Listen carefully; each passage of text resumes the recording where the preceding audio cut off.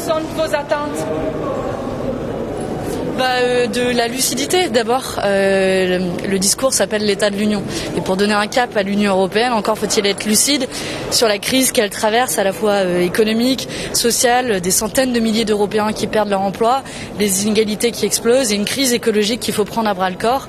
Et je crois que personne ne pourra se satisfaire aujourd'hui de mots creux de la part d'Ursula von der Leyen et qui a illustré ces contradictions ces dernières années en défendant la relocalisation industrielle tout en signant des accords de libre-échange, en défendant des ambitions pour le climat, toujours en signant des accords de libre-échange, et en défendant un nouveau cap économique, mais en maintenant les mêmes politiques d'austérité.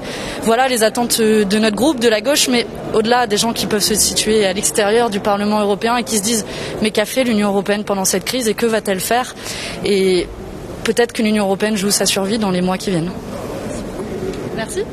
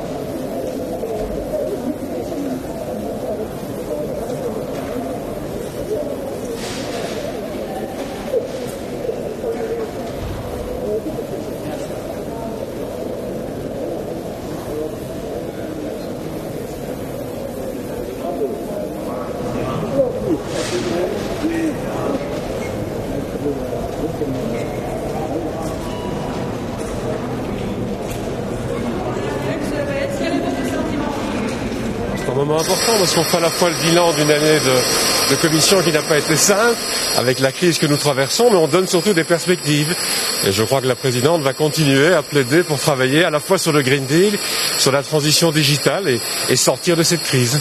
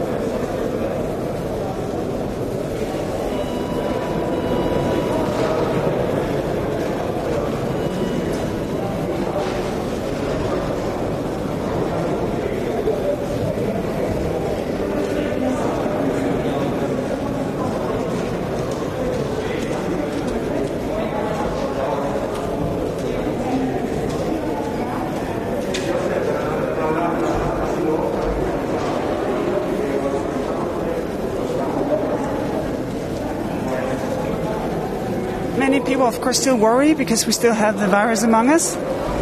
But we can rebuild, green, digital, improve lives. That is what we try to do. A lot of things to do in the digital arena. Many people still do not have connectivity. I think they saw that when the children were not in school. So connectivity is the first. And then, of course, in health we can do much better. But also sort of globally we can sort of power up to show what Europe is up to, and we have a lot to offer. You're welcome. Selv tak.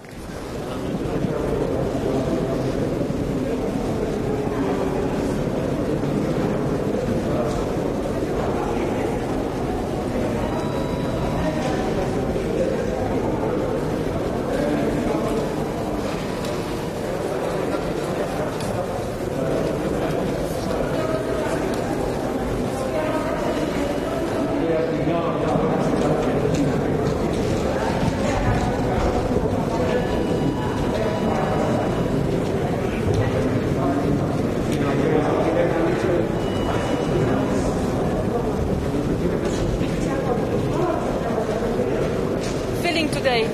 Very good. Thank you. Thank you.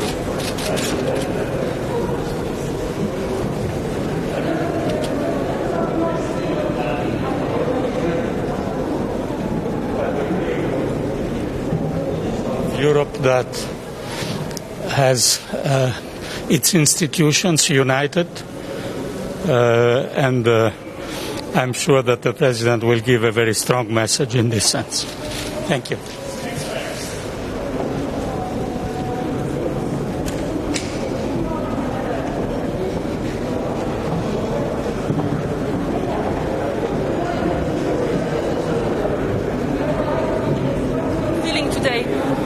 Well, it's an important day, State of the Union. It gives always clarity for the future.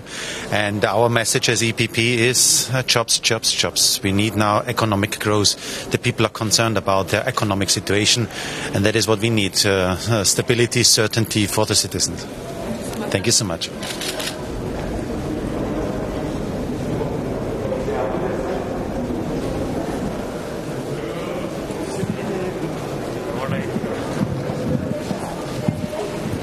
First.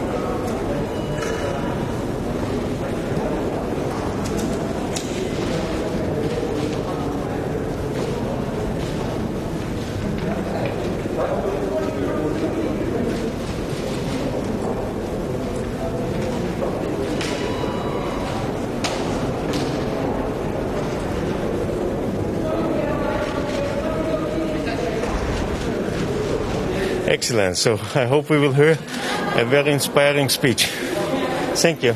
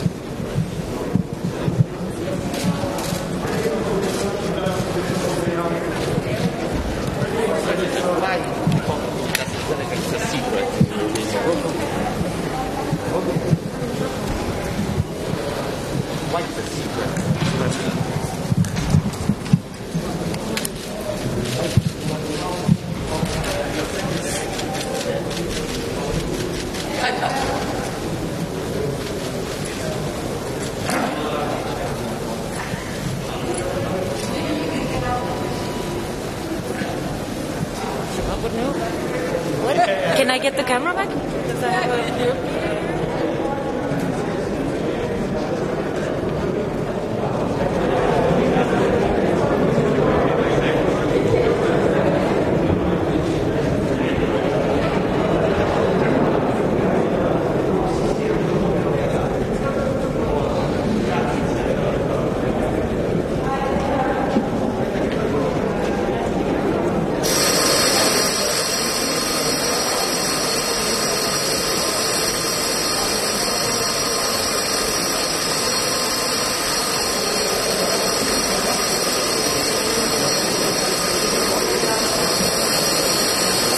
Good morning, Mrs. Keller.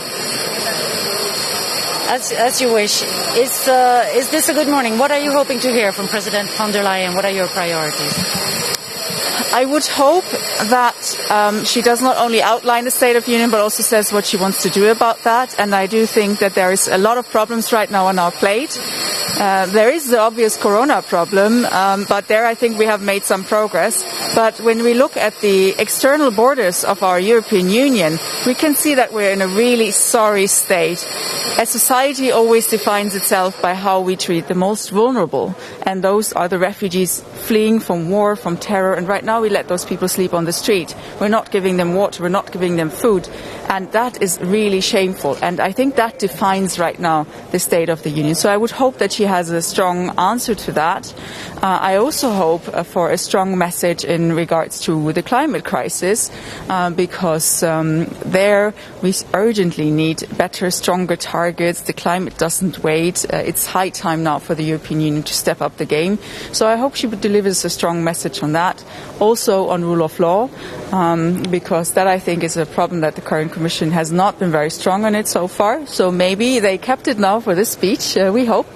And we urge her to give a strong message on that, because rule of law is a fundament of the European Union. Thank you very much. Thank you. Have a good debate. You too.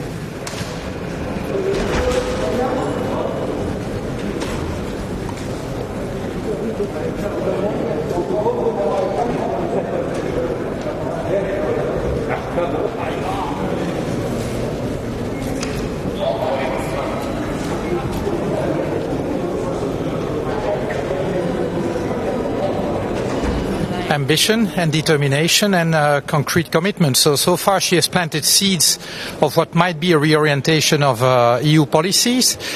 These are promising seeds, but they have to be made concrete. I mean, it's in terms of climate targets, in terms of harmonization of corporate taxation, and make sure that, well, basically those who should be the biggest contributors would pay their fair share. So I think that the Commission has its work cut out for it, but it now needs to act. Again, promising words. Now we want to see action. Thank you. Have a very Bye.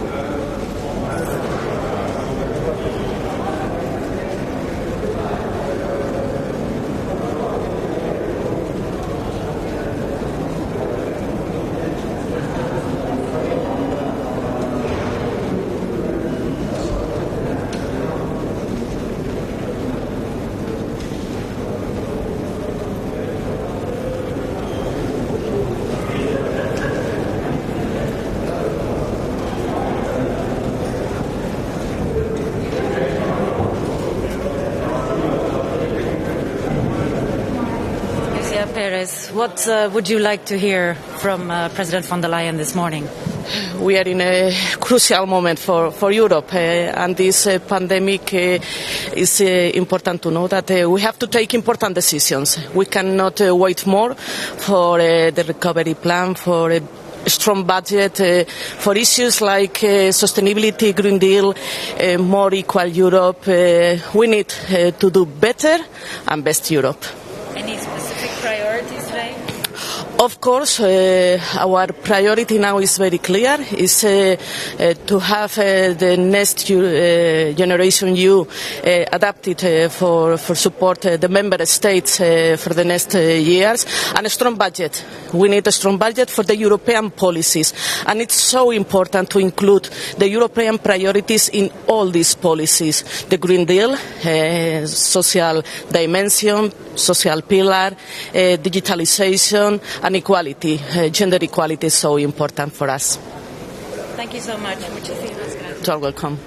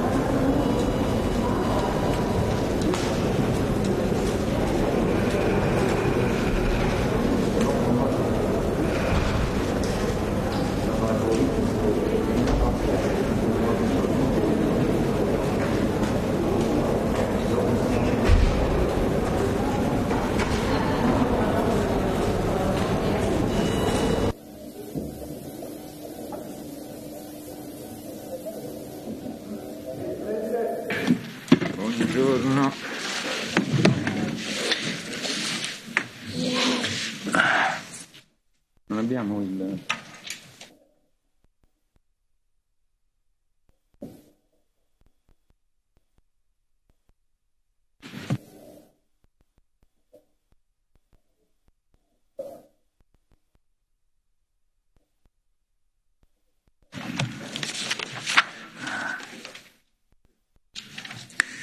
Buongiorno, care colleghe.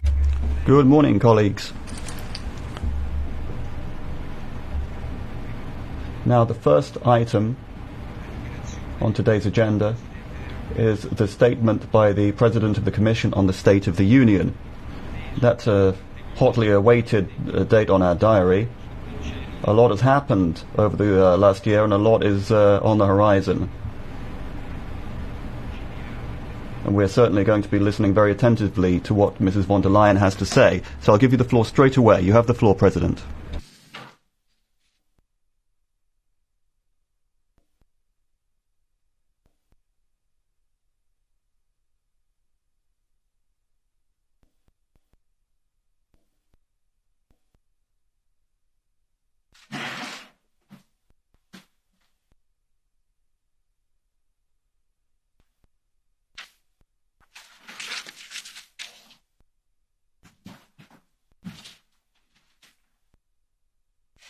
Monsieur le Président. President, members of Parliament. One of the most courageous minds of our time, Andrei Sakharov, someone who was so admired by this Parliament, always spoke of his unshakable faith in the hidden strength of the human spirit. Over the last 6 months, Europeans have really shown this strength of spirit. We have seen this with the care workers who moved into care homes to look after those who were ill and elderly. We saw this with the doctors and nurses who became family members for those who were breathing their last breath. The frontline workers who day and night, week after week, took risks so we didn't have to. Their empathy, their courage, and their sense of duty is an inspiration to us all. And I would like to begin this speech by paying tribute to them.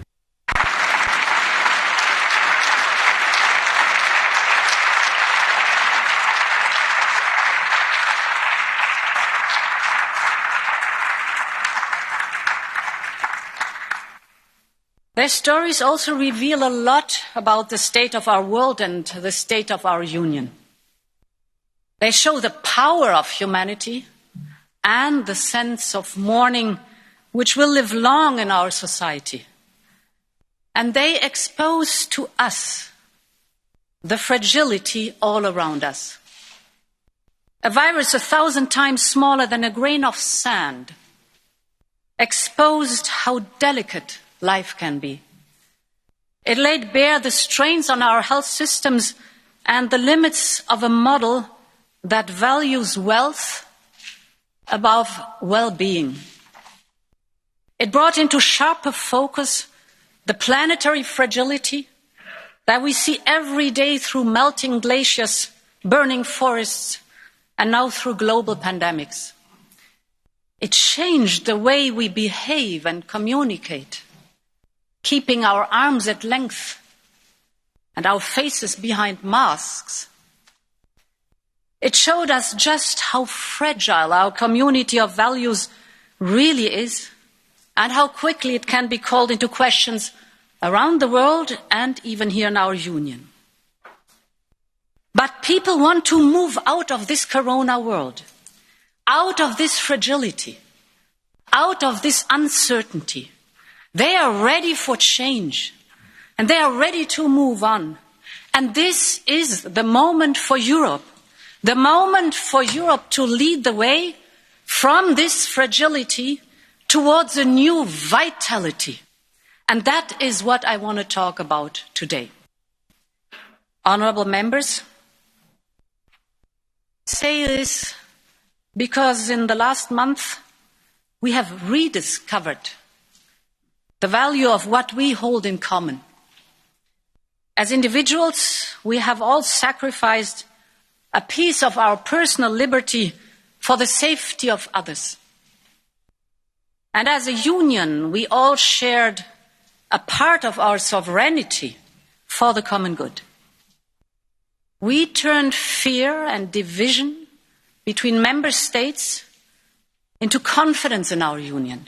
We showed that it is possible and what is possible when we trust each other and we trust the European institutions. And with all of that, we choose to not only repair and recover for the here and now, but to shape a better world, a better way of living for the world of tomorrow. And this is Next Generation EU. This is our opportunity to make change happen by design and not by disaster or by diktat from others in the world. To emerge stronger by creating opportunities for the world of tomorrow and not just building contingencies for the world of yesterday. We have everything we need to make this happen. We have shaken off the old excuses and home confidence. We have the vision. We have a plan. We have the investment. It is now time to get to work. This morning, I've sent a letter of intent to President Sassoli and Chancellor Merkel on behalf of the German presidency, outlining the Commission's plan for the year ahead. I will not present every initiative today, but I want to touch on what our union must focus on in the next 12 months. Honourable members, the people of Europe are still suffering. It is a period of profound anxiety for millions who are concerned about the health of their families, the future of their jobs, or simply getting through till the end of the month. The pandemic and the uncertainty that goes with it is not over. And the recovery is still in its early stage. So our first priority is to pull each other through this and to be there for those that need it. And thanks to our unique social market economy, Europe can do just that. It is above all a human economy that protects us against the great risks of life, illness, ill fortune, unemployment, and poverty. It offers stability and helps us better absorb shocks. It creates opportunities and prosperity by promoting innovation, growth, and fair competition. Never before has that enduring promise, protection, stability, and opportunity been more important than it is today. Allow me to explain why. First, Europe must continue to protect lives and livelihoods. This is all the more important in the middle of a pandemic that shows no sign of running out of steam or intensity.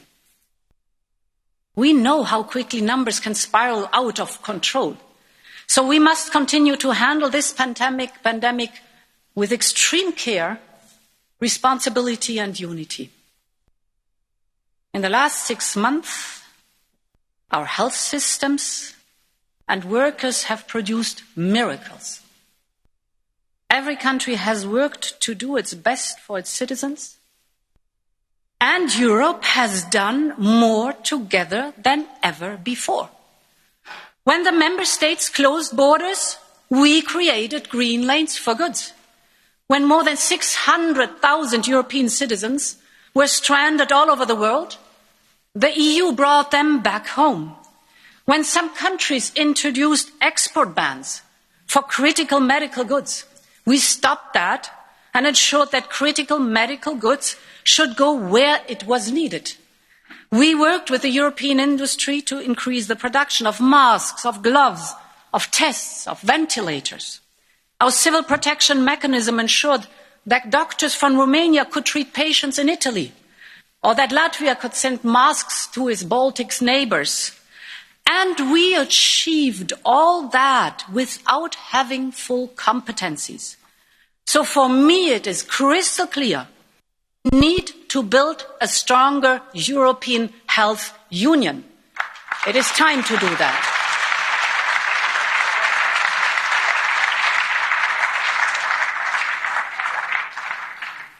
And to start making this a reality, we must now draw the first lessons from the health crisis. We need to make our new EU for Health programme future-proof.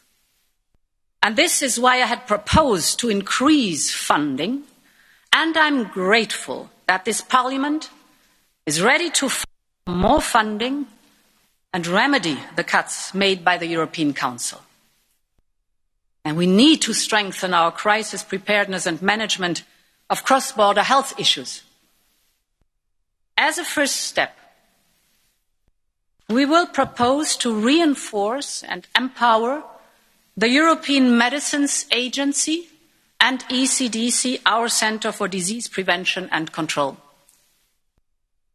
As a second step, we will build a European BARDA, an agency for biomedical advanced research and development. This new agency will support our capacity and readiness to respond to cross-border threats and emergencies, whether of natural or deliberate origin. We need strategic stockpiling to address supply chain dependencies, notably for pharmaceutical goods.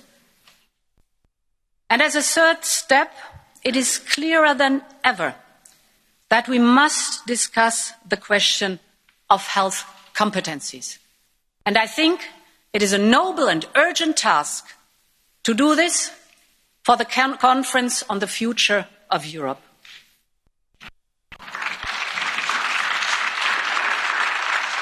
And finally, and because it was a global crisis, we need to learn the global lessons. This is why, along with Prime Minister Conte and the Italian G20 presidency next year, I will convene a global health summit next year in Italy.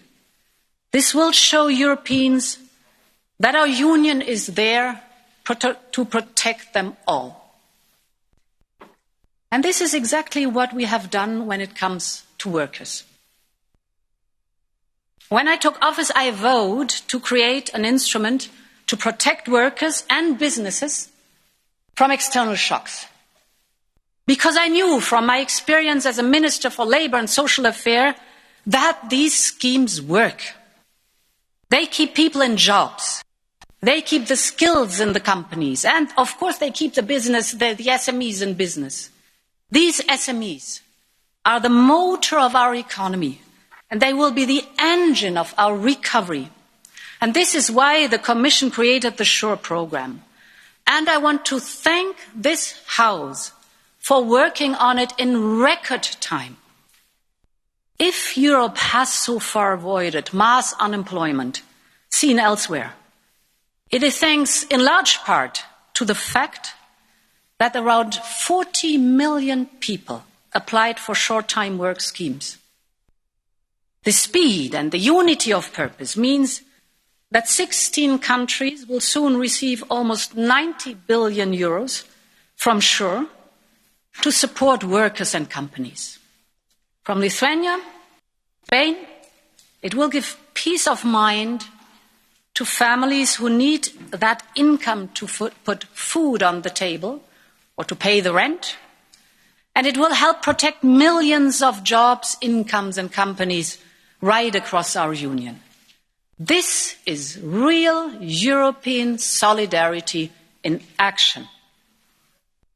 And it reflects the fact that in our union the dignity of work must be sacred. But the truth is that for too many people, work no longer pays. Dumping wages destroys the dignity of work, penalizes the entrepreneur who pays decent wages, and distorts fair competition in the single market. And this has to stop. And this is why the Commission will put forward a legal proposal to support member states to set up a framework for minimum wages. Everyone must have access. Everyone must have access to minimum wages, either through collective bargaining or through statutory minimum wages. I am a strong advocate of collective bargaining, and the proposal will fully respect national competences and traditions. We have seen in many member states that introduced collectively bargained minimum wages how a well-negotiated minimum wage secures jobs and creates fairness, both for the workers and for the companies who really value them. So, honourable members, minimum wages work, and it is time that work paid.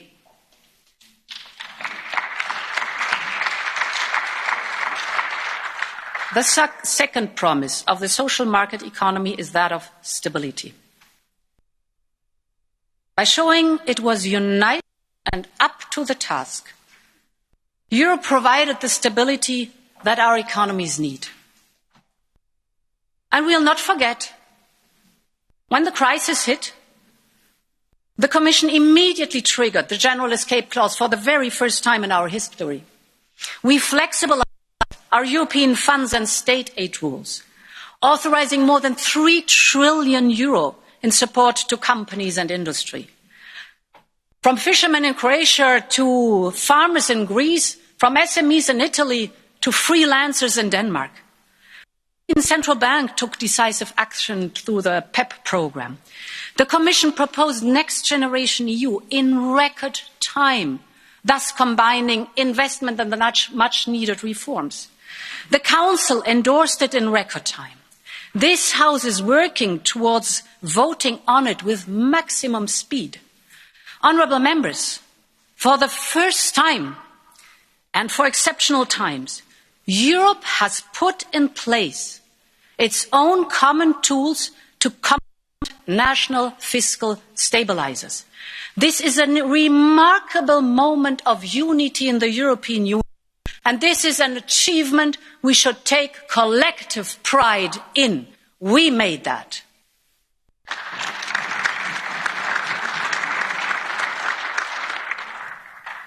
And now it's time to hold our course. We have all seen the forecasts. We can expect our economies to start moving again after a 12% drop in GDP in the second quarter.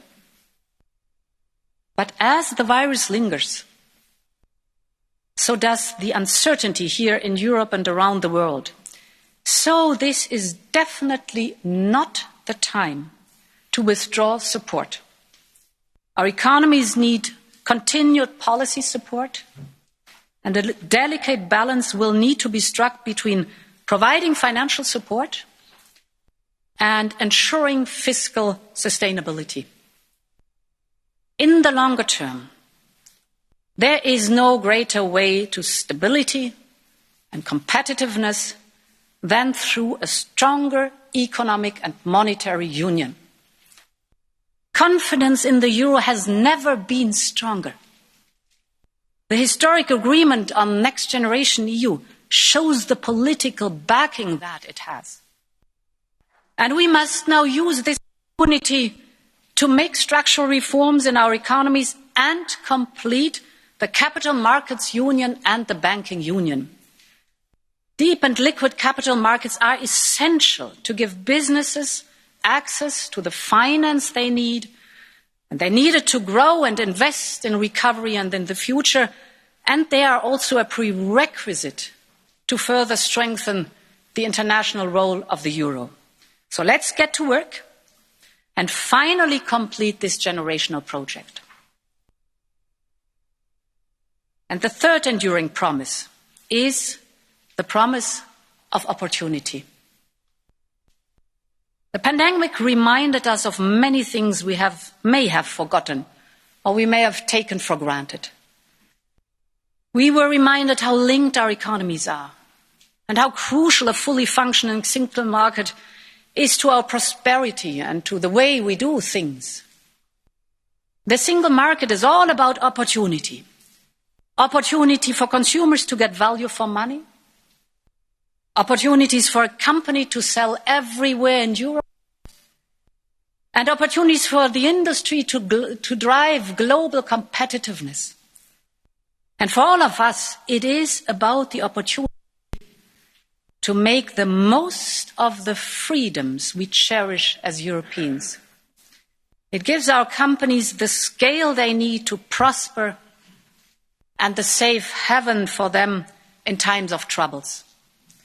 We rely on it every day to make our lives easier, and it is crucial for managing the crisis and recovering our strength. So let's give it a boost. We must tear down the barriers of the single market. We must cut red tape. We must step up implementation and enforcement, and we must restore the 4 freedoms in full and as fast as possible. The linchpin of this is a fully functioning Schengen area of free movement.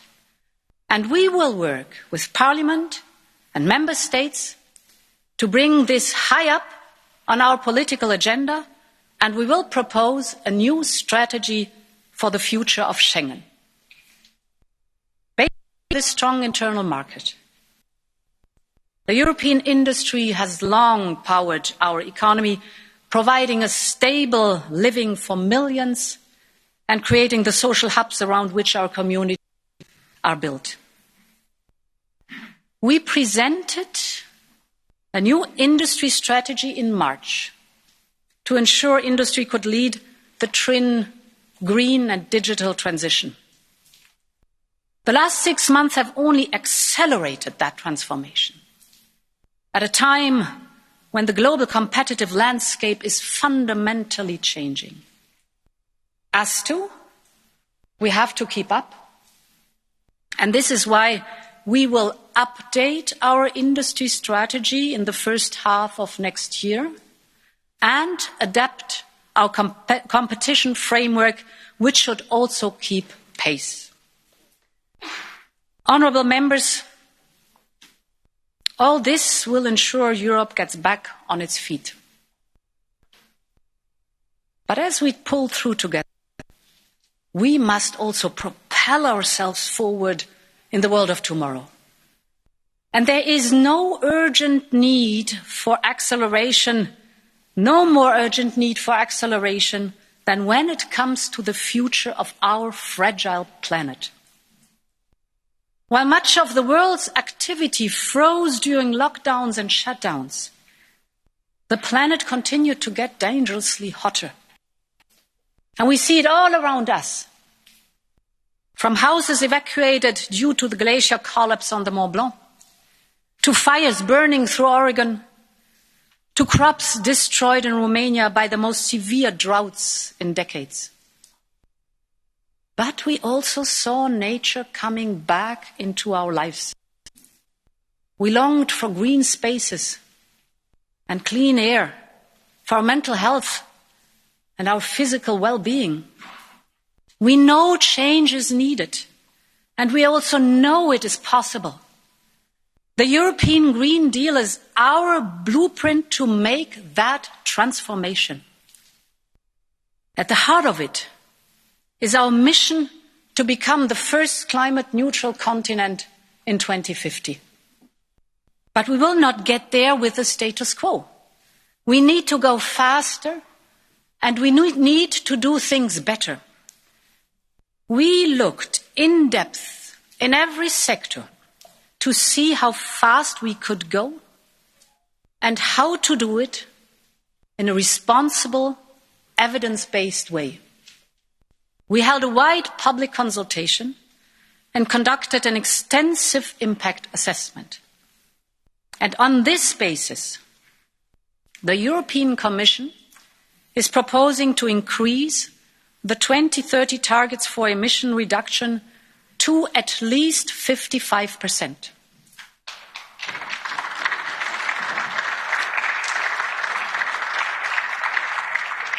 I recognise that this increase from 40 to 55 is too much for some and not enough for others.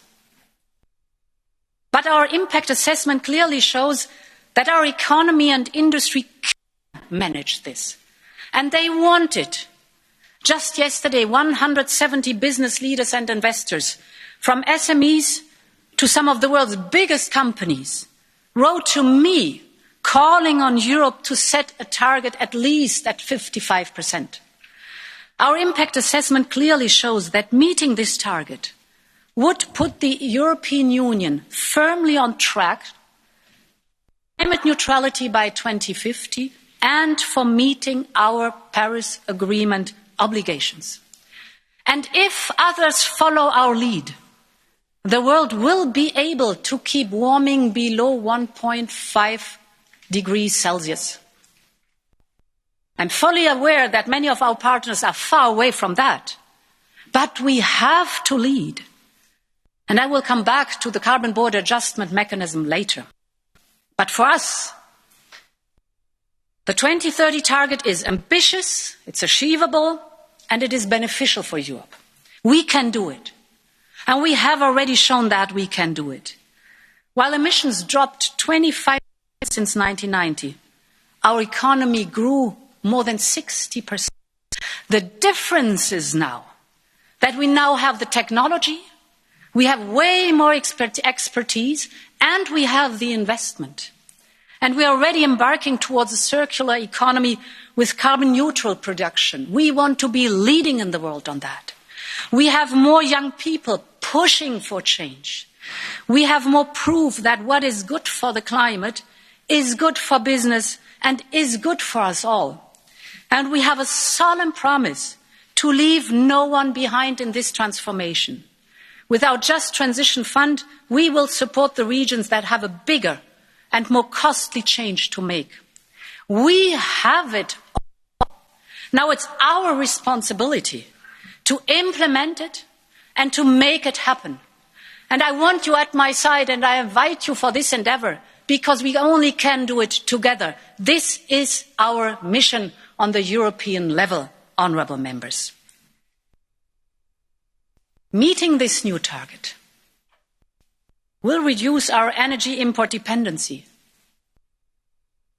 will create millions of extra jobs, and more than half air pollution. To get there, we have to start now. By next summer, we will revise all of our climate and energy legislation to make it fit for 55. We will enhance emission trading, boost renewable energy, improve energy efficiency, reform energy taxation.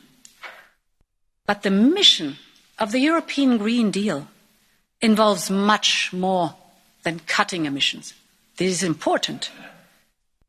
But it is about making systemic modernization across our economy, society and industry. It is about building a stronger world to live in. Our current levels of consumption, of raw material, energy, water, food and land use is not sustainable.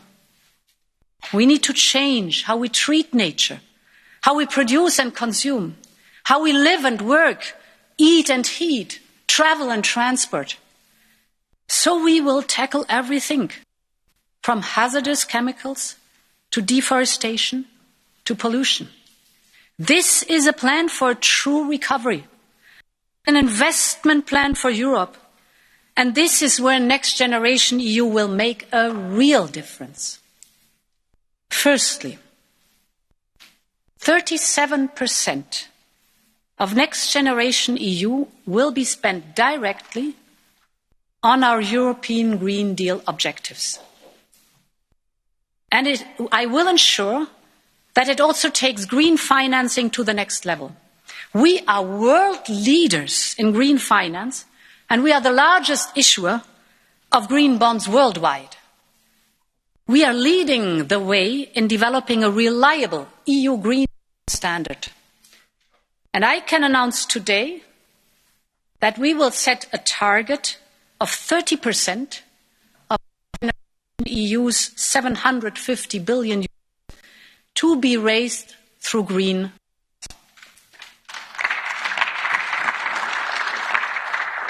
Secondly, Next Generation EU should invest in lighthouse European projects with the biggest impact: hydrogen, renovation, and 1 million electric charging points. And allow me to explain how this could work. 2 weeks ago in Sweden, a unique fossil-free steel pilot began test operations. It will replace coal with hydrogen to produce clean steel. This shows the potential of hydrogen to support our industry with a clean license to operate. I want Next Generation EU to create new European hydrogen valleys to modernize our industries, to power our vehicles, and to bring new life to our rural areas. The second example are the buildings we live and work in. Our buildings generate more than 40% of our emissions. They need to become less wasteful, less expensive, and more sustainable. And we know that the construction sector can even be turned from a carbon source into a carbon sink if organic building materials like wood and smart technologies like AI are being used. So I want Generation EU to kickstart a European renovation wave and make our union a leader in the circular economy. But this is not just an environmental or economic project. It needs to be a new cultural project for Europe. Every movement has its own look and feel. And we need to give our systemic change its own distinct aesthetics to match style with sustainability. And this is why we will set up a new European Bauhaus, a co-creation space where architects, artists, students, engineers, designers work together to make that happen. This is Next Generation EU. This is shaping the world we want to live in. A world served by an economy that cuts emission, boosts competitiveness, reduces energy poverty, creates rewarding jobs and improves quality of life. Where we use digital technologies to build a healthier, a greener society. And this can only be achieved if we all do it together. And I will insist that recovery plans don't just bring us out of the crisis, but also help us propel Europe forward in the world of tomorrow. Sehr geehrte Damen und Herren, honourable members of the Parliament, let us imagine for 1 minute that this pandemic occurs during a time without digital technology. Quarantine spent in full isolation from family, relatives, supply problems, inability to go to work. Surely this is what it must have looked like 100 years ago in the last pandemic. A century on, modern technology enables us in a time of severe pandemic for young people to pursue their studies at home, people to work from home, keeping production lines open and distributing those products. It allows public administration to provide important services to citizens. In a matter of just a few weeks, we witnessed greater progress and digital transformation than over several years. But we are coming up against the limit of what analog technology will allow us to do now. This transition has just begun. The forthcoming decade will and must be Europe's digital decade. We need a common plan for a digital Europe with clearly set out targets and objectives for 2050. We need targets for 2030 in the field of connectivity, digital competence, skills, public administration and many other areas. We also need clear principles. The right to privacy, the right to access, freedom of expression, the free flow of data and cybersecurity. In order to achieve all this, Europe must take a leadership role, or else it will be following others who will be setting the standards for us. This is why quick and decisive action is needed so badly now. There are 3 areas that we, I believe, must focus on. First of all, data. When it comes to personal data, B2C, business to consumer, Europe was too slow and has had to follow others. This must not happen again with industrial data. And I have some good news. Europe is in the lead in this field. We have the technology and we have the industry. But this alone will not win us the race. The quantity of industrial data will multiply 4-fold over the next 5 years, and that will bring with it opportunities. So now is the time to allow businesses, startups, SMEs to fully exploit the potential. Industrial data is invaluable when it comes to developing new products and new services. However, the reality looks very different. 80% of industrial data that are gathered and collected never get put to any use, which is a huge waste. A true data economy would be a powerful driver for innovation, however. This is why Europe must secure the data and make it widely accessible. We need common data collection in the field of energy and healthcare, for example, which will boost the activity of research clusters. Businesses, research centres must be able to access in a secure way this data and use its potential. This is why, in the context of Next Generation EU, we will be establishing a European cloud on the basis of Gaia X.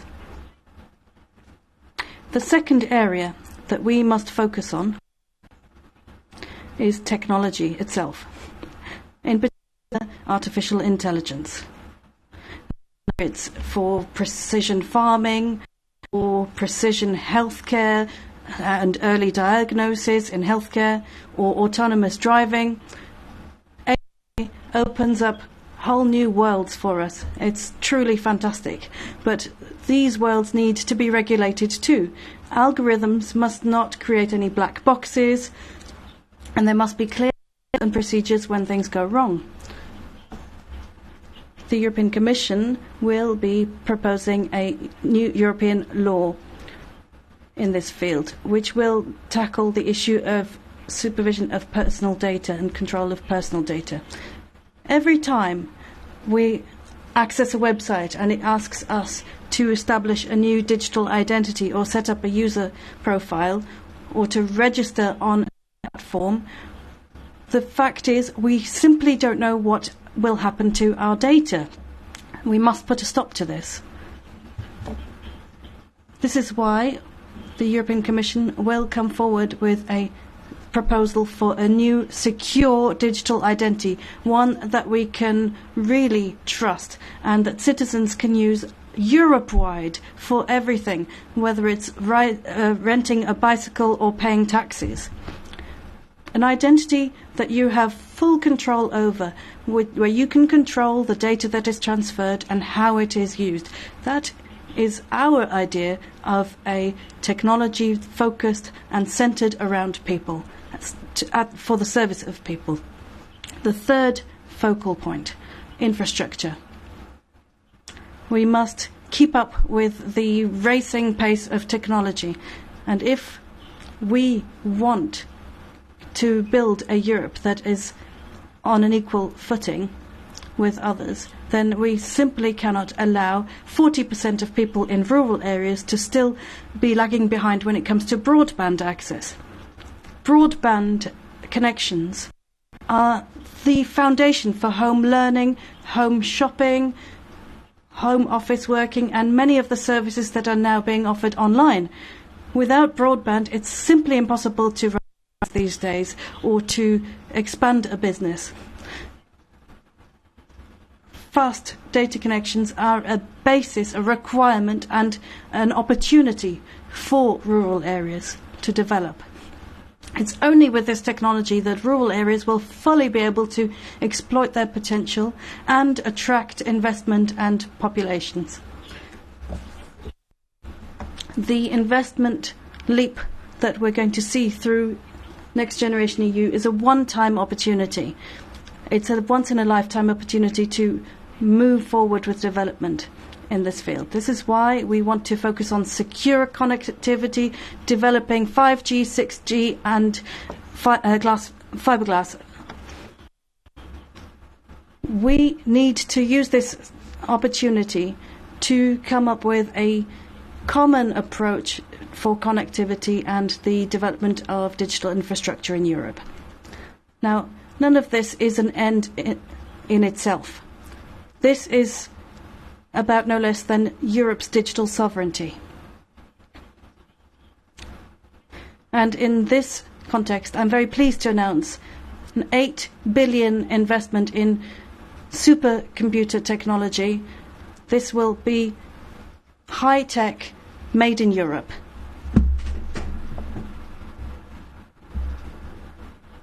And we wish for European industry to be able to develop its own driver for investment in digital economy, one that will allow us to use data in a way that is energy efficient and secure.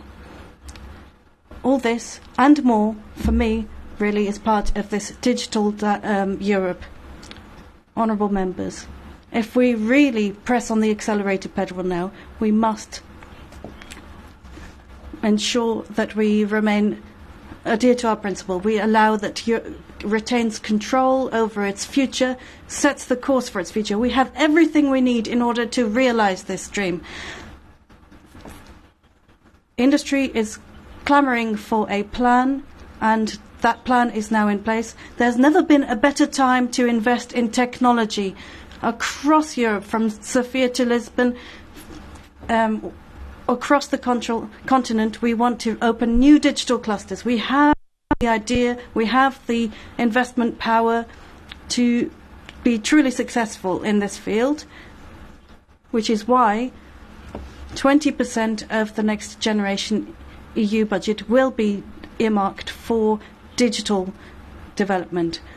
And with this, we hope to propel Europe into the digital age on the basis of our values, strengths and our ambitions.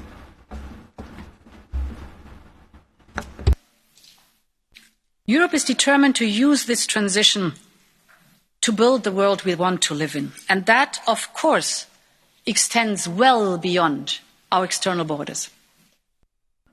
The pandemic has simultaneously shown both the fragility of the global system and the importance of cooperation to tackle collective change. And in the face of the crisis, some around the world choose to retreat into isolation. Others actively destabilize the system. Europe chooses to reach out. Our leadership is not about self-serving propaganda. It is not about Europe first. It is about being the first to seriously answer the call when it is needed. In the pandemic, European planes delivering thousands of tons of protective equipment landed everywhere, from Sudan to Afghanistan, Somalia to Venezuela. We know no of us will ever be safe until all of us are safe. And we know wherever we live, whatever we have, there has to be access, affordable and safe access to vaccines, treatments and diagnostics. At the beginning of the pandemic, there was no funding, there was no global framework for a COVID-19 vaccine. There was just the rush to be the first one to get one. And this was the moment when the European Union stepped up to lead the global response.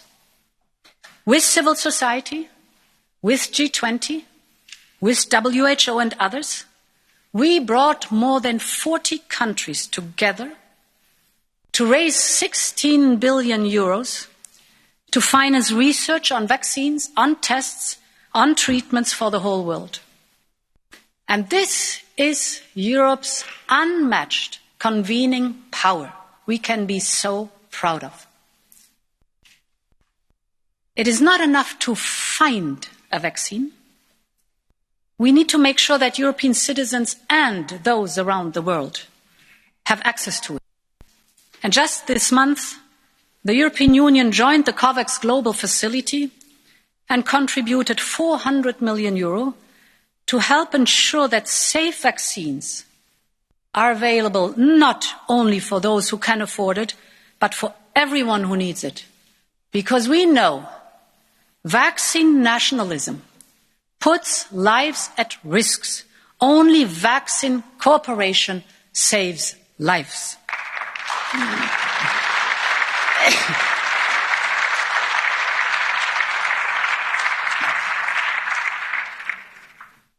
Honourable members, we are firm in the strength and value of cooperating in international bodies. It is with a strong United Nations that we can find long-term solutions for crises in Libya and Syria. It is with a strong World Health Organization that we can better prepare and respond to global pandemics or local outbreaks, be it corona or Ebola. And it is with a strong World Trade Organization that we can ensure fair competition for all. But the truth is also that the need to revitalise and to reform the multilateral system has never been so urgent. Our global system has grown into a creeping paralysis. Major powers are either pulling out or they're taking the institutions hostage for their own interests. Neither road will lead anywhere. Yes, we need change, but we need change by design and not by destruction of our international system.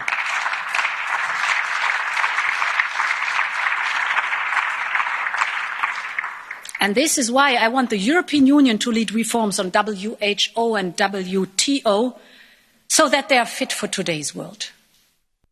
But we know that multilateral reforms take time, and in the meantime, the world will not stop. Without any doubt, there's a clear need for Europe to take clear positions and quick actions on global affairs.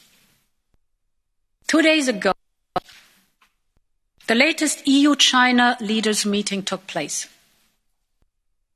The relationship between the European Union and China is simultaneously one of the most strategically important and one of the challenging we have. And from the outset, we have said China is a negotiating partner, an economic competitor, and a systemic rival. We have interests in common on issues such as climate change, and China has shown it is willing to engage through a high-level dialogue, but we expect also China to live up to its commitments in the Paris Agreement and to lead by example.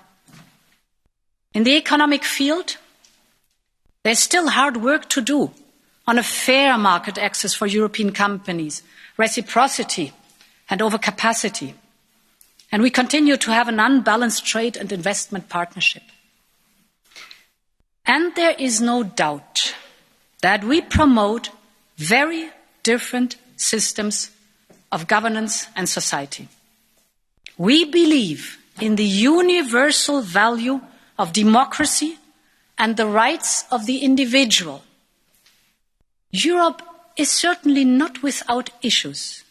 Think, for example, of growing anti-Semitism. But criticism and opposition We discuss them here publicly. Criticism and opposition are not only accepted, but they are legally protected. There is an open debate about all these issues. So we must call out human rights abuses whenever and wherever they occur, be it on Hong Kong or be it with the Uyghurs.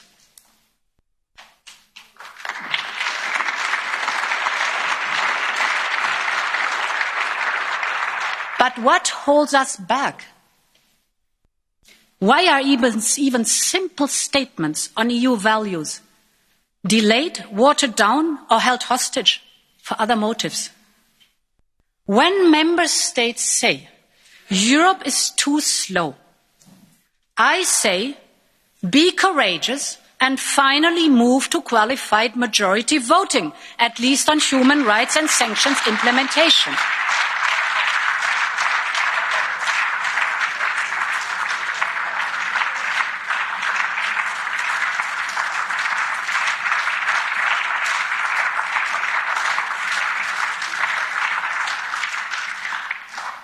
This House has called many times for a European Magnitsky Act, and I can announce that we will now come forward with a proposal.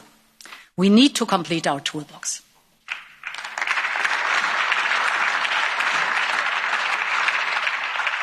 Honourable members, be it in Hong Kong, Moscow or Minsk, Europe must take a clear and swift position. And I want to say it loud and clear. The European Union is on the side of the people of Belarus.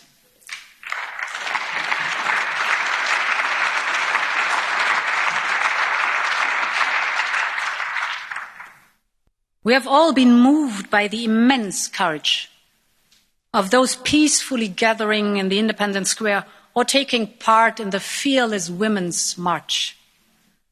The elections that brought them into the streets were neither free nor fair. And the brutal response by the government ever since has been shameful. The people of Belarus must be free to decide their own future for themselves. They are not pieces on someone else's chessboard.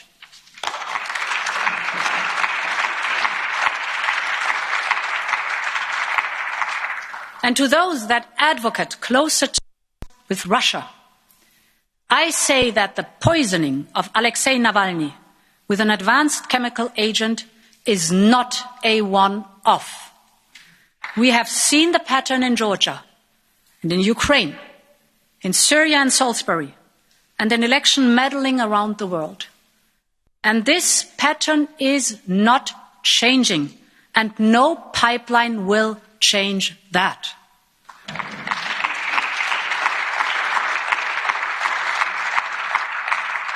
Turkey is and will always be an important neighbour. But while we are close together on the map, distance between us appears to be growing. Yes, Turkey is in a troubled neighbourhood. And yes, it is hosting millions of refugees, for which we support them with considerable funding. But none of this is justification for attempts to intimidate their neighbours. Our member states, Cyprus and Greece, can always count on full solidarity, protecting their legitimate sovereignty rights.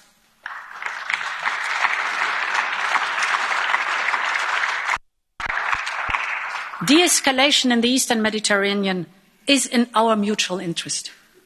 The return of exploratory vessels to Turkish ports in the past few days is a positive step in this direction. This is necessary to create the much-needed space for dialogue, refraining from unilateral actions, and resuming talks in good faith is the only path forward, the only path to stability and lasting solutions. Honourable members, as well as responding more assertively to global events, Europe must deepen and refine its partnerships with its friends and allies. And this starts with revitalising our most enduring partnerships. We might not always agree with recent decisions of the White House, but we will always cherish the transatlantic alliance based on shared values and history and an unbreakable bond between our people. So what may happen later this year, we are ready to build a new transatlantic agenda to strengthen our bilateral partnership, be it on trade, on tech or taxation, and we are ready to work together on reforming the international system we built together, jointly with like-minded partners. For our own interests and in the interest of the common good, we need new beginnings with old friends on both sides of the Atlantic and on both sides of the Channel. The scenes in this very room when we held hands and sang goodbye with Auld Lang Syne spoke 1,000 words. And they showed an affection for the British people that will never fade. But with every day that passes, the chances for a timely agreement do start to fade. Negotiations are always difficult, and we are used to that. And the Commission has the best and most experienced negotiator, Michel Barnier, to navigate us through that. But talks have not progressed as we would have wished, and that leaves us very little time. As ever, this House will be the first to know, and it will be the one that has the last say. And I can assure you we will continue to update you thoroughly, just as we did with the withdrawal agreement. This withdrawal agreement took 3 years to negotiate, and we worked relentlessly on it, line by line, word by word, and together we succeeded. And the result guarantees our citizens' rights, financial interests, the integrity of the market, crucial, the Good Friday Agreement. And the European Union and the UK jointly agreed it was the best and only way for ensuring peace on the island of Ireland. And we will never backtrack on that. And this agreement has been ratified by this House and by the House of Commons. It cannot be unilaterally changed, disregarded or disapplied. This is a matter of law and trust and good faith.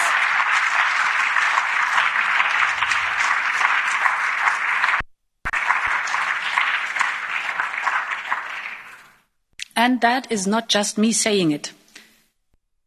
I remind you of the words of Margaret Thatcher. I quote, "Britain does not break treaties. It would be bad for Britain, bad for relations with the rest of the world, and bad for any future treaty on trade." End of quote. This was true then, and this is true today.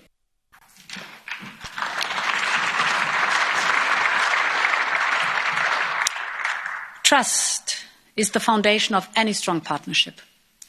And Europe will always be ready to build strong partnerships with our neighbours. This started with the Western Balkans. The decision 6 months ago to open accession negotiations with Albania and North Macedonia was truly historical. Indeed, the future of the whole region lies in the European Union. We share the same history. We share the same destiny. The Western Balkans are part of Europe, and they are not just a stopover on the Silk Road. We will soon present an economic recovery package for the Western Balkans, focusing on a number of regional investment initiatives. And we will be there for the Eastern Partnership countries and our partners in the Southern neighbourhood to help create jobs and kickstart their economies. When I came into office, I chose for the very first trip outside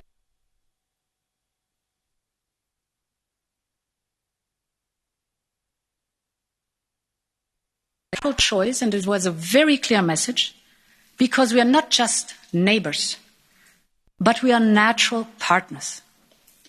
3 months later, I returned with my entire knowledge to set out the priorities for our new strategy with Africa. It is a partnership of where both sides share opportunities and responsibilities.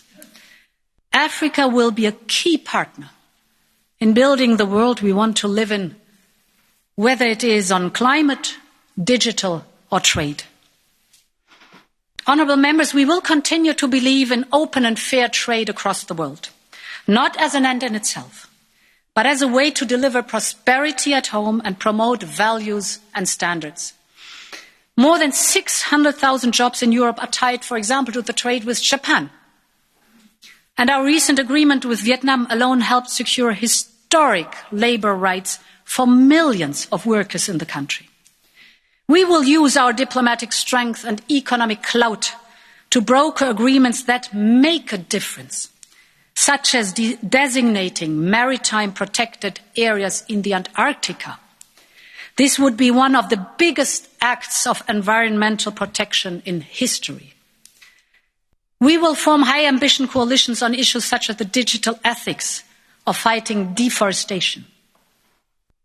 And we will develop partnerships with all like-minded partners from Asian democracies to Australia, Africa, the Americas, and anyone else who wants to join. We will work on just globalization. We cannot take this for granted. We must insist on fairness and a level playing field. And Europe will always move forward, alone or with partners, to do that. I want to come back to the carbon border adjustment mechanism. Carbon must have its price, because nature cannot pay this price anymore. And this carbon border adjustment mechanism should motivate foreign producers and EU importers to reduce their carbon emissions, while ensuring that we level the playing field in a WTO-compatible way. The same principle applies to digital taxation. We will spare no effort to reach agreement in the framework of OECD and G20.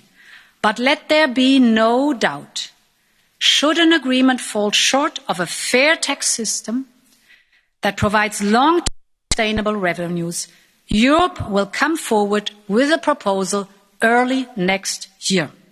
I want Europe to be a global advocate for that. Honourable members, if Europe is to play a vital role in the world, it must also create new vitality inside. And to move forward, we must overcome the differences that held us back. The historic agreement on Next Generation EU shows that it can be done. And the speed with which we took decisions on fiscal rules, state aid or SURE, all this shows it can be done. So let's do it. Migration is an issue that has been discussed long enough. Migration has always been a fact for Europe, and it will always be. Throughout centuries, it has defined our societies, it has enriched our cultures, and it has shaped many of our lives. And this will always be the case. As we all know, the 2015 migration crisis caused many deep divisions between member states, with some of those scars still healing today. A lot has been done since, but a lot is still missing. If we are all ready to make compromises without compromising on our principles, we can find a solution. Next week, the Commission will put forward its pact on migration. We will take a human and humane approach. And there are principles. Saving lives at sea is not optional.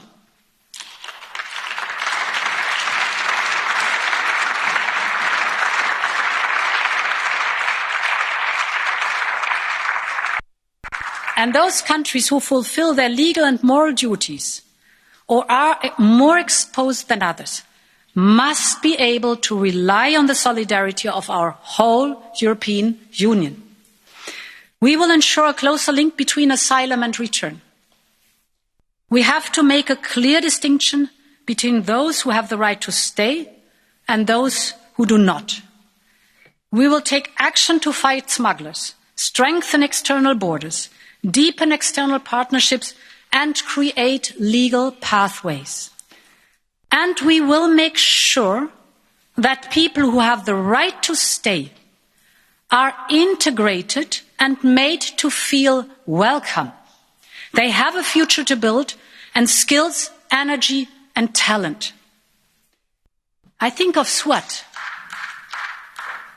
the teenage Syrian refugee who arrived in Europe dreaming of being a medical doctor. Within 3 years, she was awarded a prestigious scholarship from the Royal College of Surgeons in Ireland.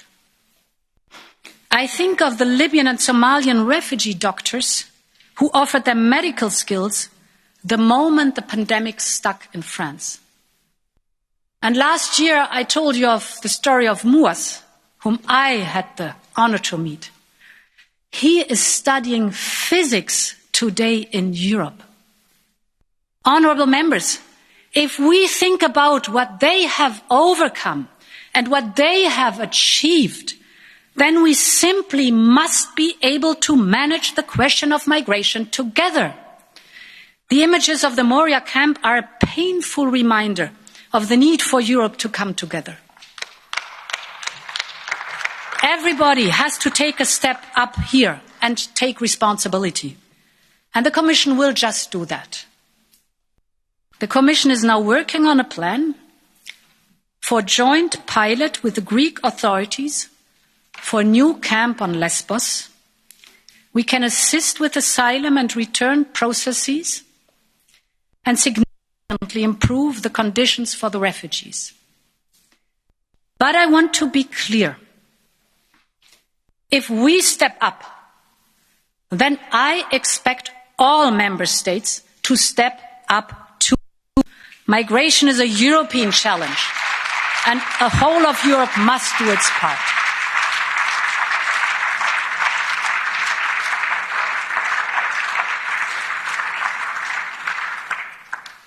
We must rebuild the trust among us and move forward together. And this trust is at the heart of our union and the way we do things together. It is anchored in our founding values, our democracies, and in our community of law, as Walter Hallstein used to say. This is not an abstract term. The rule of law helps protect people from the rule of the powerful. It is the guarantor of our most basics of everyday rights and freedoms. It allows us to give our opinion and to be informed by a free press. Before the end of the month, the Commission will adopt the first annual Rule of Law report covering all member states. It is a preventive tool for early detection of challenges and for finding solutions. I want this to be a starting point for Commission, Parliament and Member States to ensure there is no backsliding. The Commission attaches the highest importance to the rule of law. And this is why we will ensure that money from our budget and Next Generation EU is protected against any kind of fraud, corruption or conflict of interest. This is non-negotiable. But the last months have also reminded us how fragile it can be. We have a duty to always be vigilant, to care and nurture for the rule of law, and breaches of the rule of law cannot be tolerated.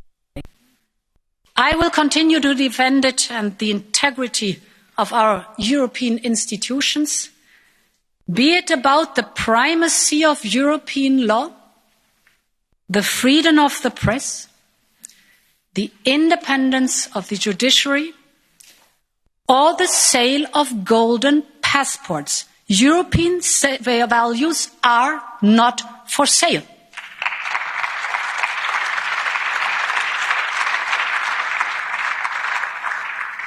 And honourable members, these values are more important than ever. I say that because when I think of the State of the Union, I am reminded of the words of John Hume, one of the great Europeans who sadly passed away this year. If so many people live in peace today on the island of Ireland, it is in large part because of his unwavering belief in humanity and conflict resolution. He used to say that conflict was about difference and that peace was about respect for difference. And as he so rightly reminded this House in 1998, and I quote, "The European visionaries decided that difference is not a threat. Difference is natural. Difference is the essence of humanity." End of quote. And these words are just as important as they ever have been. Because when I look around, we ask ourselves, where is the essence of humanity when 3 children in Wisconsin watch their father shot by the police while they sit in the car? Where is the essence of humanity when anti-Semitic carnival costumes openly parade in our streets? Where is the essence of humanity when every single day Roma people are excluded from society and others held back simply because of the color of their skin or their religious belief? I am proud to live in Europe in this open society of values and diversity. But even here in this union, these stories are a daily reality for so many people. And this reminds us that fighting racism and hate is fragile. It is hard won, but very easily lost. So now is the moment to make change, to build a truly anti-racist union that goes from condemnation to action. And the Commission is putting forward an action plan to start making that happen. As part of this, we will propose to extend the list of EU crimes to all forms of hate crime and hate speech, whether because of race, religion, gender, or sexuality. It is hate, and no one should have to put up with that.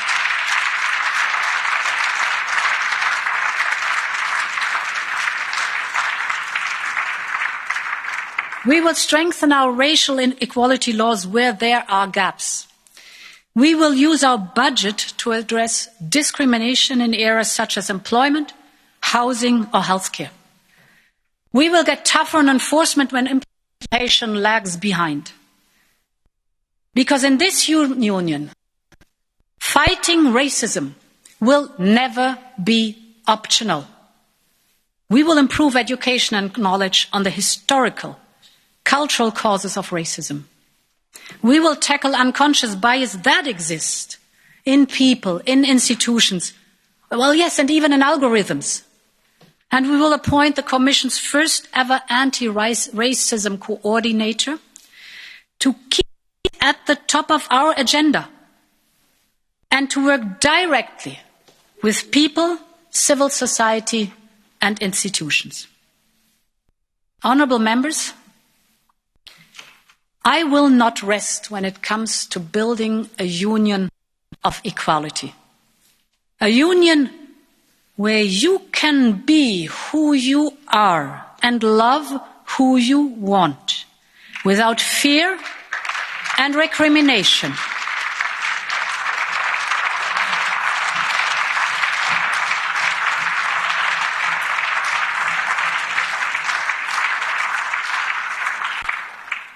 Because being yourself is not your ideology, It is your identity, and no one can ever take it away. So I want to be crystal clear. LGBTQI-free zones are humanity-free zones, and they have no place in our union.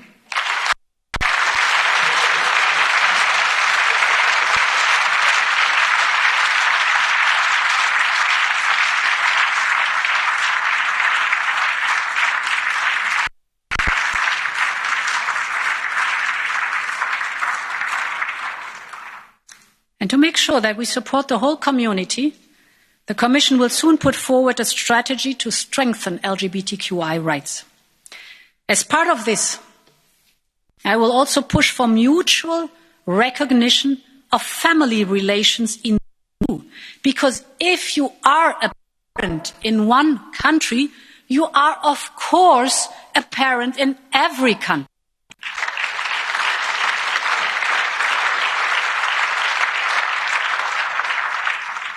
Mesdames et Messieurs les députés. Ladies and gentlemen, members of parliament, this is the world that we want to live in. It is a world where we are united in diversity and adversity. A world where we work together to overcome our differences and when we support each other in the difficult times. We are talking about a world of tomorrow that is stronger, more respectful, more healthy, a world that we are building to live to our children. While we are teaching our children how to live, they are teaching us what life means. This year has showed that more than ever. There are millions of young people who are calling on us to enact change for a healthier planet, or the hundreds of thousands of children who put up beautiful rainbows in their windows as solidarity all across Europe. There is one image, though, that has really stayed with me over these last 6 months. It is an image which shows us the world through the eyes of our children. That is the image of Carola and Vittoria, two young girls who were playing tennis on the roads of Liguria in Italy during the lockdown. It was not just their courage and their talent that shone through in this image, but it is also the lesson that they can teach us. It is a lesson to never give up when faced with obstacles, that you should never let conventions hold you back, and that you should always seize the moment. That is what Carola, Vittoria and all the young people of Europe teach us every day about how to live. This is the future generation of Europeans, next generation EU. This year, Europe has taken up their example and made a step forward together. When we needed to find a way forward for our future, we did not let outdated conventions hold us back.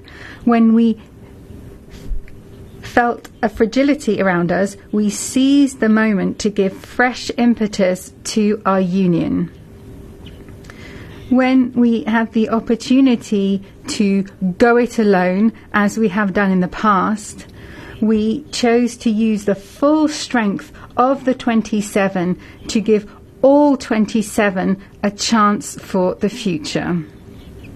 We have shown that we are in this together and that we will overcome this together. Ladies and gentlemen, members of Parliament, future will be what we make of it, and Europe will be what we want it to be. We should stop trying to break it down and instead build it up to make it stronger and to build the world that we want to live in. Long live Europe. Lang lebe Europa.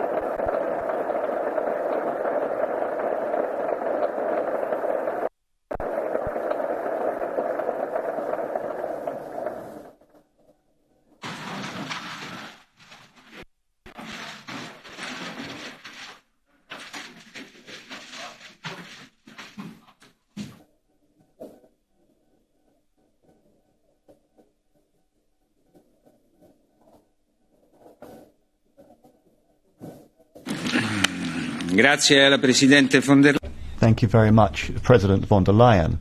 Now we will be hearing from the leaders of the political groups. Let's start with the European People's Party, Mr. Manfred Weber. You have the floor, sir.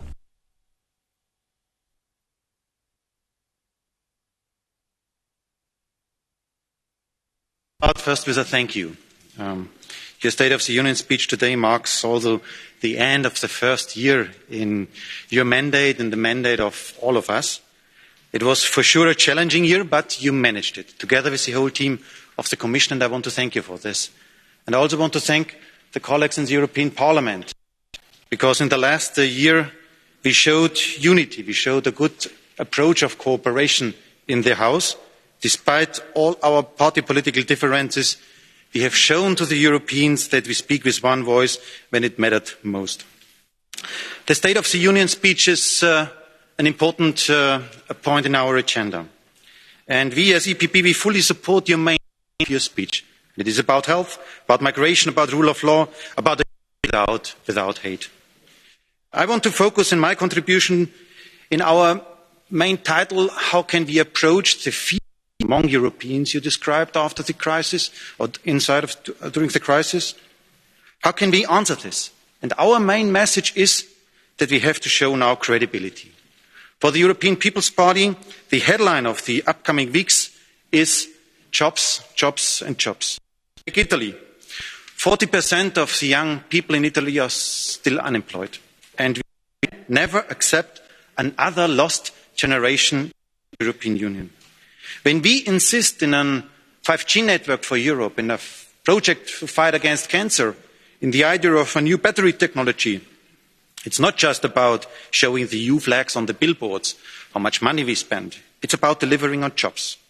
You can spend the money of the recovery fund only once, and our priority is the future of Europe's generation. Let us use now 1/3 of the recovery funds to finance for European jobs. Credibility means for us to immediately start the catching up on digital. You spoke about this, and for the moment I must say, where are the initiatives from the Commission?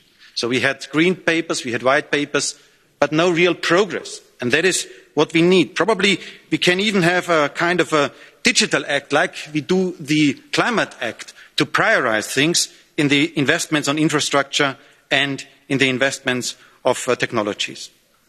Credibility means for us to finalise an ambitious but realistic Green Deal to stimulate new and innovative jobs. Credibility means for us a screening of all EU legislation to check if it stimulates jobs. Now it is again time to cut bureaucratic burden and to reinforce the single market.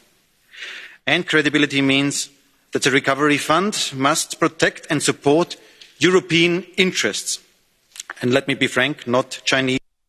That's why we need clear rules, no money from the European taxpayers in the pockets of state-owned companies from China.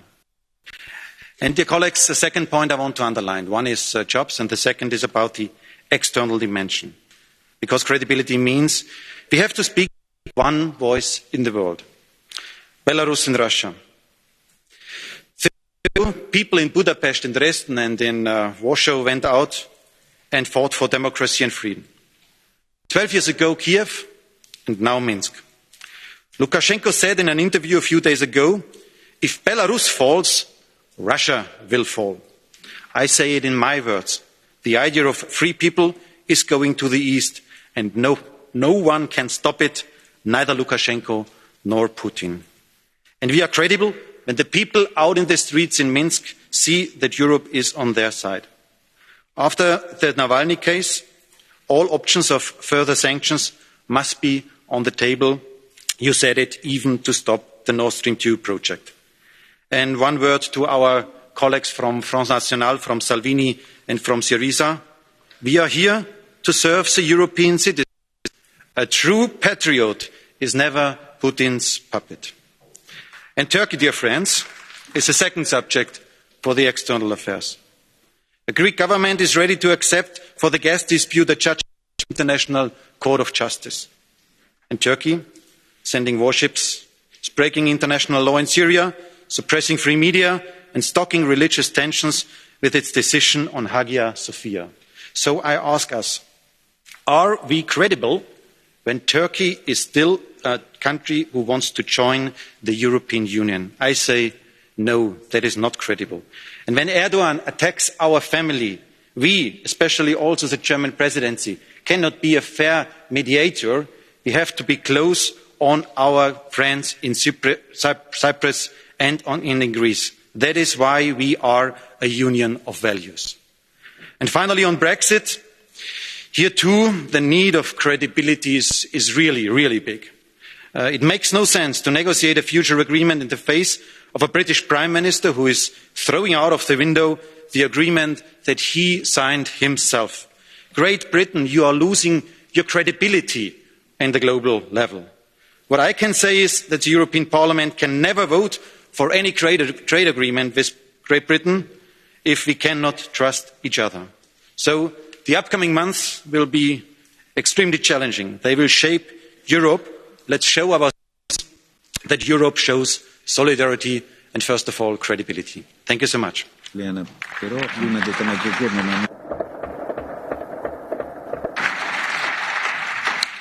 Grazie, onorevole. Thank you very much, Mr. Weber. The floor now goes to the President of the Socialist and Democrat Group. Presidenta von der Leyen. Thank you very much indeed, President von der Leyen, honourable members. We're here to discuss the of our union. It's a time for an exact diagnosis in order to come up with the correct treatment. Clearly, the state of the union is not good. The pandemic has shaken us profoundly in an unpredictable way, and the COVID pandemic has also brought to light many of the issues that had been festering for a long time. Migration, for example, and we saw the shameful situation in Moria, the incomplete monetary union which shook the euro. We're seeing some things where we did get it right. The response to this crisis will not be along the lines of what happened in 2008. We are centering it around people and solidarity, not austerity, not in macro conditionality. That is your first address, Ms. von der Leyen, and I thank you warmly for the efforts that you're making to address this Parliament in Parliament. Months ago, we wouldn't have had an idea of what was coming our way. We've got the digital transformation. On top of this, health, social and economic impacts of COVID-19. And all of this is happening in a context of great uncertainty. If we don't rise to this challenge, we will be feeding anti-European rhetoric and giving them strength. So let us also think about the conference on the future of Europe, but we cannot sit back and wait for the outcome of this. Europe wants an answer now, and we cannot disappoint European citizens now. I talked about own resources and financial transaction tax, for example. We cannot allow tax revenue and the main burden to fall on workers and not on major financial transactions and speculators. There are other proposals that we need to discuss, of course, but let us debate them, let us discuss them. It's only in this way that we will be able to invest in ecological transition and social inclusion without leaving anyone behind. Now is the time to invest in a resilient Europe, one that will allow us to be strategically strong. I'm pleased that we're going to see the new 2030 target of at 55%. We've been calling for this for a long time in our group, but let us not forget that people are part of this transition. So we need a strategy to counter poverty, including poverty and including minimum wage. We've seen the proposal for a minimum wage, which we hope will move forward. We need economic governance now. We need to suspend the Growth and Stability Pact, which was done, and that's corruption. This crisis threatens our societies. It can cause devastating crisis. We need to defend our identity that we can be proud of. We need to defend and protect our cultural sector, which has been suffered terrible, punishing situations. And so when you talked about integration, you talked about a European Bauhaus. Well, I will propose that we set up a European cultural voucher to allow young people to coordinate in Europe amongst member states to strengthen Europe's cultural fabric and our cultural sector strong and resilient. Honourable members, there's something that must be said very frankly and openly. We have an alarming, worrying situation when it comes to the rule of law in certain member states. It's not enough to simply call it out. There must be real consequences. There cannot be democracy without an independent judiciary. And it's not acceptable for areas of Europe to declare LGBTI-free zones. It's very dangerous. Let us start the procedure right now to launch a rule of law mechanism. Now, I said at the start of my speech that the State of the Union is not good. I'll say too that I cannot think of any other part of the world where I would rather live right now. We have capacity, we have values and institutions that are able to counter the challenges that we face. I will not sit back. I will not give up. Young people hold high expectations of us. Let us not disappoint them.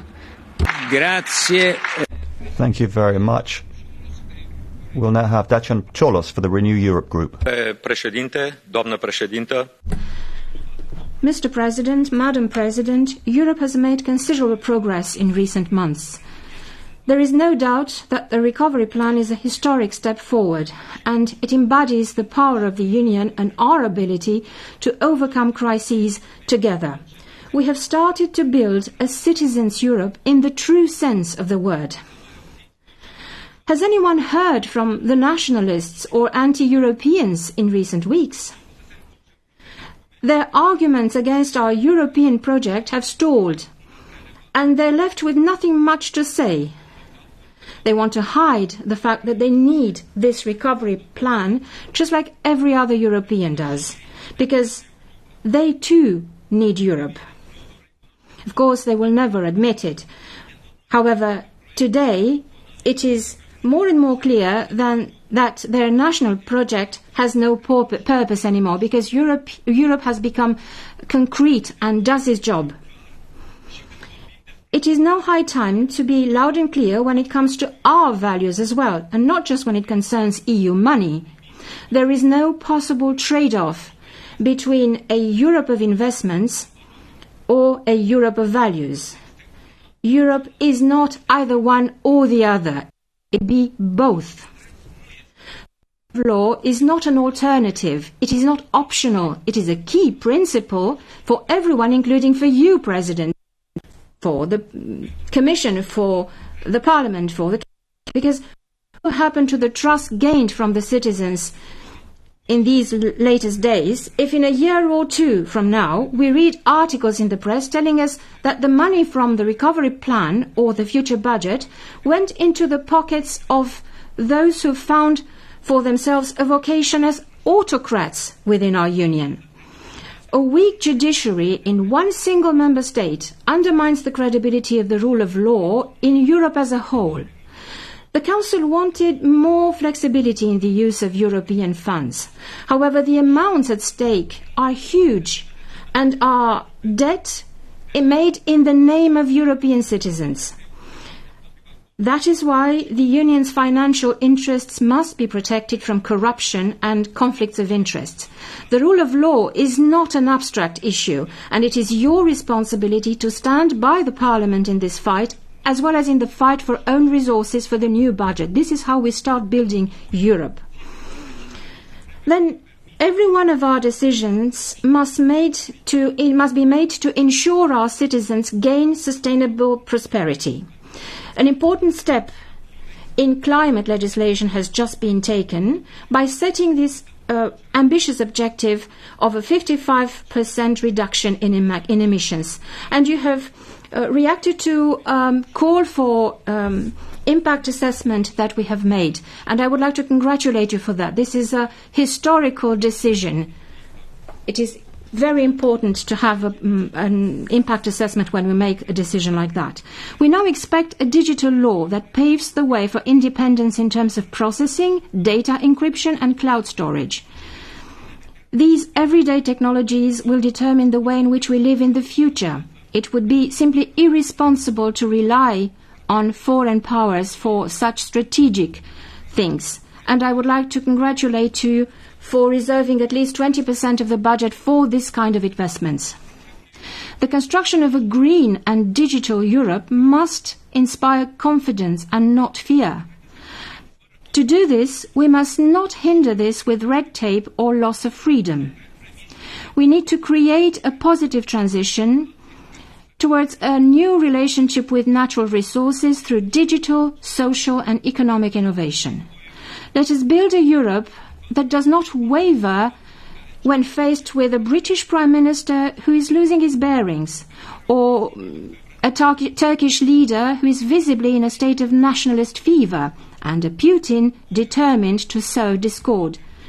A Europe that does not forget its rural areas, with an agriculture where digital and greening are not there to create bureaucracy, but to generate income for farmers and well-being for consumers. Madam President, Europe must be a beacon of stability for our citizens in front of anxiety and fear, and it must provide solutions to their uncertainties and fears.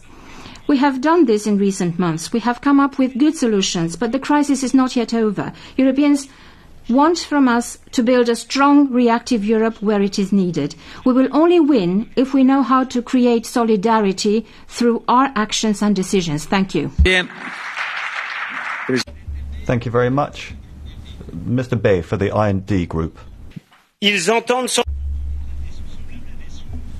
Well, it seems that there are deaf ears, that people seem to be both present and absent. This expression is made for you, Mrs. von der Leyen. The state of the European Union is a terrible one at this moment. Every single day, its powerlessness seems more and more flagrant. The EU, well, let's be aware of it, is just a source of sarcasm on the world stage. Our citizens distrust the EU and are now exasperated by the EU. Exasperation, given the lack of coordination in the time of the health crisis. Well, at the same time as the European institutions express self-satisfaction, the effort to relaunch growth is temporary and uncertain in its effects, and it's not clear who is going to be paying. Of course, it's going to be the net contributor countries that will end up paying, who are going to be paying in much more than they ever receive. Own resources are described as the miracle solution, but in your long speech you didn't mention this. On behalf of our nations, you have taken on an exorbitant amount of debt of 750 billion euros, and who would believe for a moment that a tax on plastic, on carbon, would be sufficient to ever repay such a huge debt? You don't have a calendar, you don't have a method, you don't have any kind of guarantee about how this money will ever be reimbursed. You talk about the necessary economic transformation, but you impose constraints, environmental limitations on our companies, which makes us ever less competitive compared to the ferocious competition we see around the world. And of course, Europe has a completely open economy to all comers. We need to protect our market, but that's what you refuse to do. You refuse to do that even during the health crisis, when you were with negotiation of free trade agreements. Rather, we need to be protecting our wealth and our creativity, protecting our jobs. But you're doing absolutely the opposite. You're constraining our players internally, and you're opening foreign powers. This does not help the independence and prosperity of European future, rather make Europe ever more fragile on the world stage.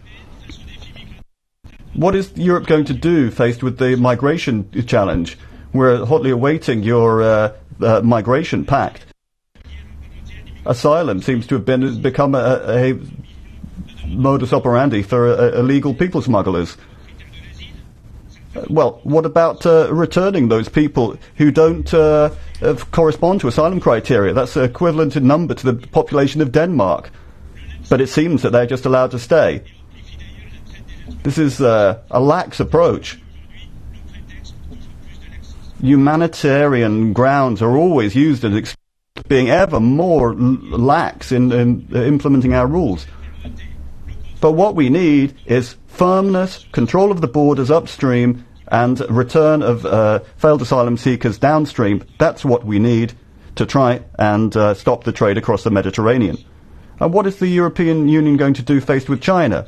The health crisis brought out our dependence and weakness compared to these powers.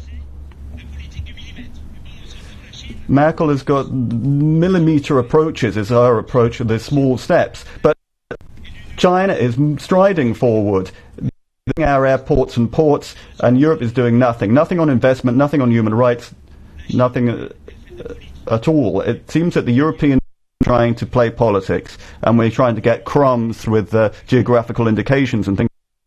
What about Turkey? Turkey is illegally occupying Cyprus. It's carrying out drilling around Greek coast. It's transforming Hagia Sophia into a mosque. It's also giving help to the people smugglers, and at the same time it's receiving huge quantities of money from us, let alone customs union, which allows Turkey to import without any restrictions to the European market. Erdogan is blackmailing us, and you're continuing to pay the bill. Madam von der Leyen, you're refusing to say Europe first, but the danger is you'll end up with Europe dead. Our competitors on the world stage are going to profit from our lack of willpower, our lack of capacity to react.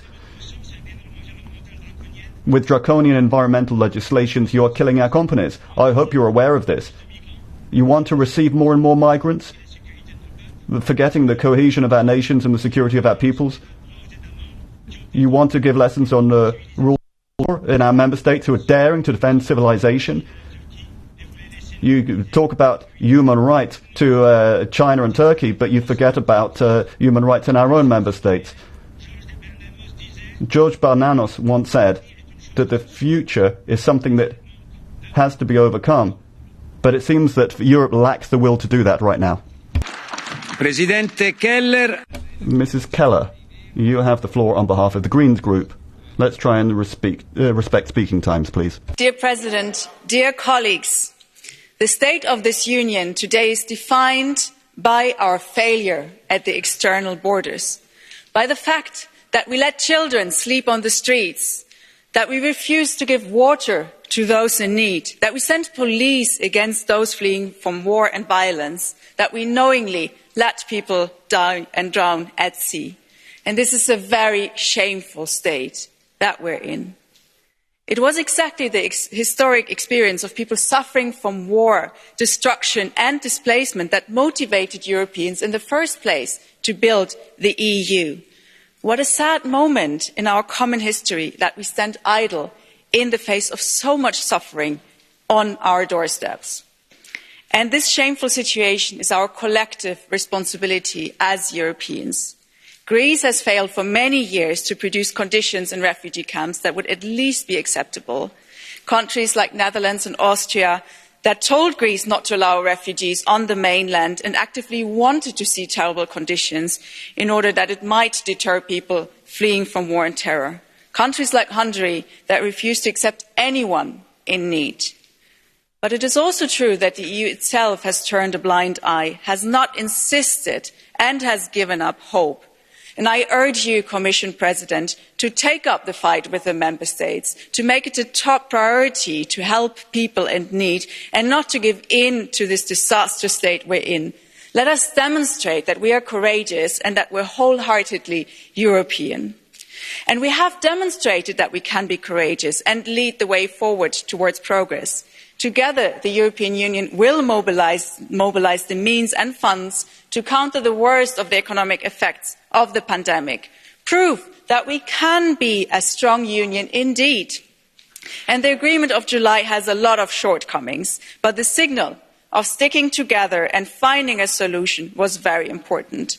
And now it is the time to bring the recovery fund as well as the long-term budget into reality. Right now, we set the standards for how we will spend the money and what we will spend it on. And EU funds have to foster EU values and uphold the fundamentals of EU treaties. And there can be no discount on the rule of law, not for Hungary, not for Poland, not for any other country. And I want to thank you for your strong words on the rights of LGBTI people. And I would like to ask you to follow up on those strong words with a measure that the Commission has in its hands, namely an infringement procedure, because zones free of the essence of humanity cannot be accepted.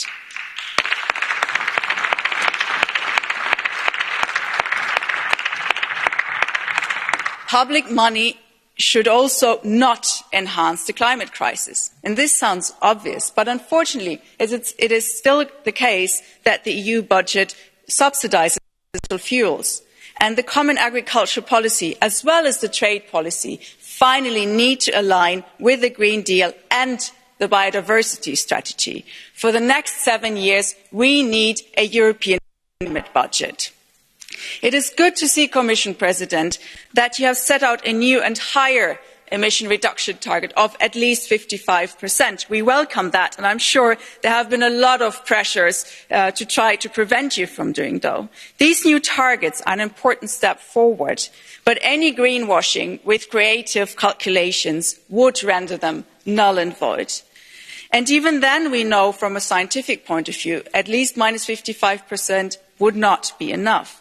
But luckily, we have in this House, in our Environment Committee, a good climate law that has been prepared. And I hope this will come to the conclusion soon, as time is of essence. The climate cannot be negotiated with, so we better move fast. And let me finish by saluting the incredible courage that we see by the people in Belarus demonstrating on the streets of the country these weeks, especially the women. We see you. We see your wish for freedom, for democracy, and to define your own future. And your courage is inspirational. From the freedom fighters in Belarus, to the environmental activists in the Amazon, to the democracy protesters in Bulgaria, they're all looking at the European Union to uphold fundamental rights, to defend pluralism, and to enforce the highest climate and environmental standards, both in Europe and beyond. And these are high standards to live by, and it is up to all of us to make sure that we fulfill them. Thank you. Grazie. Thank you very much. Mr. Legutko, on behalf of the ECR Group, you have the floor. Thank you, President. Madam President, the last decade has been rather turbulent for the European Union, and the problems will, of course, continue. The EU today is in a worse shape than it was 10 years ago. I therefore find it rather puzzling that every year over the last decade we have heard from every Commission President that the radiant future is awaiting us and that the days of the EU glory are just round the corner, provided, of course, that the European Commission, European institutions get more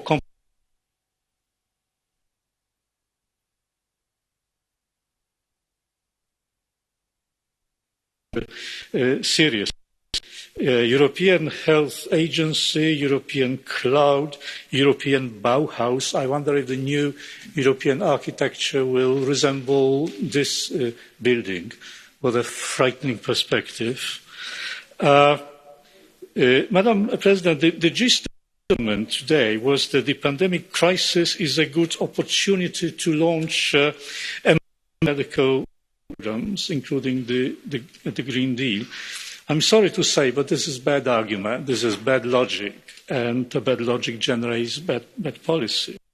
What you are proposing is a great leap forward in a situation in which the future is more precarious than ever.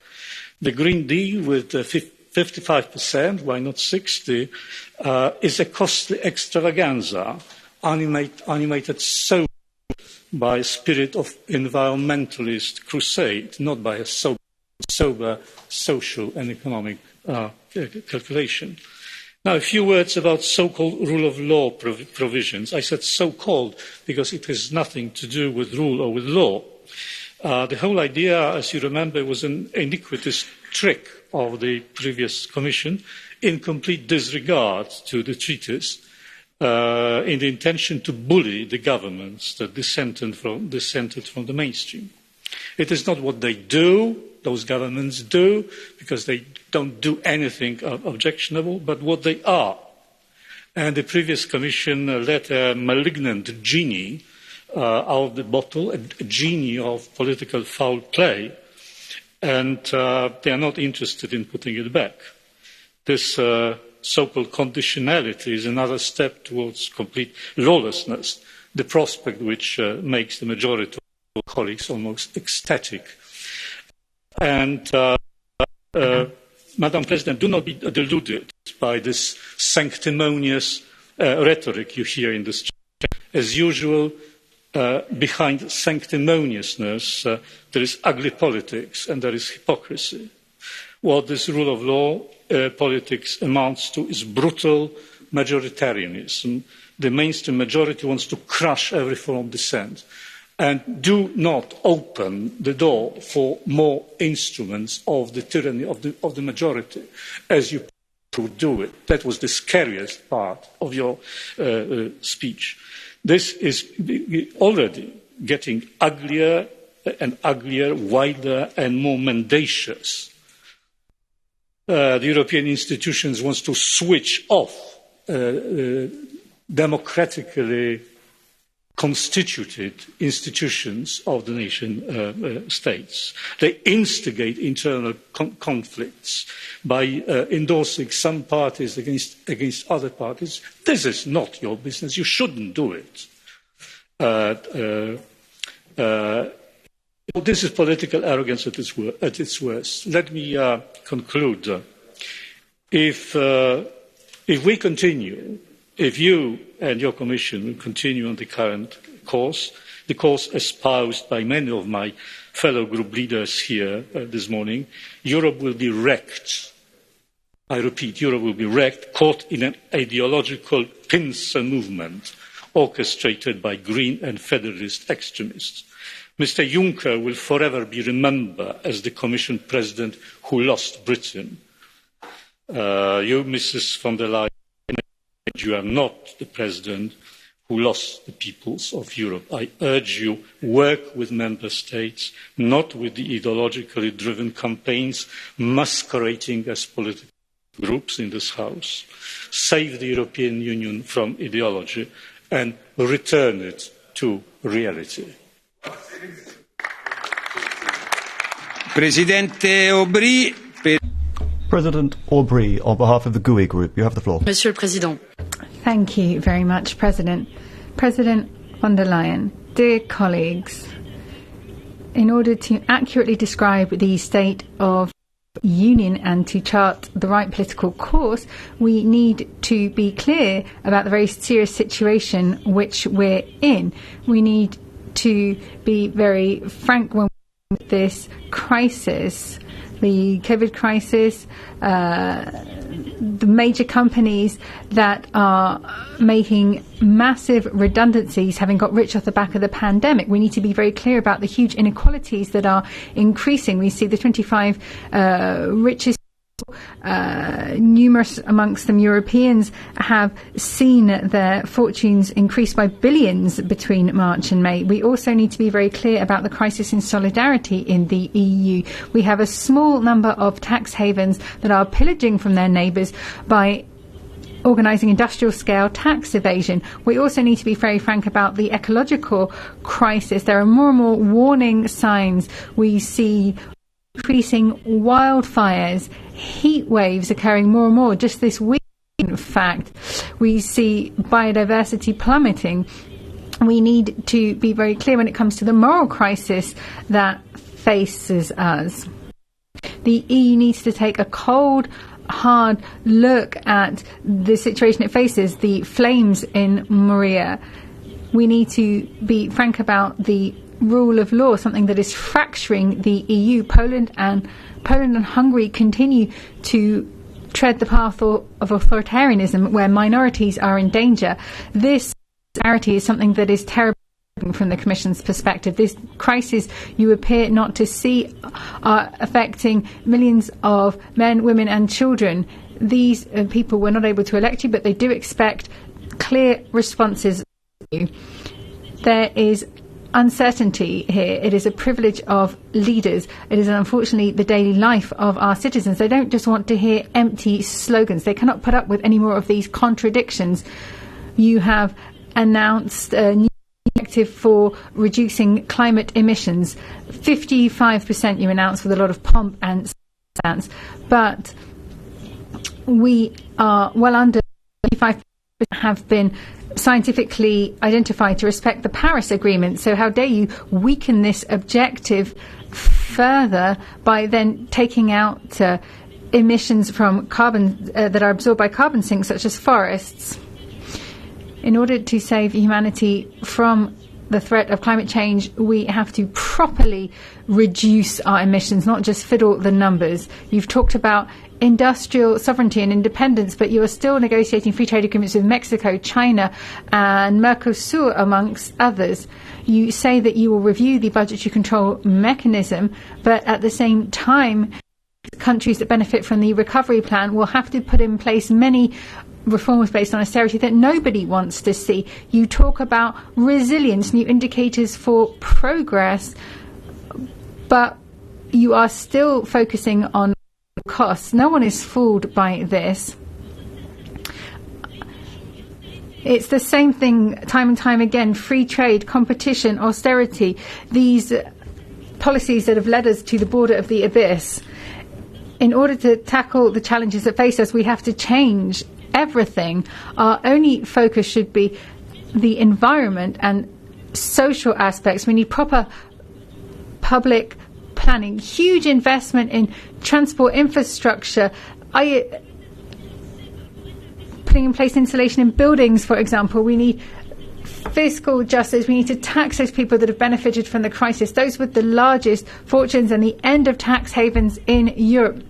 President von der Leyen, you talked for around 1 hour 20 minutes, and at no point did you mention tax justice, those who are richest in the EU, the tax havens that are wearing away social justice in the EU. We will not be able to change direction without a proper contribution from the European Central Bank. It needs to act now in the frame of an ambitious recovery plan. Each euro of public money is conditioned with a social and environmental contribution. We can't simply give carte blanche to these large companies who are polluting, who are laying off massive numbers of people just to satisfy their shareholders. We need to be clear, we need to be frank.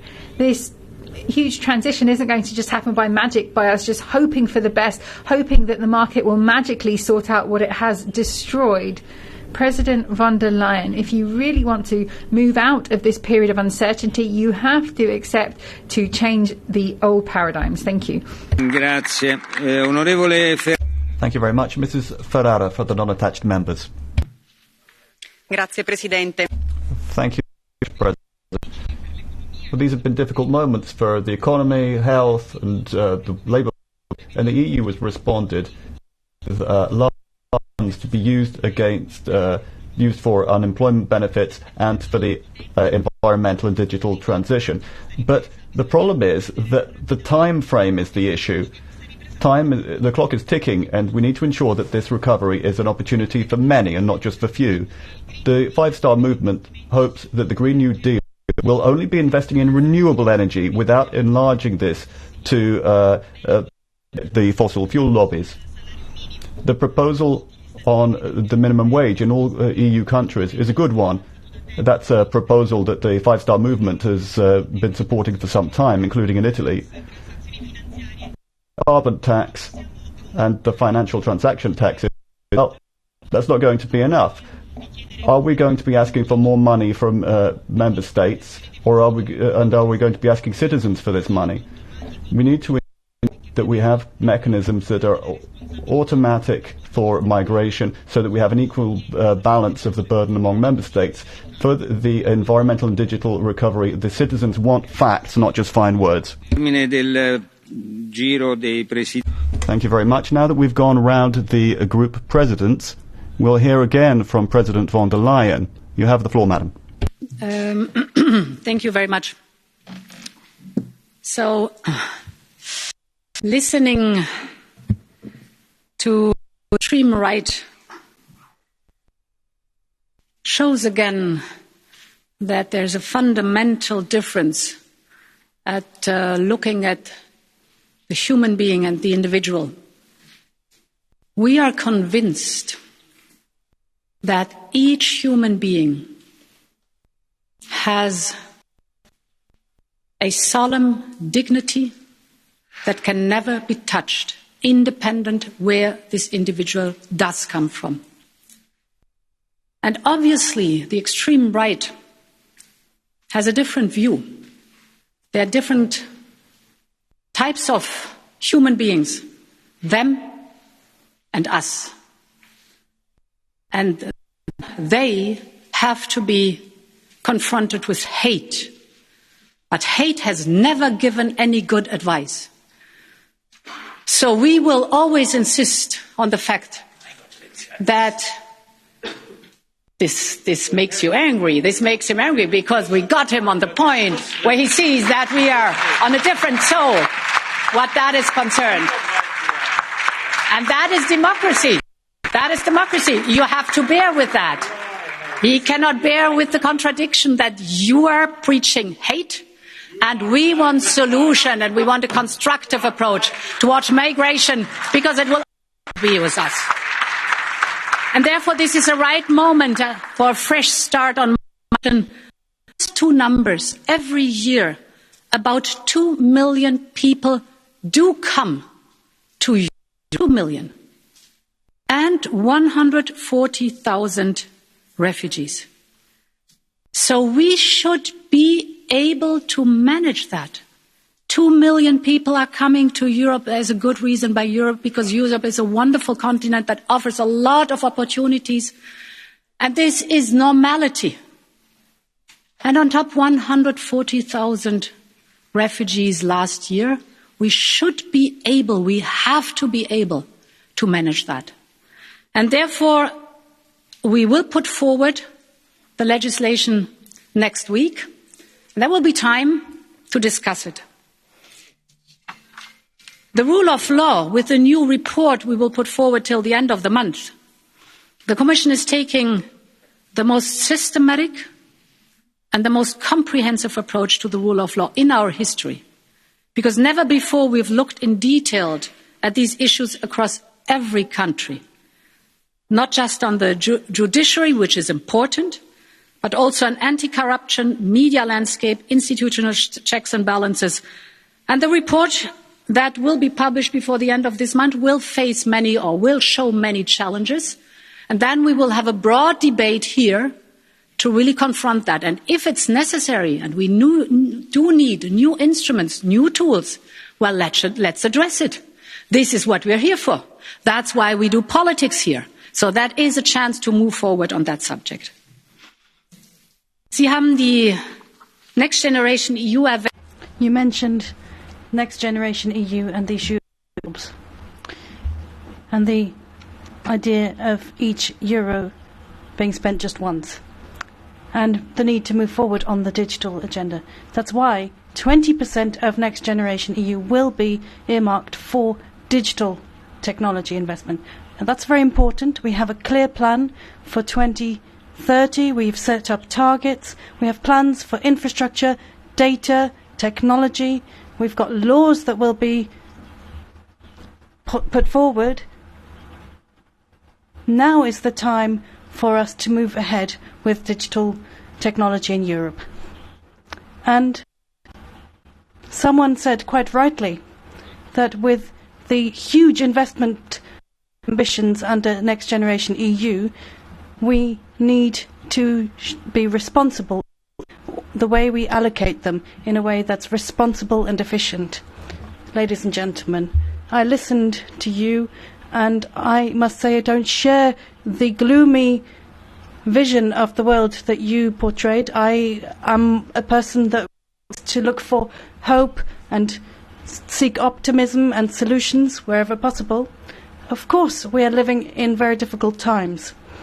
But what held us back in the past when there were difficult times? It was the struggle to become active, to mobilize, and that has fundamentally changed in the times of Corona. Nobody wants to remain stuck in the current state. So this slowness, this is something we can overcome, and we are now called upon to think about the world post-Corona. I have presented my vision to you for this world, and I think many in this House share my vision. We now have a responsibility with the energy that this vision gives us to show leadership, to really develop a vision that is in line with the Europe of tomorrow, and to invest accordingly. We need to be efficient, future-oriented in our investment, and that really will be our common goal. We've heard many different perspectives today, and that's what I enjoy about democracy. Let us have a fight about this. I was able to see, however, that was a broad majority supporting the idea of a greener world, a cleaner world, a healthier one, a more powerful economy. It will be to chart this path through new technologies so that we can allow our planet to survive into the future. We want to shape our common future.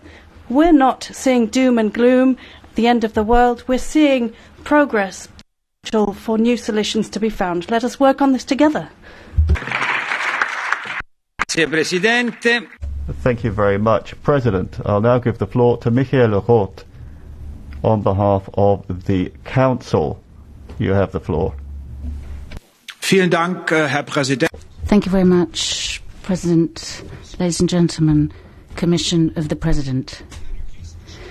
In a world that's been shaken up by a crisis in which nationalism and populism are showing their ugly face, in which democracy is under pressure, and democracy is all about whether or not Europe can stand fast. Today, President of the Commission, you have presented an optimistic vision of Europe which is looking towards the future, and you have our support for that. Madam President, I'm sure you would not have expected that the Council will support all of your proposals unreservedly, but it is important that in this very difficult time of crisis we send a very clear signal of cohesion and that we stand together. And obviously, part of that is being able to fight. We're ready to do that. All institutions, the Council, the Commission, the Parliament, have our responsibility to share. But at the end, it is clear that we have to go in the same direction. And we have to be able to agree on the basic points of principle. Madam President, let me assure you that we have the greatest interest in rapid conclusion of the largest financial recovery package in Europe's history, that we wish to support that because in this crisis, we're still in the middle of it. People have suffered so much and has to reach those who most need it, and it has to happen without delay. However, President, and here too you have our support, it is not just about investing in what we've always invested in. No, it's about further new development, new growth for Europe, taking into account social and environmental factors as well. And that's why you have our full support in strengthening digitisation and climate protection. In fact, climate protection shows clearly that in our society there are still major fears and concerns. That's why we need a socially fair climate protection. And here too you have our support, Madam President, that we wish to strengthen social cohesion in Europe. The German presidency will support you that when it comes to creating EU framework for minimum wage, that we will support you, because populists are always saying that climate protection kills jobs. No, that's not true. Climate protection will secure future-oriented jobs, but it has to be a fair climate protection, and you have our support for that. The EU, as you said very clearly, is not first and foremost an internal market. We are first and above all a community based on values and the rule of law. And this community of values and the law applies across the board to everyone. And here we support you on building a stronger community of values and the rule of law. We support the introduction of a rule of law conditionality. We support you in building a rule of law report, which we're waiting for at the end of September. You have our support, Madam President, that in this crisis-shaken world that we should speak with one voice. You've mentioned the major global players, Russia, China, others as well. The most effective means against the poison of division is standing together, is unity, that we're able to bring together opposing positions. Obviously, the Council is difficult in all institutions, but we are prepared to do what we need. Madam Commissioner, support in on a migration policy based on shared responsibility, solidarity and humanity, because migration and fleeing is not just something that is for the individual member state to tackle, but no, it is a global matter that the EU has to tackle together. Europe is the place where we can all be different without fear. It's not about religion, where you come from, who you believe in. Only one thing counts here, that you champion these values that Europe stands for, and it is only in this way that Europe will survive, and we will do what we can to support you. Thank you very much. Grazie, Ministro Roth. Thank you, Mr. Roth. And let's now the floor. Mrs. Niebler, you have.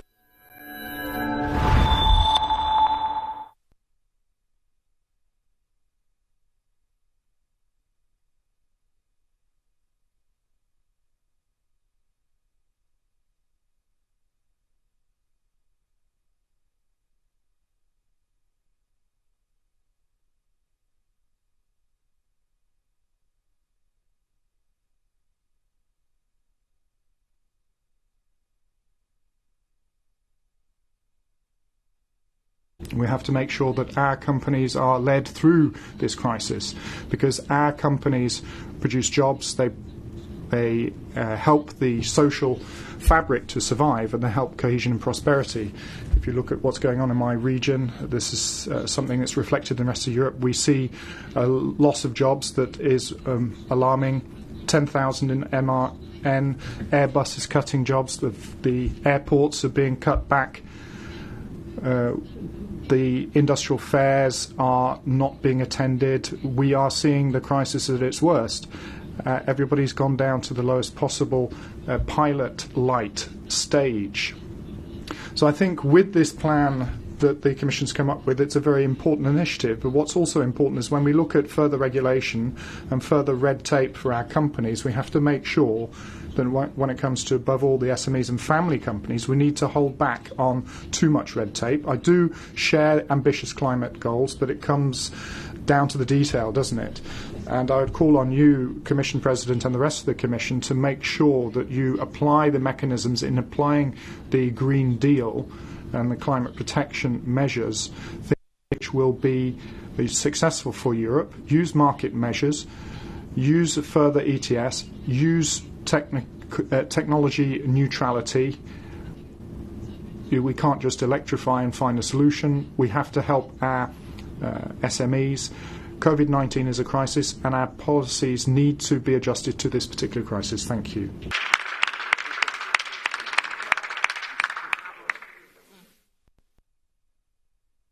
Para a palavra, Miriam Dalli. Miriam Dalli, please. Minute. Grazie, Chair. Thank you, Chair. Good morning. In this time of crisis, because of the pandemic, our role is to build again our economy so that we can be resilient and be prepared for the future. So it is important for this morning.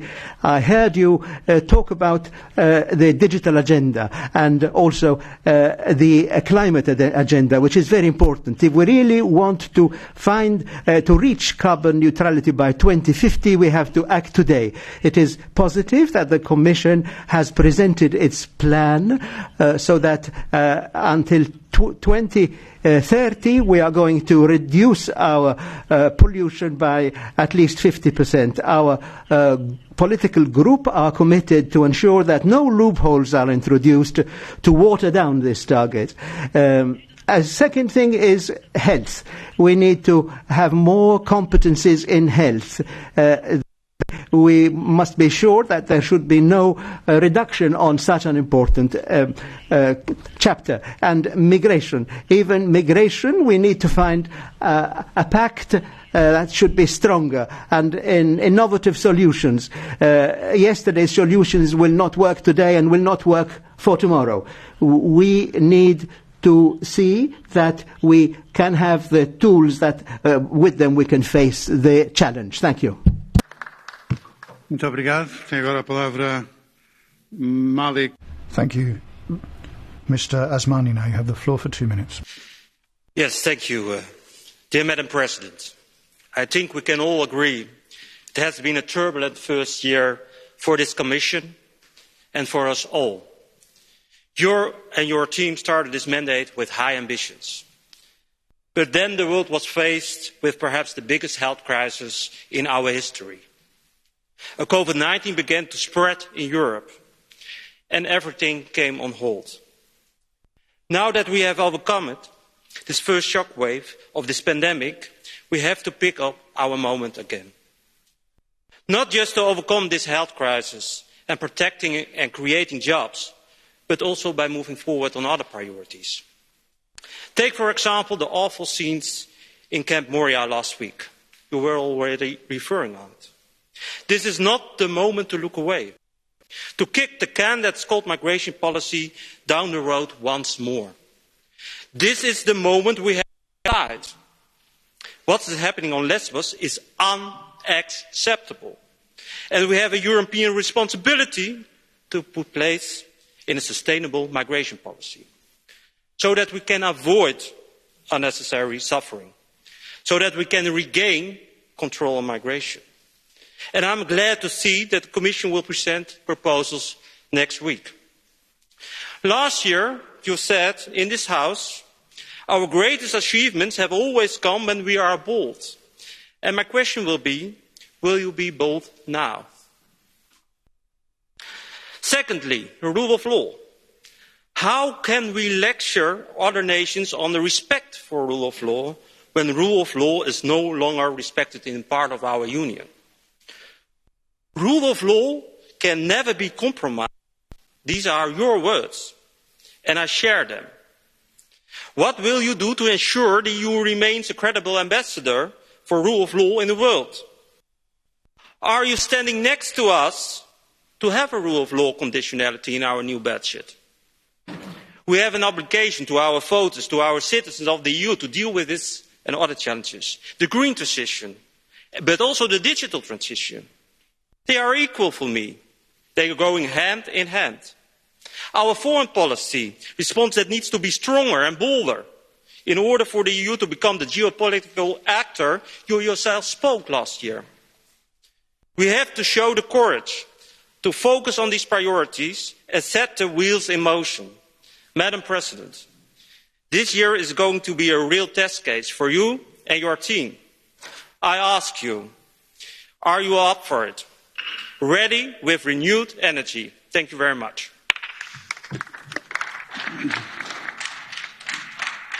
Obrigado. Tem agora a palavra Marco Campo. Thank you. Mr. Campo Menozzi now 1.5 minutes. Thank you, President. And let me thank President von der Leyen, in spite of the fact that she took it out on the only genuine opposition we have in this Parliament. I would have liked to hear self-criticism of economic and other policies from the Commission in recent years. But and I also heard about the Italian government's propaganda on the recovery fund. I mean, let's face it, the government isn't going to manage to do all the things it's promising to its citizens, and I didn't hear that said. I think you're underestimating the crisis that we're living through and that we're going to go through during the coming months. You're underestimating what the United States is saying vis-à-vis China. I mean, it's pretty striking that when you talked about the international scene, you didn't mention the agreements that Israel is coming to with some Arab countries with the support of the Trump's United States. And I think courage is lacking when it comes to Turkey as well. My family comes from the fight against fascists, so I'm not afraid of your threats. In 1943, the statue of Mussolini was toppled in Italy.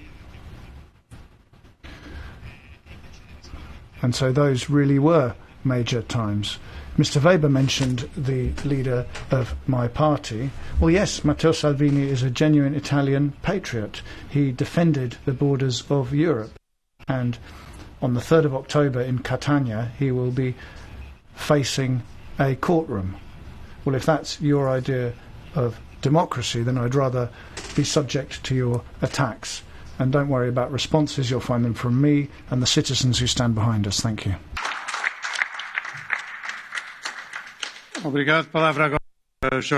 Thank you. Jordi Solé, now 1 minute. Gracias. Thank you, President. We've been through difficult times this year, and still difficult times lay ahead of us. So many challenges overlapping, you mentioned them. That's why it's so important that this time the EU, contrary to the 2008 crisis, stands by its citizens. That the EU shows it's useful for fighting a pandemic, for helping the economies recover, for taking care of people and business most affected by the crisis, and useful for transforming these economies into greener and fairer ones. But the EU also has to deliver when conflicts on democracy and self-determination arise inside the Union. Madam President, it's not me who should be addressing you right now.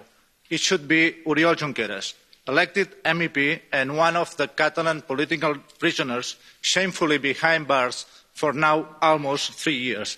Yes, here Europe must deliver too, because this injustice is a stain not only for Spain but for the whole of Europe. So help them and the exiles be back home, and demand the Spanish government that once and for all be brave and negotiate a solution for Catalonia based on respect and real democracy. Thank you.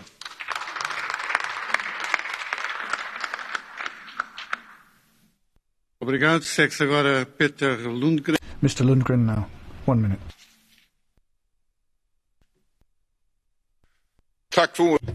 Thank you very much. We've now heard the address from the President of the Commission.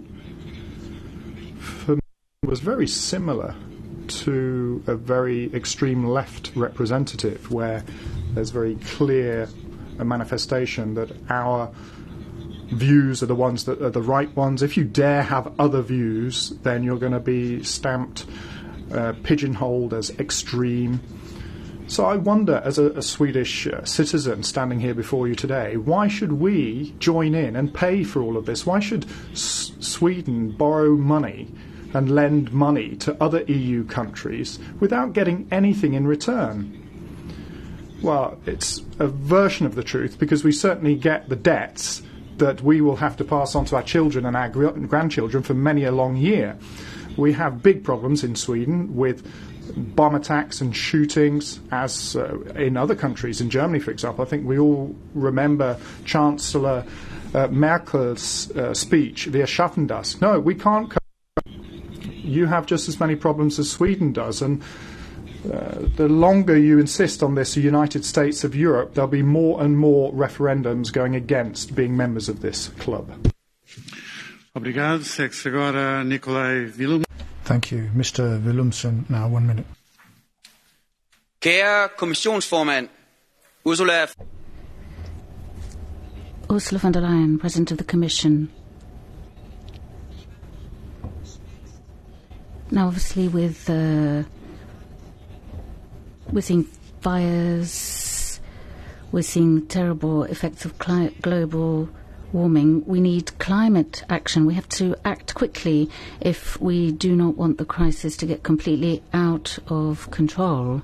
From the scientists, we've heard that a reduction of 55% by 2030 is simply not enough. We need at least 65% reduction if we wish to fulfill the Paris Climate Agreement, and if we don't do that, then we're going to be met by catastrophe. Commission President, listen to the young people, listen to the climate movement, listen to the scientists, and start immediately with the right initiatives.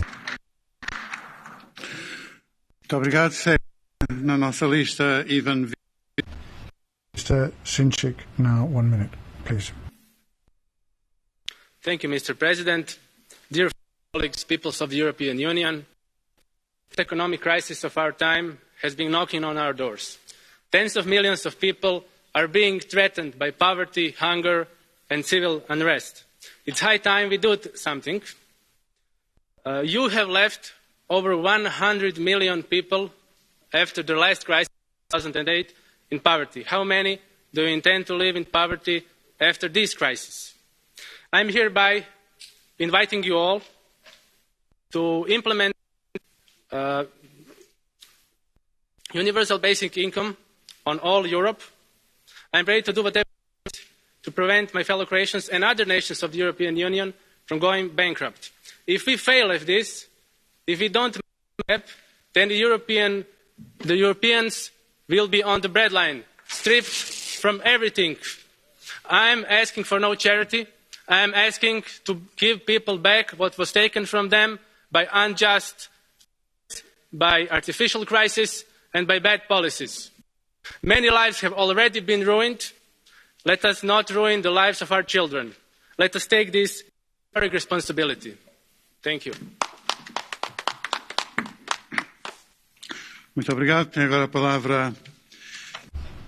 Thank you. I now give the floor to Mr. Mureşan, 2 minutes. Thank you, Mr. President. President von der Leyen, thank you. Thank you for your ideas, your initiatives, and your proposals. The proposals made by the European Commission over the course of last year and adopted by the European Parliament saved lives in Europe, have helped care for people in need, treat people affected by the virus, and helped overcome the crisis. Now is the time to start further strengthening the Union, further building the European Union, making it fitter for the future, which is open, which is inclusive, which cares for those in need, in which we can all strive. A union in which we are all winning, in which people can strive, in which enterprises can innovate, can develop, in which countries are helping each other. And to achieve that, we need the right tools. And the main tool in order to achieve our objective is the budget of the European Union. The budget is the holy grail to fulfilling our commitments. So in the budget, all our commitments on greening, digitalizing, young people, farmers, better protecting our borders remain only empty. And what shall we do? Now is the time to equip the European Union with own sources of revenue. Own resources mean a stronger, a more stable, a more solid European Union. We must put these own resources as early as the year 2021 to help pay back for the costs of the crisis and to help deliver to the people what we have promised. Own resources means that we can finance the traditional priorities of the European Union, and we can also finance new priorities of the European Union. We can invest in research, in innovation, we can help farmers, we can protect all of our borders. It means that we can deliver on what people are expecting from the European Union. And Madam President, 1 year from now on, we will all remember the hard times, but we will be judged by our actions. This is why I kindly request that you stand with us, you stand with the European Parliament to equip the Union with an ambitious budget, with a strong budget, so we can deliver what people are expecting from us. Thank you very much.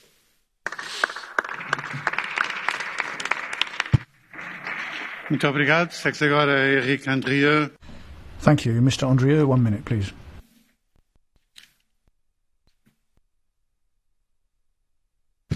Madame la Présidente.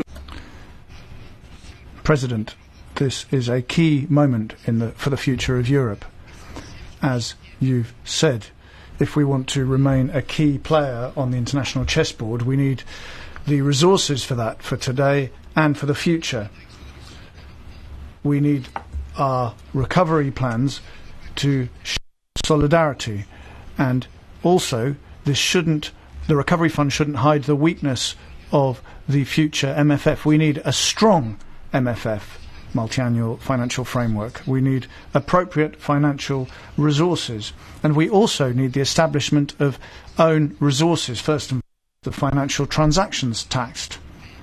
We need to look at the rule of law as well. Without that, the European Union wouldn't exist. This is an unprecedented crisis that we need to tackle together, and we need to ensure that the European Union is at the forefront of major change in our societies, social change and environmental change. We have an environmental crisis, we have a social crisis to deal with. Collectively, we can no longer make mistakes, and that's why from your Commission and your College we want to see clarity and courage. Courage for everyone, particularly the poorest and most marginalised. Thank you. Muito obrigado. Segue agora Stéphane. Thank you. Mr. Séjourné now. Merci. Thank you, President, Madam President of the Commission. First of all, I'd like to say to the colleagues that we mustn't allow these divisions to reign, that the far right and far left are trying to put a wedge between us, as if they were the ones that were seeing clearly, and as if then those of us who are in favour of Europe don't see anything. And that covers from the Socialist to the EPP. I think that's quite a dangerous reading. Now, lucidity is all about making proposals in the crisis. However, I haven't heard any from either the far right or the far left in this chamber. And we must recall that in this debate that's so important for the future of Europe. In fact, this crisis and this year will have completely once derailed us and surprised us. We've been derailed because the health crisis brought to a standstill most of our institutions, including our own. Obviously, measures to reinstate borders was something that surprised us in the way that it happened. And Madam von der Leyen, this year as well, the Commission has somewhat derailed us and surprised us. It surprised us because I think what you have entered into, the pact and what was started by the Franco-German, I think that is really up to the mark. That's very impressive. However, at the same time, you have to be lucid. We have to understand our fragility in institutional terms and the way that the crisis took shape and what happened. And we've been elected for a year now. However, there's been very few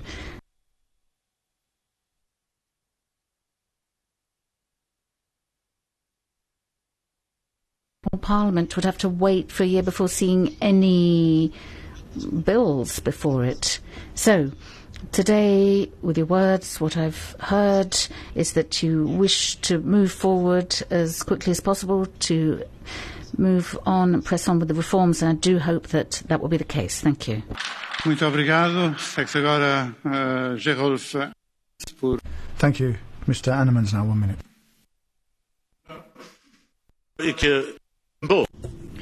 I'm angry, Madam President, not because you're here speaking with very ardent words and laying your heart on your sleeve, talking about human beings and attacking the extreme right, you call them, but I'm angry because you're giving a version of what's going on. If I look at a number of that you've managed to produce today, I can talk about maybe a religious speech that you came out with, a religious speech in the Cathedral of Democracy, with a lot of being bombastic but scandalous at the same time. Scandalous because you're taking the European Union as a platform that's meant to be an association, a free association of nations, that you're talking about it as an integrated factor that is a unitary state and migration, and that's why I'm angry. We are angry, despite 88 billion euros less money coming from the UK. You've set up the MFF at a higher level, and over and above that, together with the Corona funds, you've basically taken resources and the policies of this EU and doubled them. That's acceptable. You're doing something with this continent that we did not want to see happen. Muito obrigado. Agora Petra de Sousa. Thank you, Petra de Sousa now. Thank you, President. Mrs. President, COVID-19 is still omnipresent in our daily lives, but also in the political debate. In the EU, we tend to focus a lot on economic recovery, but we must not forget that health of every European citizen is even more important. European citizens worry about the future, about their health, about their jobs, about the climate, about their. And this is the moment that we as Europe have to show that we are ready to help them, that we decide step by step. How will we reassure people that there will be an affordable vaccine for all of us who need it? How will we convince people that we will coordinate member states' policy better during a next health crisis? The only way to show people we need is to obtain budgets that we set aside, EU for Health and Horizon Europe. These flagship programmes are crucial for the next generation of Europe, and we will fight for them. But the utmost important call I want to strengthen is to redirect investment towards a green economy, of course. Innovative companies are showing the way forward to a more circular economy, sustainable product design, as well as a socially just transition. Let's keep our goals sufficiently high. Let's listen to what the Environment Committee decided last week. We 60%, 65% to be ambitious. The more we reduce now, the more next we will be towards 2050. Thank you. Thank you very much. And now Dirk van Epping for 1 minute. Thank you, President. Mrs. von der Leyen held a speech here, a certain format, and it's really a bit like a fairy tale. When I hear what was saying, as a Calvinist, I think to myself, who's going to pay for that? Who is going to pay for that? Well, it's going to be paid for through European taxes. And you're coming up with new European taxes. Now, luckily, we still have the member states because they're the ones who have to approve the taxes. So the national parliaments in the Netherlands, for example, the first and second chambers. And then I wonder here, what is the position of the VVD-A, who have spoken very nicely here? I haven't heard a jot or iota about what you're going to do to get for. You saying that it's a wonderful thing, and what are you doing about this? What are your parties saying about this? I call on you that you stop holding a certain speech in the Netherlands and a different one in Brussels. Tell us what you are saying and say what you are doing. That's my advice to you. Thank you, President. Thank you very much. And now, Mr. Guzmão, 1 minute. Obrigado, Sr. Presidente. Senhora Presidente da Comissão. Thank you, President. President of the Commission, it's important to invest in health, to promote collective bargaining, the defence of the minimum wage in Europe, but it's your Commission that said to us months ago that we needed to cut health expenditure. It's various European Commissions that have basically invited member states to take apart their collective bargaining systems. Various commissions have told governments to freeze the minimum wage. So what's the situation now? I mean, we could have during the coming years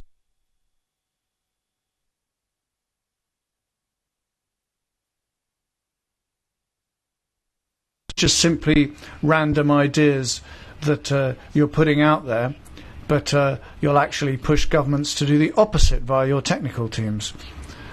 Tell me how we can radically change our carbon emissions targets without there being clear, tangible measures coming out to sustain that ambitious goal. I listened to your speech, but it seems to me that there are that have asked you to mention certain technologies which are promising but may not well work. But unfortunately, some of these technologies will not be able to fool the planet. Thank you. Thank you very much. Now, Nicola Lavanos, 1 minute. Από την αποτυχία των εμπορευματοποιημένων The success of health systems in all countries of the EU, what about the millions of workers who've lost their jobs or on furlough? There's millions of people living under the poverty threshold and the failure of the health systems. We can see that your policies are against the people and are based on the earnings of just a few.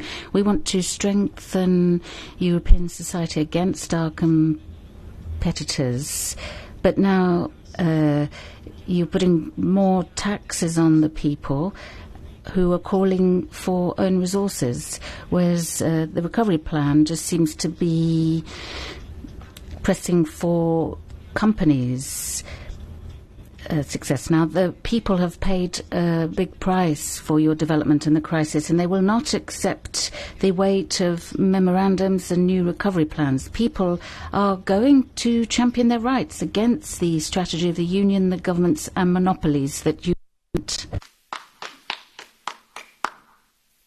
Thank you very much. And now, Thomas. Thank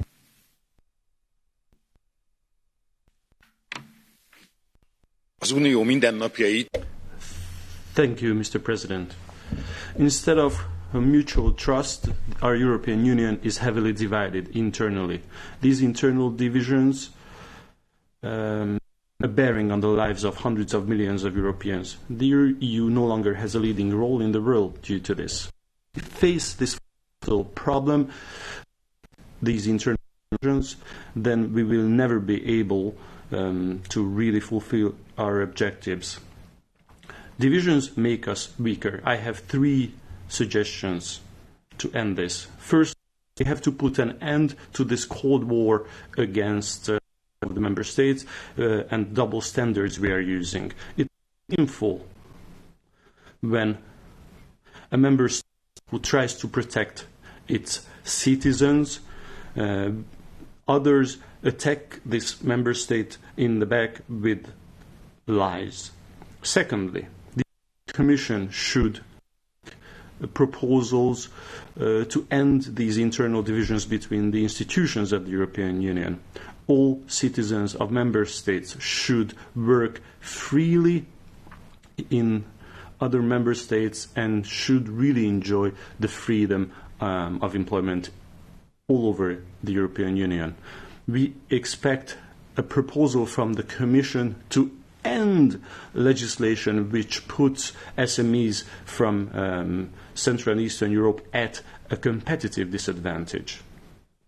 And we need a decision immediately about the Schengen membership of Bulgaria, Romania and Croatia.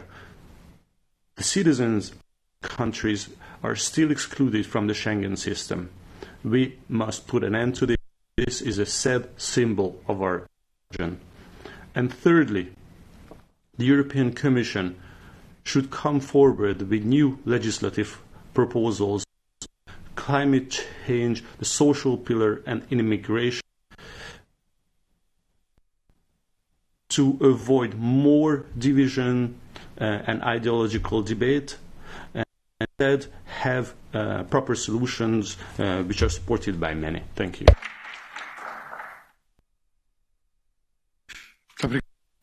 Thank you very much. And Kati Puri, 1 minute. President, we like to speak about the Union's value-driven power. We're proud to be a model, a positive force for the world, and standing up for the rule of law and fundamental freedoms. But how long can we keep up that if we fail to apply those standards to ourselves? How can we speak about protecting human rights when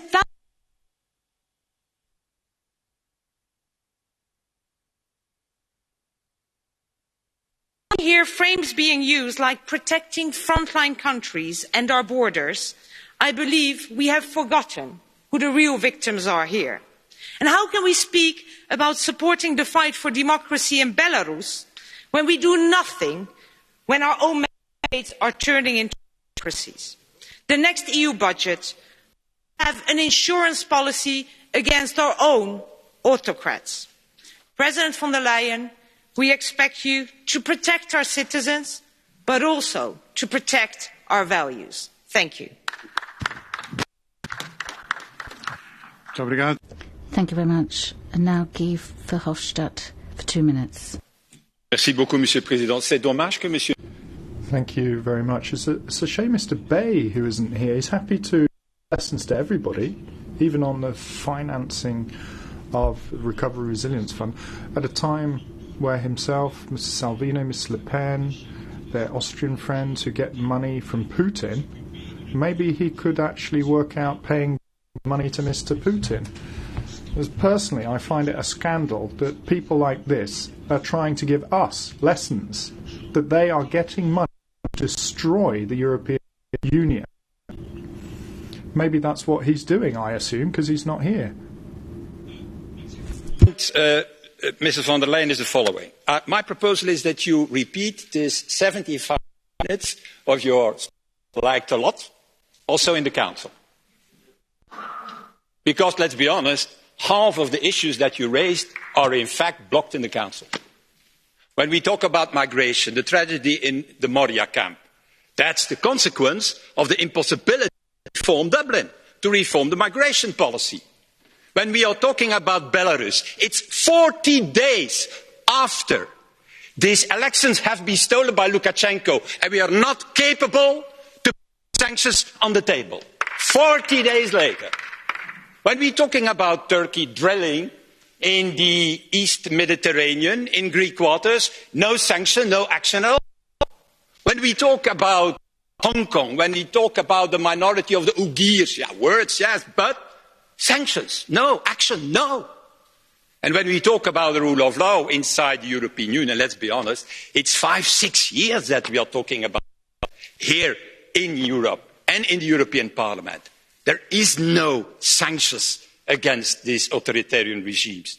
So my plea to you is repeat this the fastest as possible, also in 75 minutes in the Council. And let's make a pact, a deal between us. That is the priority for 2021, next to the Recovery Fund, Mr. Frans Timmermans, to the Green Deal, naturally. That is the priority, to end unanimity, to have a Magnitsky or Navalny Act, as Mr. Borrell named it, and to have a real rule of law mechanism. Because I don't want that at the end with this, we are calling you not a geopolitical commission, but a geo-minimal commission. I want to avoid.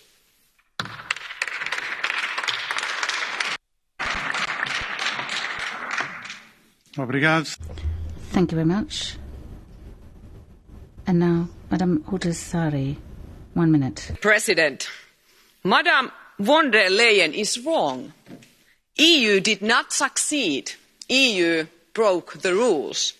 No matter how much von der Leyen is trying to convince that she is better than us EU critics politicians, she broke the no bailout rule, we didn't. A community that does not follow its own rules has no credibility. EU is a hypocrite. What Europe needs now are immediate tariffs on Chinese imports, following the example of the United States, to save its own industrial production and European way of life. We are the ones who want to follow the rule of law, and the Leyen is not. That's to make it clear.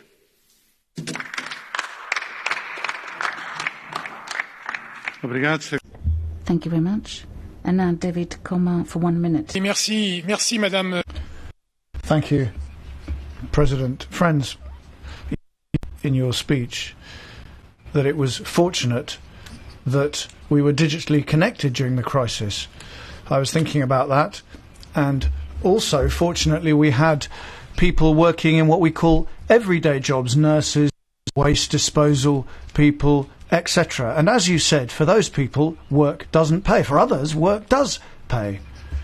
For people who are involved in financial transactions, it pays. Environmental destruction pays, for example. And you mentioned in your speech all the things we have to do, but there's one issue that hasn't been emphasised enough. Revenues. I've got one message to send you. If we want an ambitious Europe, those who are not paying taxes at the moment need to pay taxes. And another thing is the financial transaction tax. We've been talking about this for years. If we have taxes for everyone, then that would be very helpful. Verhofstadt said, say to the Parliament will not tolerate there not being new resources to finance all the things we need to finance. Please, thank you. Thank you. And now Georges Bouchet-Villalba.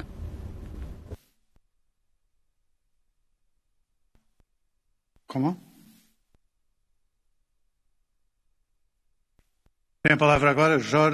Now Georges Bouchet-Villalba.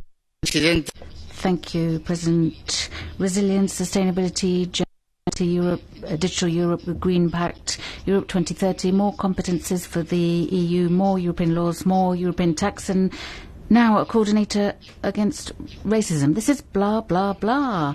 With all due respect, Madam von der Leyen, the EPP, Liberals and Socialists, now what world are you living on? Have you been outside? Have you seen the barricaded shops, that everything's closed down? Let me take you to Spain so you can see the queues, get clothes and food. And this is getting worse. It's going to get much worse if you stay so far away from reality.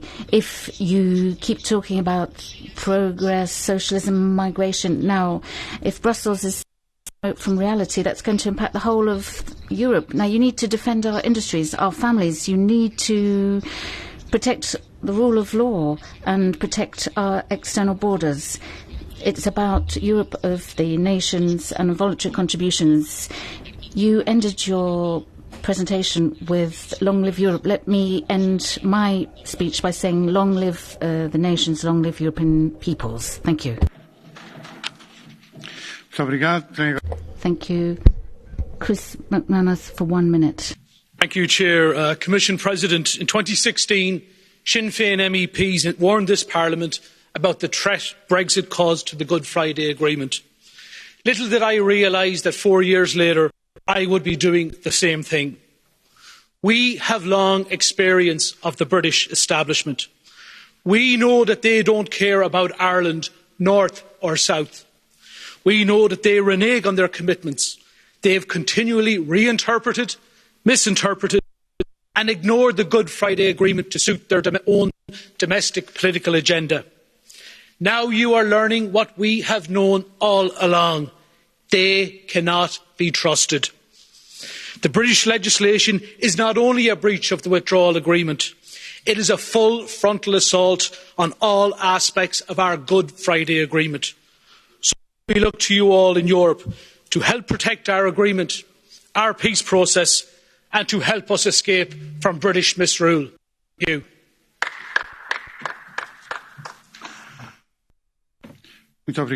Thank you very much. And now the floor goes to Mislav Kolukuzic for 1 minute. Poštovani President, colleagues, President. Today, you stated that we as the European Union do not strive to be a leader but are here to help. This actually sounds to me as if the words best athlete allows everybody else to win the race every single time. The European Union does have the necessary capacity to take position in all domains, and we should actually strive to achieve that, and we should do it.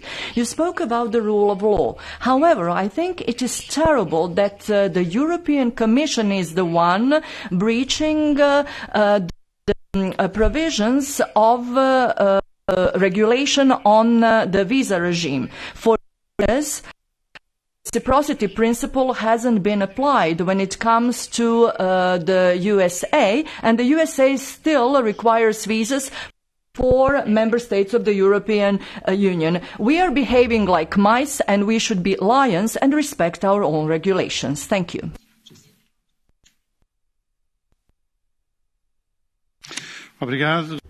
Thank you. And now I give the floor to Madam Mon for 2 minutes. President, the coronavirus placed the European Union in front of the greatest challenge that we can face in our lives. There's been massive damage. Millions of families have lost loved ones. Millions of people have lost jobs. These are serious times, and the European Union needs to stand by the side of those who most need their help. We need the economy and jobs to recover. We can't afford a lost generation. We need a vaccine. That's essential. It needs to be accessible to all. But we can't trust only in a vaccine to emerge from these crises, because everything that's been lost and destroyed until now can only be recovered if we take emergency actions now. The recovery plan is crucial. It needs to be effective and transformative, and in order for that to take place, we need our governments to do their jobs. They need ambitious national reforms that foster a competitive and modern economy, prioritise the creation of high quality jobs, because that's the best social policy. We need to strengthen national systems and guarantee the best education for our young people. We need to ensure that Europe once again become a lighthouse, a beacon of freedom and stability. There is obscurity across the rest of the world because the COVID crisis has speeded up things that were already happening. We can't take a step back when it comes to defending fundamental rights and freedoms. We can't step back when it comes to defending democracy vis-à-vis authoritarian threats, Venezuela, Belarus, or within our own societies. We have to stand up and defend the rule of law against these nationalisms and populisms that are trying to take us backwards. We need to recover the spirit of Schengen, the new reality.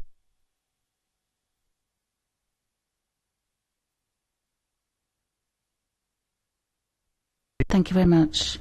And now Mr. Ertug for 1 minute. Thank you very much, President. Madam President of the Commission. Last week, only the China-EU summit took place, and I think that summit showed just how important it is for the EU to be armed for the future and to be independent. I think when we talk about industrial policy, we have to be very clear, and this is what you've talked about. You didn't go into detail, but that we have to place great confidence here. And there are two areas where we can be world leaders, and as you've talked about, we can set, first of all, the European hydrogen industry, and secondly, the European battery cell industry. I think with Timmermans and Šefčovič, our two commissioners, are people now who come up with measures, but what we need is specific laws. Now, as a Chinese philosopher has said, ask a great deal of yourself, do not expect too much of others. This is the principle we have to follow if we want to be successful in the future. Thank you very much. And now give the floor to Dita Charan-Silva for 1 minute.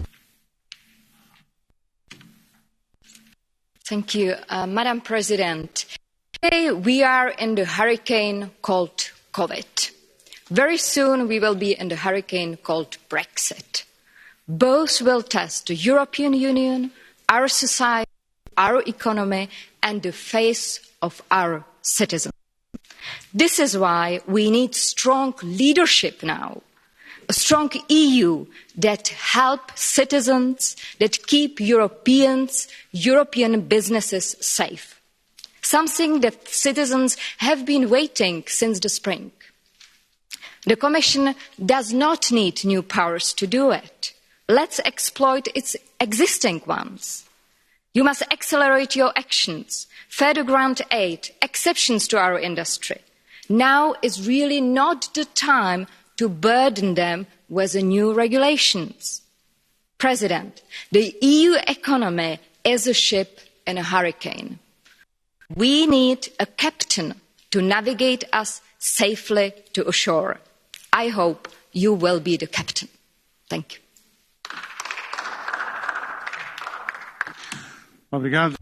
Thank you very much. And now Peter Kofod for 1 minute. Kommissionsformand von der Leyen. Commission President von der Leyen, in your speech you said migration constitutes an enrichment of Europe. Well, you're wrong there.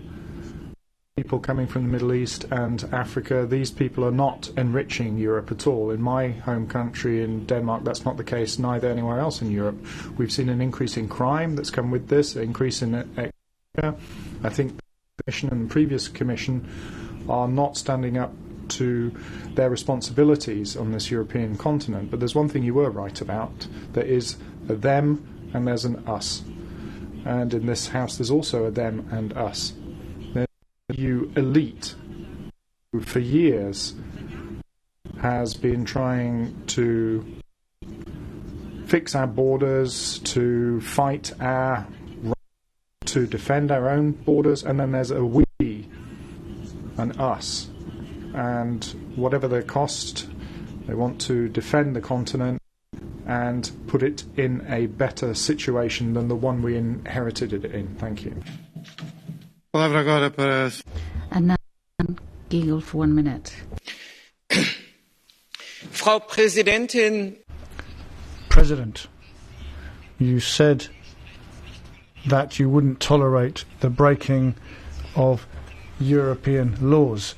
But what's going on in Moria on our external borders?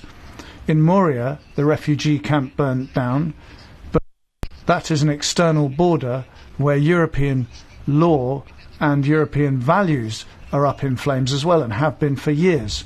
When it comes to them and refugee policy, Europe is breaking its own laws.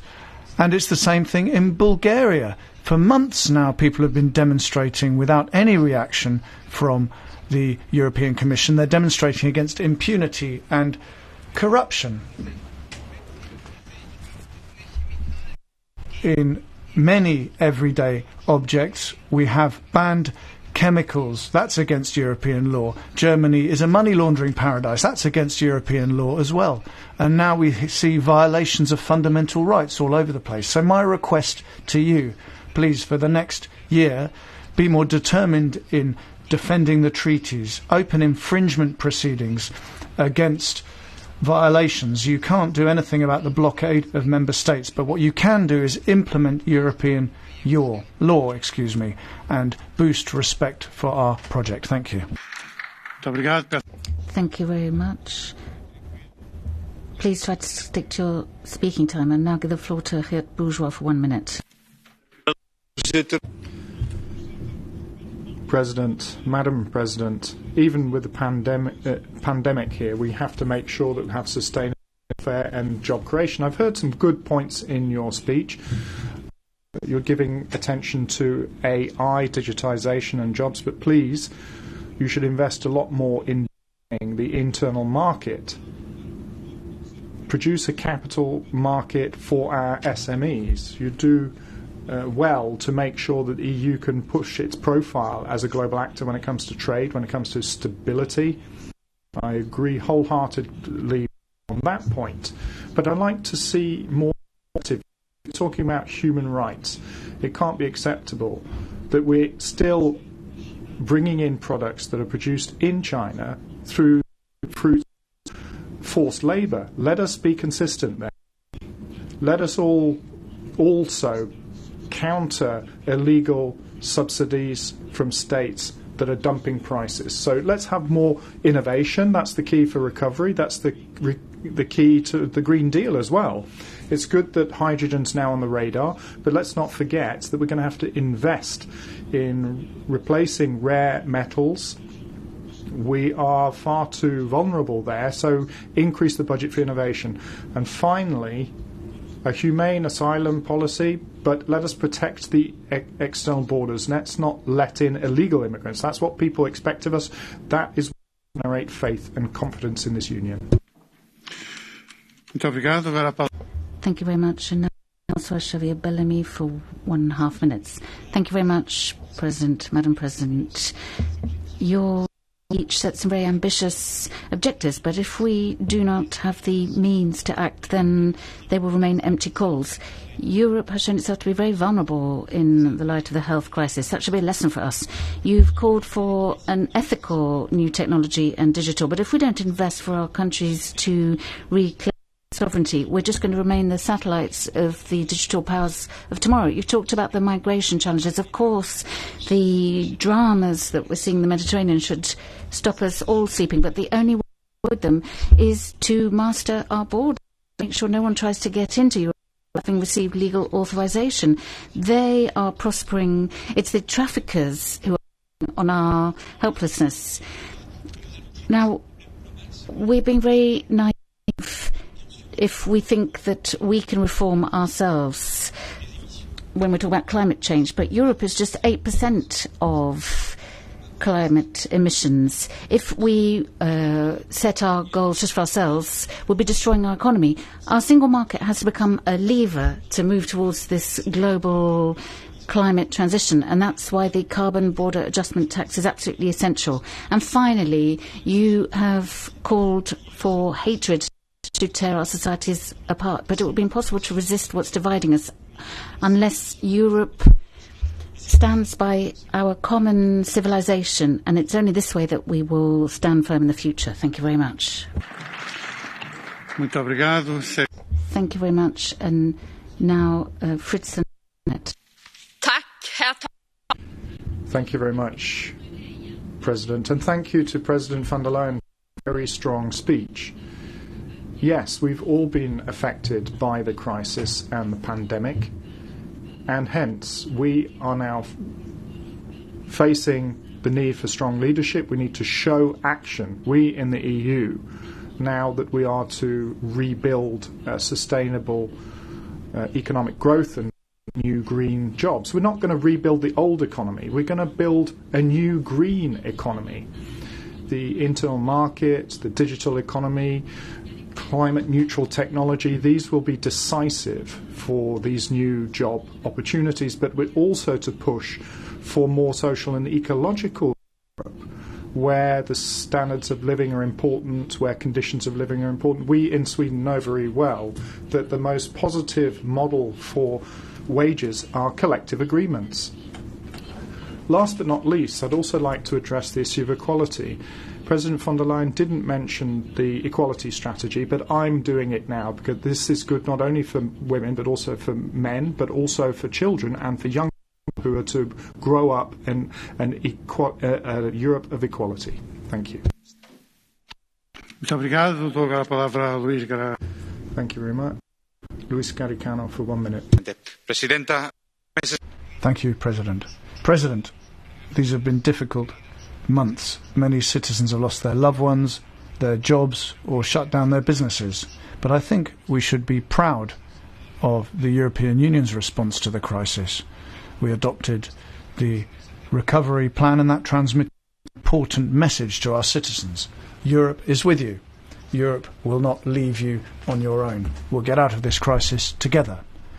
But not all the problems have been dealt with. Money has to be spent properly. Some governments want to spend it on things that make no sense. The Deputy Prime Minister in Spain, in an interview this week, suggested that the Recovery Fund funds should be used to create new business elites. But I would like to say clearly, in this Parliament, we will do everything possible to ensure that the money is spent properly. It shouldn't be spent on helping elites, the elites' friends. It needs to be spent to help families, for education, to protect our planet on climate change, because Europe is not a cash machine. It's an opportunity to well-being of families. Thank you. Muito obrigado. Palavra a Jack Madison por... Thank you very much. Jack Madison for 1 minute. Mr. Chairman, first of all, I would like to focus, of course, one of the most biggest topic for the next year is the new migration pact. I've seen this idea like it was proposed already, and I think the most problematic thing, of course, is that the European Commission is going forward to push the idea for the migration codes for the relocation for the migrants. And I don't have to be very smart or clever to understand that it's a huge conflict between the member states.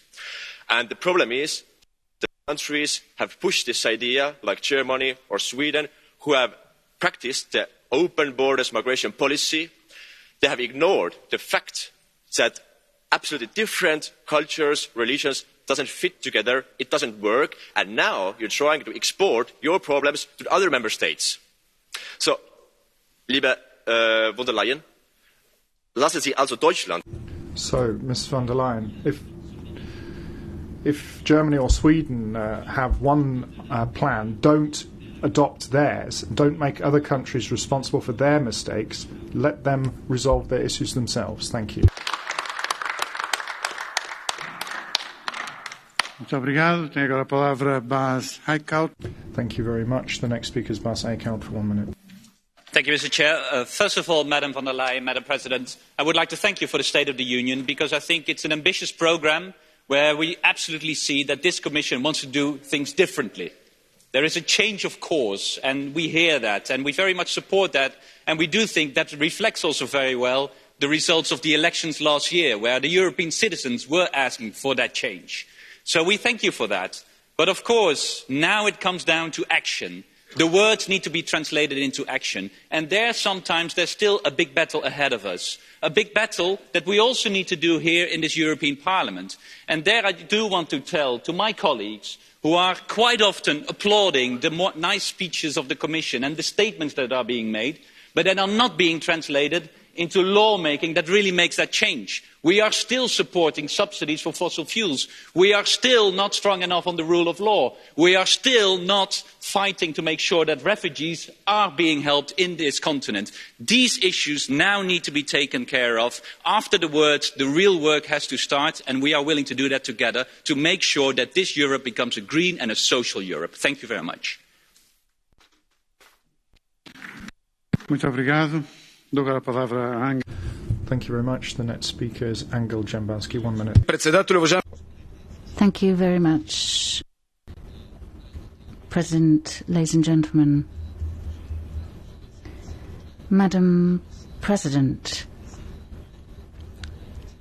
I have to say you have expressed some very difficult truths. You've talked about the rule of law, but you yourself are infringing treaties by financing your experiments.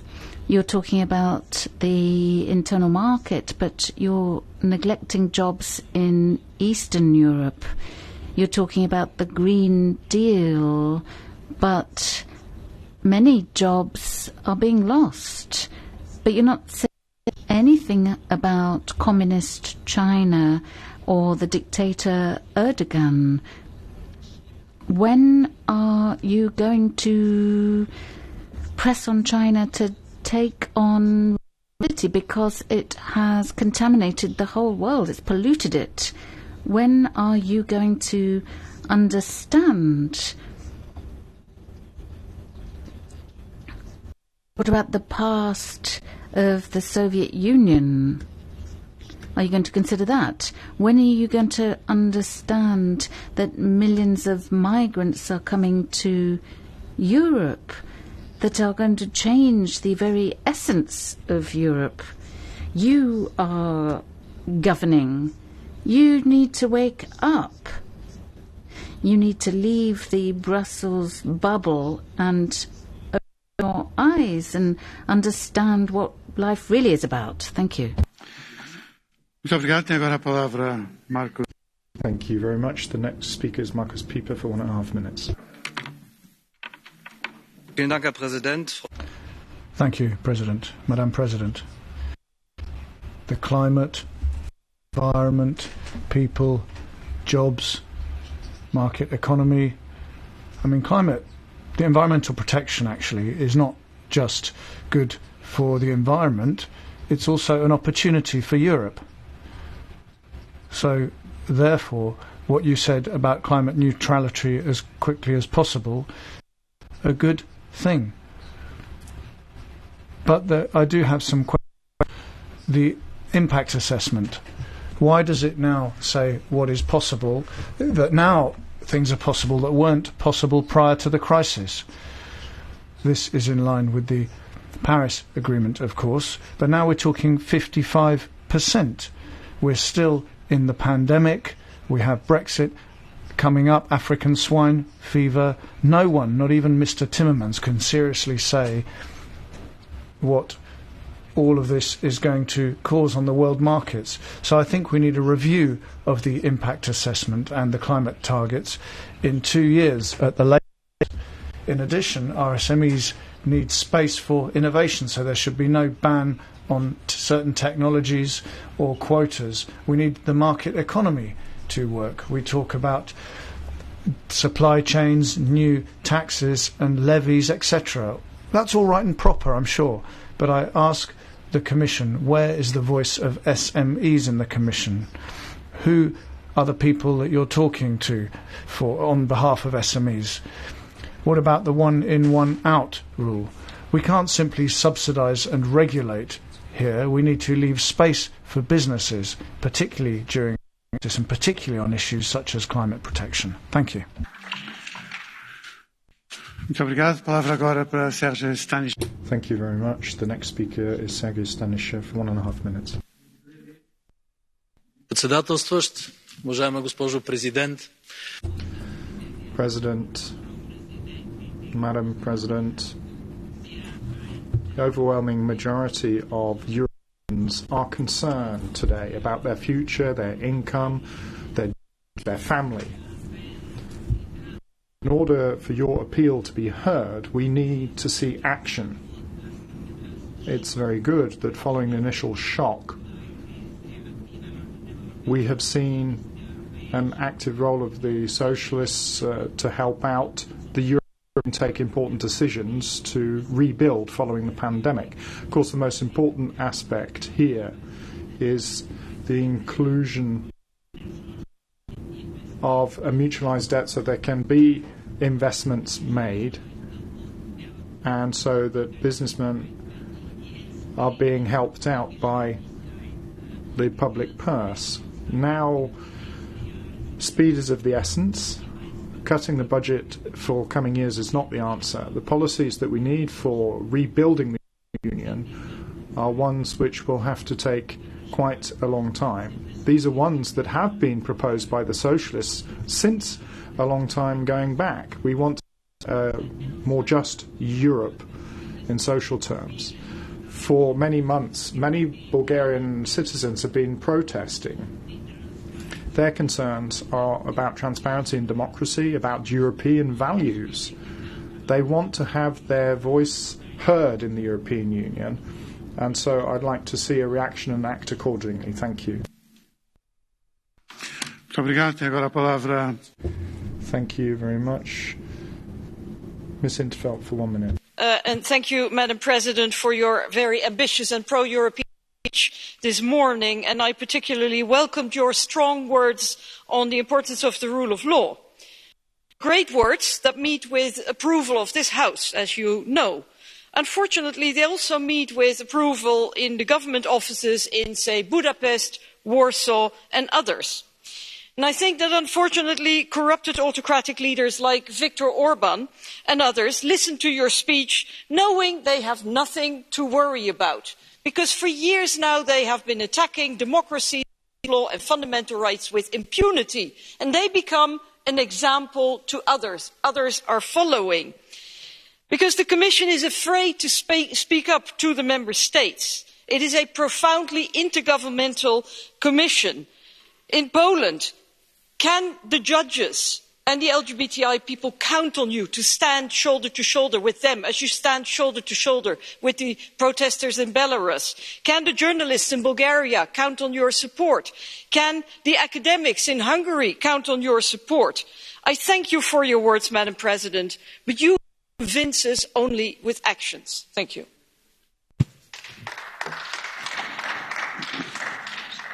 Muito obrigado. Tem agora a palavra.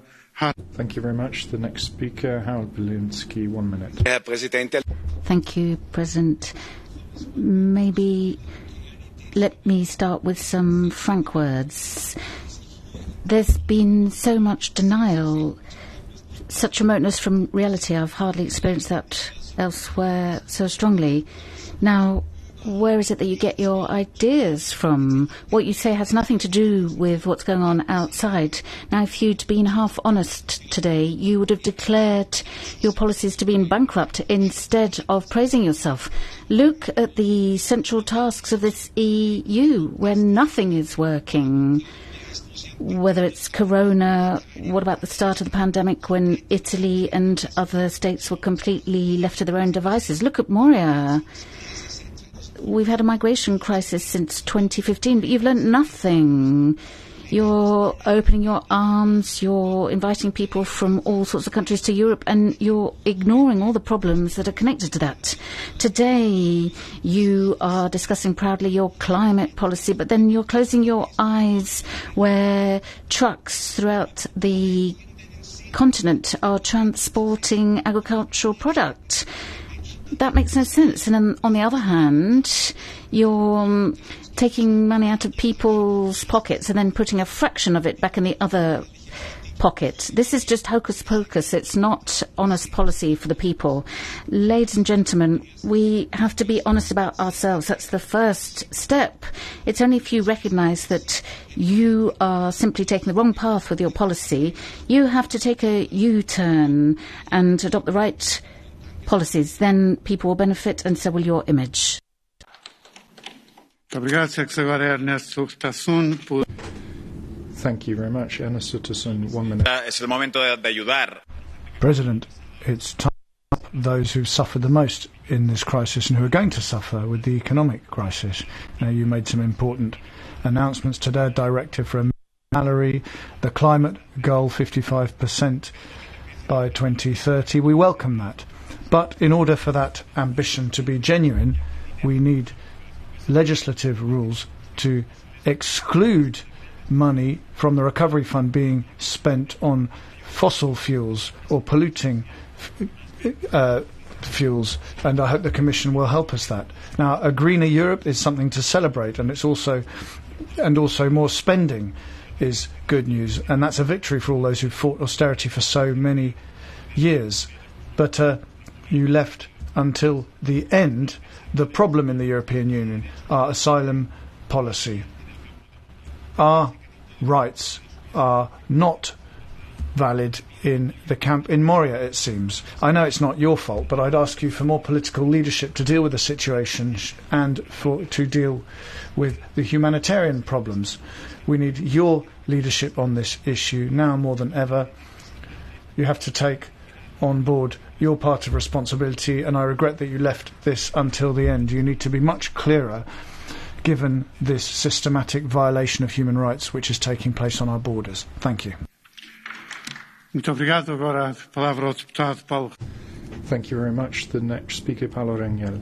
Madam President, sometimes speeches are inspiring but not credible. Other times they are credible but not inspiring. But this time it was inspiring and credible. Thank you very much. Apesar disso, eu queria levantar uma... But I would still, nevertheless, like to address a question. I didn't hear a great deal about young people. Madam President, youth unemployment is a considerable problem. We had a crisis back in 2008, 2009. Now we're seeing a crisis here in 2020. That means a whole generation will have seen that there's been a crisis for 20 years, from 2008 to 2020. And if there were to be a recovery, as we saw in 2019, it was cancelled out by the pandemic in 2020. So we need to support young people. Secondly, I would have liked to have got some information from you about the principles that are to be applied for reform. You said there's going to be a new strategy for the future. We need that, of course, but what fundamental values will be applied? And this is absolutely essential, because at the moment we are showing that many of the external border controls are not occurring but they're occurring elsewhere. So that constitutes problems not just for the external borders, but also for within the European Union. And then I have comments on the future conference of Europe, or the conference on the future of Europe. You're saying that we need to push for better health issues for Europe, but Europe needs to be a catalyst, because otherwise we're not going to be successful with this conference on the future of Europe. But this conference needs to provide guarantees for the Europeans, because we're facing this for them as well. Thank you. Thank you very much. Brando Benefei for 1 minute. Grazie. Thank you, President von der Leyen. Thank you very much for your impassioned words. The pandemic did take us by surprise for certain aspects some months ago, with a union with very limited health competences, faced with the health emergency and health systems that are completely imbalanced. Therefore, the Global Health Summit in 2021 in Italy that you've announced, I think is very good news. The right to health is a human right. We have to reiterate that. We have to make it a reality. Today, that isn't always the case. On the issue of rights, yesterday again there was a demonstration in front of the Parliament against the LGBT that had taken place in Poland. Now, we're pleased to hear your words, but we want action, new laws against discrimination and sanctions against the Hungarian and Polish governments. President, we have to press on with reforms of the institutions. We need mechanisms against the vetoes of the Council against taxes on the large players. We need to support the new generations who cannot bear the brunt of this crisis alone. We need to do much more for them. Only together can we fight. Together we can be there for our citizens. We're prepared and we want the Commission on our side. Thank you. Obrigado.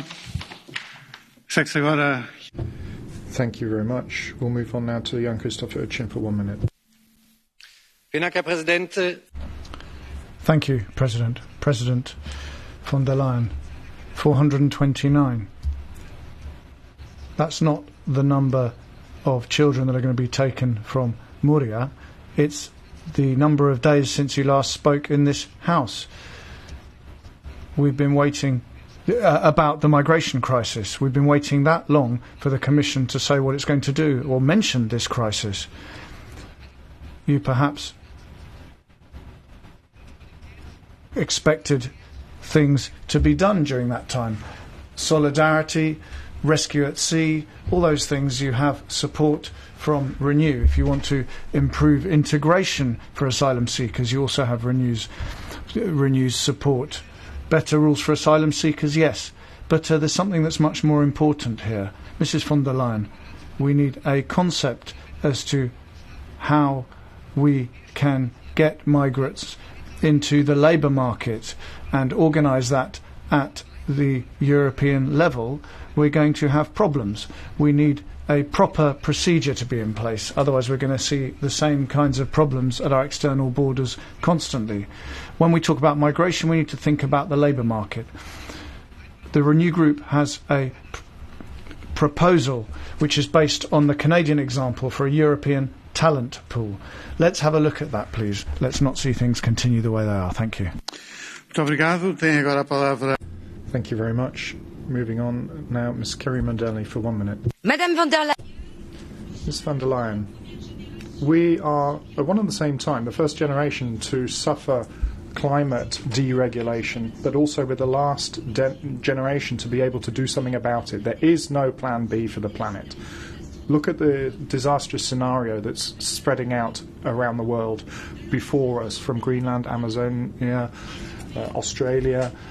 We are seeing that we can't deal with nature. Nature is now reacting not with small steps but with great leaps. We can see the lack of action from successive governments that's coming back to haunt us. Those who are the first hit are the most precarious, the poorest. So for climate justice, that has to go hand in hand with social justice. Ms. von der Leyen, I'm only asking one thing of you. Do not wait for the green revolution. Do it yourself. Reducing emissions by 2030, at least 65% in agreement with the Paris 2021 agreements, and deal with the issues such as ETS for the environment, so deal with aviation and marine pollution. Now, we're facing a historic moment here. It is never before seen in the history of humanity, and the opportunity is going to disappear very quickly. So let us give ourselves the opportunity to grasp victory on the climate front. Make sure that Europe becomes the leader when it comes to climate. You said that the clock is ticking, and that countdown clock has started. Just at the end now. Thank you. Thank you very much. I would ask you to keep to your speaking times, please. Esther de Lange is the next speaker, 1.5 minutes.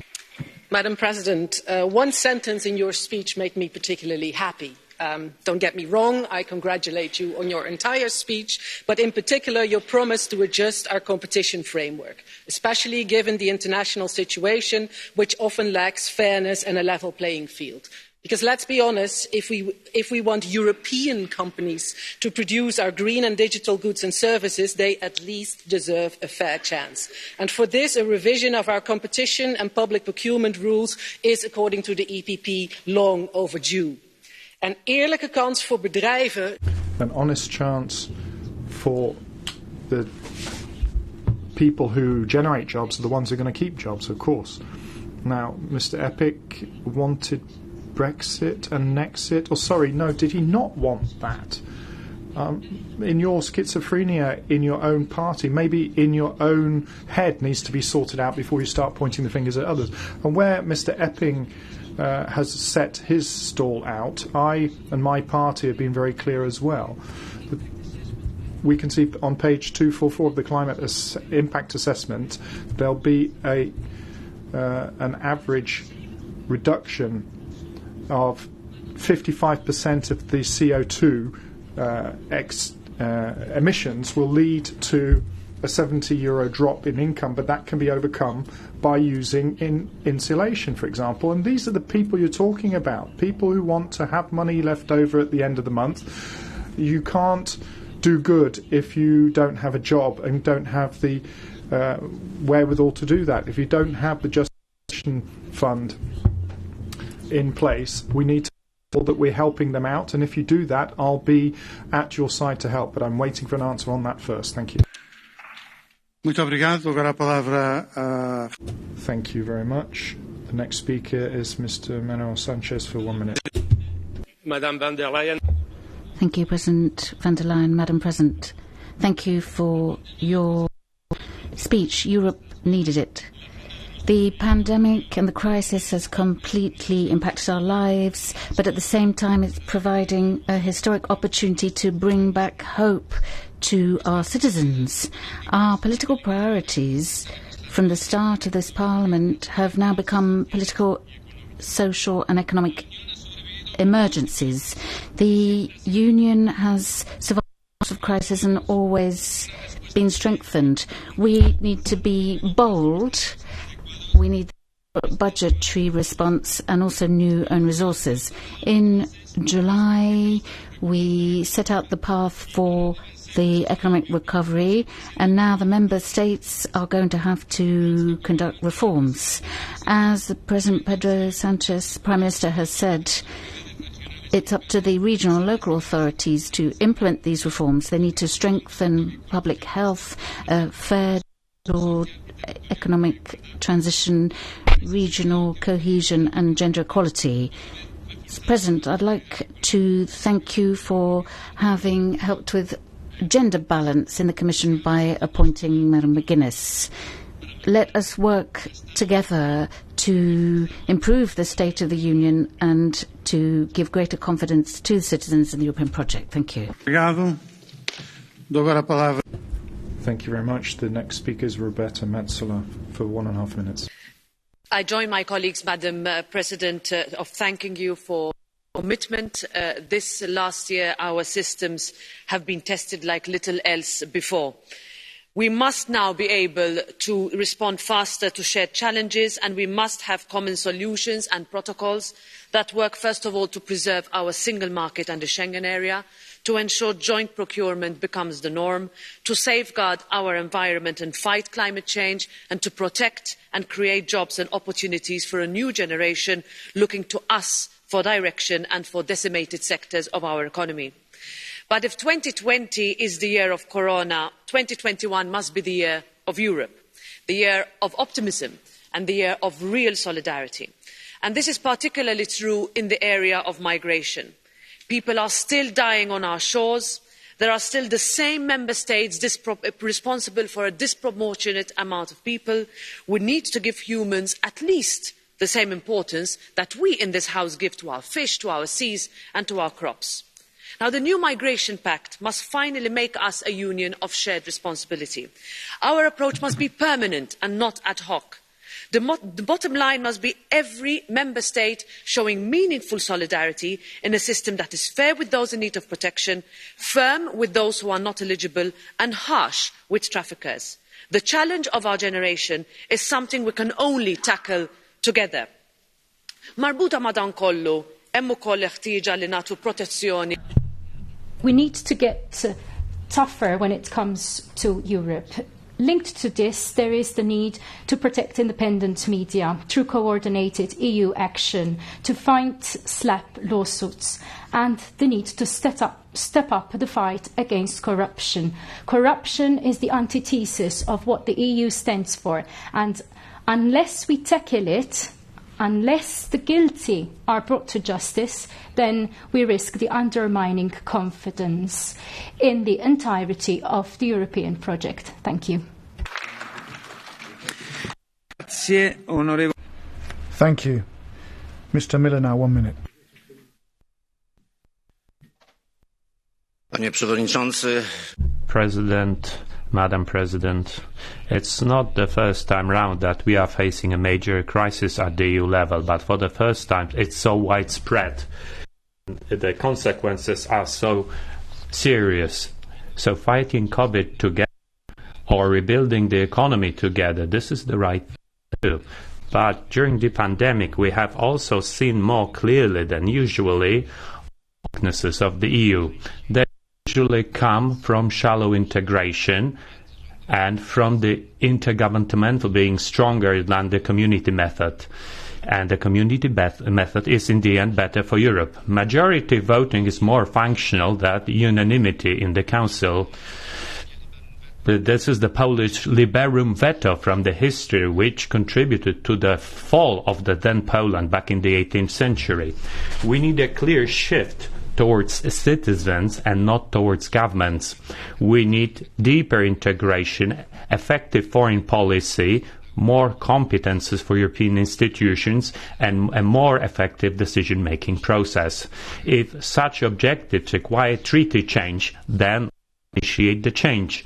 A debate on the future of Europe will be a good occasion to do that. Thank you. Mrs. Weiss, now 1.5 minutes, please. Yeah. Tak for en god tale. Mrs. Leyen, colleagues, thank you very much for your speech. The EU faces difficult challenges, far more difficult than we could have imagined when we started working together last year. We're going to need everyone to cooperate to resolve the challenges we face.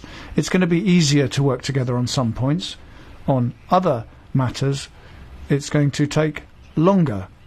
And then there are other areas where we're going to need more ambition, particularly when it comes to the climate objectives. But let's recall that we only have the possibility to act because our voters believe in us and believe that we can make Europe a better place, a model to be followed by the rest of the planet. We cannot betray voters' trust. We need to reduce CO2 emissions as much as possible. We also need to ensure that where the principles of the rule of law are violated, the issues are dealt with. We need to produce results, and I'd like to thank you for having given us an ambitious climate change goal, far higher than the 40% that we previously had. What is negative, however, is that there's no sanctions mechanism been proposed that better defends the rule of law in Europe. We hope we'll work together appropriately during the coming years. Thank you. Thank you very much, President. President of the Commission, COVID has changed a great deal over the last year, but as a magnifying glass does, it has focused a great deal on the problems we have in the EU. We see an increase in social division. Hundreds of thousands, millions indeed, of people on our continent have lost their jobs, they're unemployed. There's an increase for the tax burden for employers, but for the big companies are actually managing to stay out of any kind of tax burden. The rule of law is being ignored. The governments of Hungary and Poland are the ones who are undermining the fundamental rights of the European Union and step by step destroying their countries. We have to act against this. Migration has shown that we have not produced a common approach. It is outrageous that in Moria there are individual governments who are blocking action here. We have to change that. And I think these are the topics that we're going to have to change in the coming year, us working together. Andrea, una informazione perché dichiaro. Now, subsequent to that, I'm going to declare the first voting session open. You have until 2:15 to vote. Now, Mr. Terras, 1.5 minutes. Thank you very much, Madam President, for your speech. Meie mahajäämust teaduse ja arendustegevuse ning uute tehnoloogiate rakendamise valdkonnas. 8 miljoni euro investeerimine kvantarvuti arendamisse on väga õige ja õigeaegne samm. Et mitmedki teised digipöördega seotud arengud loovad meie inimestele parema elu ja töökeskkonna ning avardavad nende võimalusi. Toimiva digitaalse infrastruktuuri rajamine create a better living and working environment for our citizens and provide them with more opportunities. We have simple and straightforward solutions to the challenges we are currently facing. The health crisis due to COVID-19 is perhaps the best example. But in addition to the virus that affects our daily life, the security environment surrounding us is also very worrisome. In your speech, you did not mention the defense capabilities of the EU. I feel that we cannot simply say that regarding Russia there is nothing to be done. Suspending the construction of Nord Stream 2 pipeline would perhaps be a clear signal to Russian leadership that enough is enough. Unfortunately, so far, the EU has not shown that we have a unified and clear understanding of the security threats we face. A clear example of this is the significant cut of defense spending in the next financial framework. What do you think are the clear steps we can take to... Mrs. Van Bremt now. Kathleen. Voorzitter. Thank you, President. Mrs. von der Leyen, I'd like to expressly thank you for your speech today in the framework of the State of the Union. First of all, because it effectively did the big challenges that Europe, well, actually the whole world is facing, but above all, because you have sketched out a future and a project full of hope, and that is what the Europeans really need today. And in that project there seems to be a red thread, and the red thread is that people are at front and centre. Before it was a question of everybody had a right to have a minimum income, so now we have a project to achieve that, to once again underscore the task of Mr. Timmermans, how important that is within the framework of the Green Deal, because Europe, people are at the centre of that. Because saving the climate, we're saving the planet. So they need to look after the planet. No, but we need to look after people, because people are the world. And this is one point that I'd like to underscore. And here you will enjoy the full support of our group. Humanity doesn't have a sustainable future if human rights aren't parcel of that. And you've set your stall to be firm, to be against anti-Semitism, in favour of women's rights, in favour of all the rights of LGBTQ community. You really set out your stall there, and I think that generates hope, and that makes me proud of our European values, and I'll be extra proud today being a European. Thank you. Grazie, Kathleen. Thank you, Kathleen. Mr. Now 1.5 minutes, please. Thank you, President von der Leyen. The pandemic has spread, has completely caused chaos for our citizens and changed our lives. But climate change, what you said about that, I think I'd like to thank you for it. The EU is an international player. We have to take 3 decisions, and I think we need a realistic overhaul of our relations with Turkey. There are members of this Parliament who think that Turkey will join the EU, but Turkey is infringing international law. It is infringing the arms embargo with Libya. It is infringing the rule of law. It's transforming UNESCO World Heritage Site into a mosque. We as the EU have to call on Turkey to respect the rule of law. We have to guide Turkey to respect international law. The second decision is about real solidarity for refugees. There's going to be a new package, but it should contain responsibilities and obligations, because there are some countries that reap the fruits of the European Union, but they don't with the rule of law, or they don't respect solidarity. In the EU, we need rules for solidarity that have to be applied. Third decision, our strategic autonomy. In this era, this has to go hand in hand with climate change and digitalisation. No one should be left behind. Madam President, Commissioners, let us give our citizens security protection.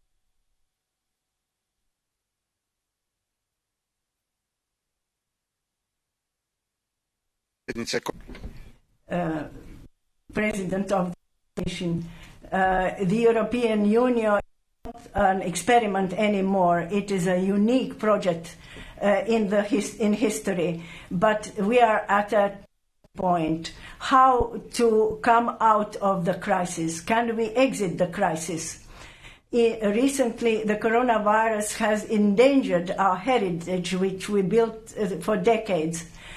You have offered us reasons for a new European optimism, building up on the agreement achieved last summer. This is expected from our citizens. Let us use the crisis. Let us realize the Green Deal. Let us continue with the digitalization. Let us start the healthcare union. We should rely on a strong cohesion policy. For instance, in the energy transition, islands have proved that small islands can have a great impact. We have to base the paying of recovery funds on the rule of law and justice. Let us guarantee a strong union in an ever more chaotic international environment. Thank you. Mr. Zorrinho now, 1 minute. Thank you, President. Thank you, Mrs. von der Leyen, for the enthusiasm and motivation that you've given us. This isn't just a debate on the state of the Union. This is a debate about the survival of the Union. Europeans and the world need a strong and resilient European Union. President, we have understood that we need to send out clear messages and direct responses that tackle all the problems that our citizens are facing at the moment. We need rapid solutions, and we need to show solidarity when it comes to the immediate challenges caused by the pandemic. We need to launch a new cycle of hope. We need to respond, recover, transform. Respond by using the instruments of solidarity that we have.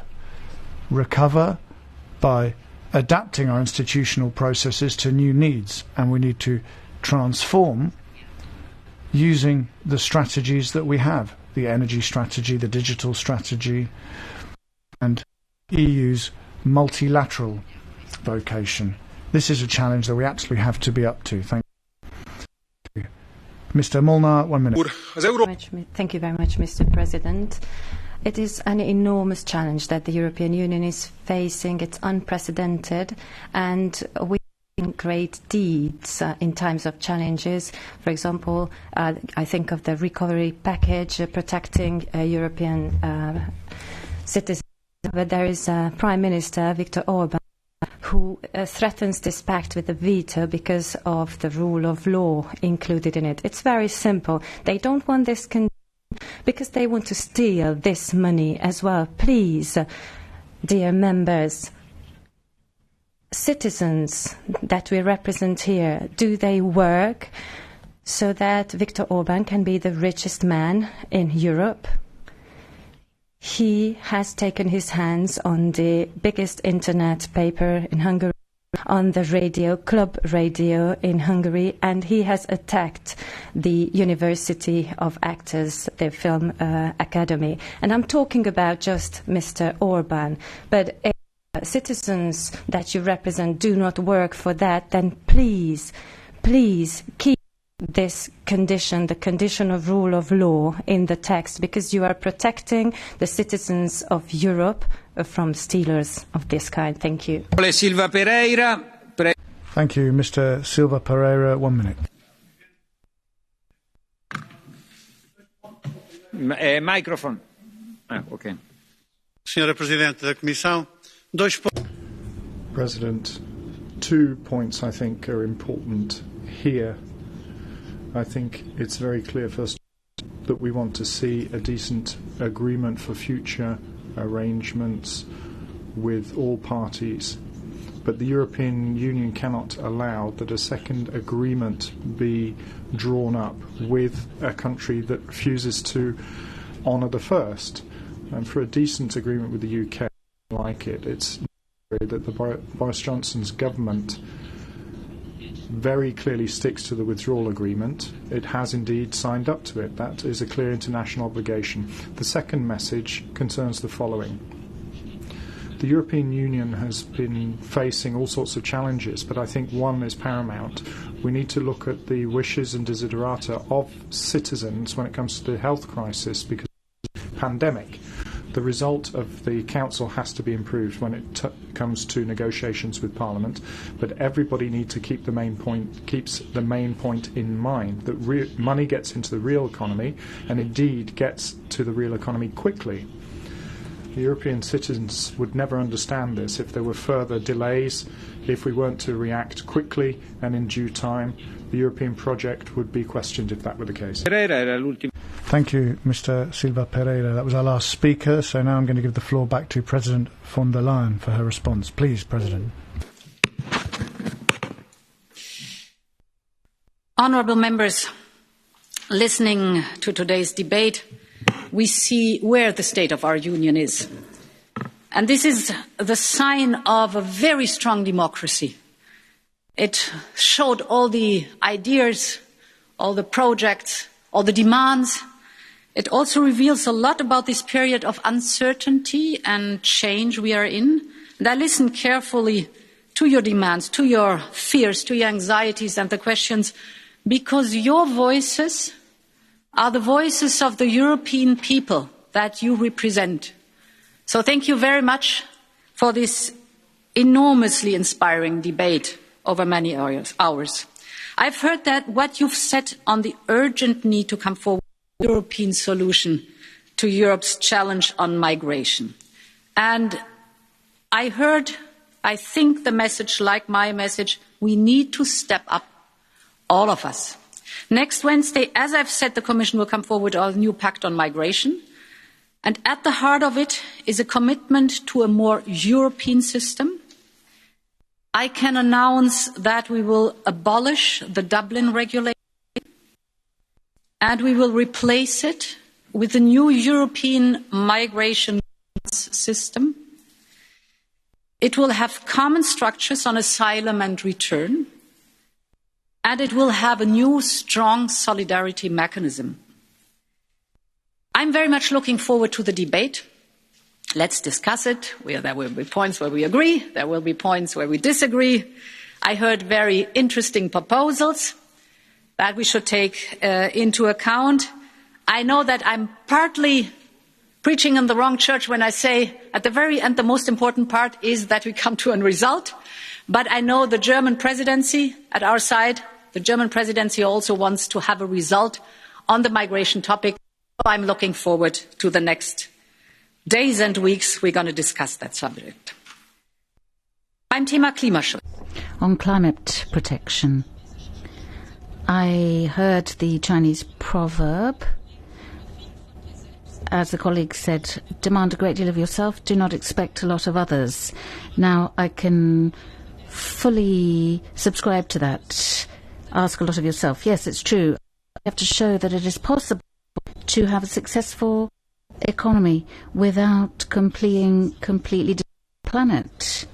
I am trusting our engineers, our SMEs, our industrialists the SMEs have been rightly mentioned today. I have great confidence in them that they can bring together innovation and climate change, that these can go hand in hand. And quite rightly, our colleague Mr. Pieper has referred to SMEs, that they have to be given a large place at the table. It's clear, without the SMEs, we cannot make any progress. We know that the SMEs are the backbone of our economy, and these small businesses they mark themselves out by their excellence in so many different niches. That then can allow us to be leaders. Now, innovation drives these needs. That is the of our small businesses, and that will help us make progress. The circular economy works. We can show that it's possible without greenhouse gases. Today we heard a lot about hydrogen. These flagship projects that we wish to press on with. Now, if I come to the second part of the proverb, do not expect too much of others. I don't agree with that. No, we have to expect a great deal of others. Now, of course, I don't deny that we as Europeans are only responsible for a maximum of 10% of global gas emissions. But if we turn around, I think we have to adopt the carbon border adjustment tax. A lot of people have mentioned it, but I would rather we didn't have to adopt it, so that other countries who export to us their products, so that other countries would set up such a well-functioning ETS that it covers the price of CO2, that they keep that in their countries, and that we don't need to close the borders with a carbon border adjustment tax to prevent relocation. Other countries also have to show their responsibility, but at we are the leaders in technology, and that's where I place my confidence, because I believe that our people, humanity, will do everything to put an end to this fatal climate change. If we want to stop it, then our planet will be destroyed. If we want to stop climate change, then we have to new technologies, and I want Europe to be a champion. I want Europe to export these technologies. I want Europe to be able to show that this works and that we are the exporters. China is introducing an emission trading system. We have it. We've gathered experience. We've taken a step in the right direction. If we can show that we have a successful single market, we have a successful European socially oriented market, which takes into account climate change, also the Green Deal and the digital approach, then I think we are on the right track. We heard talk of next generation EU, and in connection with this, comments were made from Sweden as to why the Swedes should contribute to this. Why give money? Is pretty much what we heard. Answer that I met with CEOs from Sweden and one CEO from a very well-known car company explained to me that this car company actually is very important and crucial in Sweden, and it's a car company that is giving its share to the prosperity of the country and is giving good and qualified, creating good and qualified jobs in Sweden. But he told me that the car company cannot build a single truck in Sweden on its own because it needs the spare parts from other countries, member states in the European Union. It needs the supply chains all over Europe.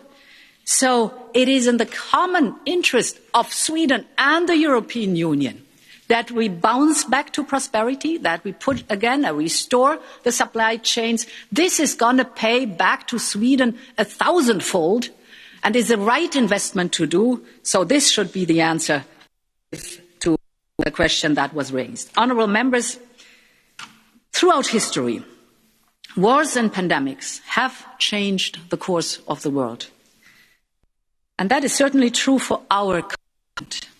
And it will certainly be true for this pandemic. In front of us is an opportunity of a lifetime to shape that change. The change will happen, but let's shape that change and not to be shaped by it. But we can only do that if we do this together.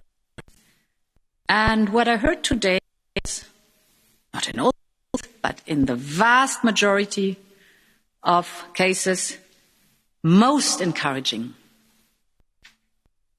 I invite all of you to embark on this historic journey together. You listen to me a while, I know.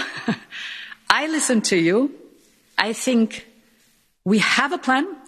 We have the investment. And I think this will be the year now. Implementation. This is for me the most important part now. I heard it many times. Yes, the concept is right. Yes, there are good ideas. Yes, you have a roadmap. You have the investment. Now implement, deliver.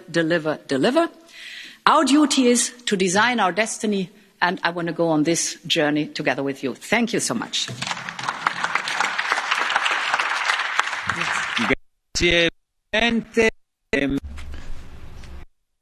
President, we now have Mr. Gyongyozi for the non-attached members, please. Credibility is essential if you want to implement reforms or your agenda, and it is also essential if you want to speak a single voice in international affairs and show an alternative to democratic opposition in Belarus or elsewhere.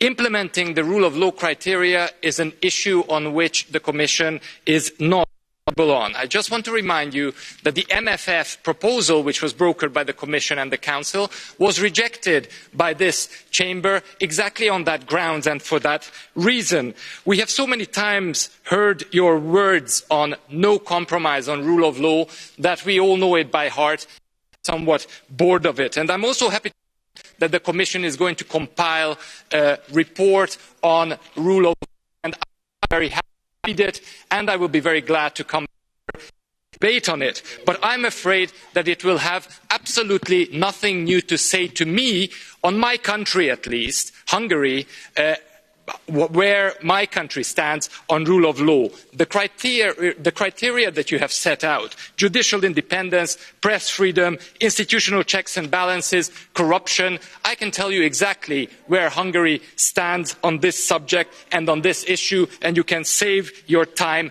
and energy. This week I was very happy to come here and listen to the Commission Vice President Vera Jourova stand up for linking EU funds to rule of law, saying who doesn't understand the values will understand the language of money. After this, I was curious to come here and hear some details and specifics from you about what this will really entail. But now I'm a bit suspicious that once again the money talks will work backwards and in another way. Last time we discussed here in this chamber rule of law in Hungary and heard from the Commission that there will be no compromise. Few days later, a German minister, your successor to the Ministry of Germany, Ms. Karrenbauer, arrived to Budapest to sign one of the greatest contracts, arms deals in the history of Hungary, the Hungarian government. Is there anyone surprised here why there is little, if any, progress on this issue vis-à-vis Hungary? Ms. von der Leyen, when will you back up your words with action on rule of law? Thank you. Presidente Aubry. Thank you. Mrs. Aubry, 1 minute. Thank you, President. Mrs. von der Leyen, we've held almost 3 years of discussion now, but I get the impression that we're talking past each other. Social justice, equality, tax evasion, climate, those are things that came from our side. You talked about single market competitiveness, tax sustainability, etc. Those were your... But what I'm most troubled by is your lack of honesty, because at no time during your speech you said how the recovery plan is going to be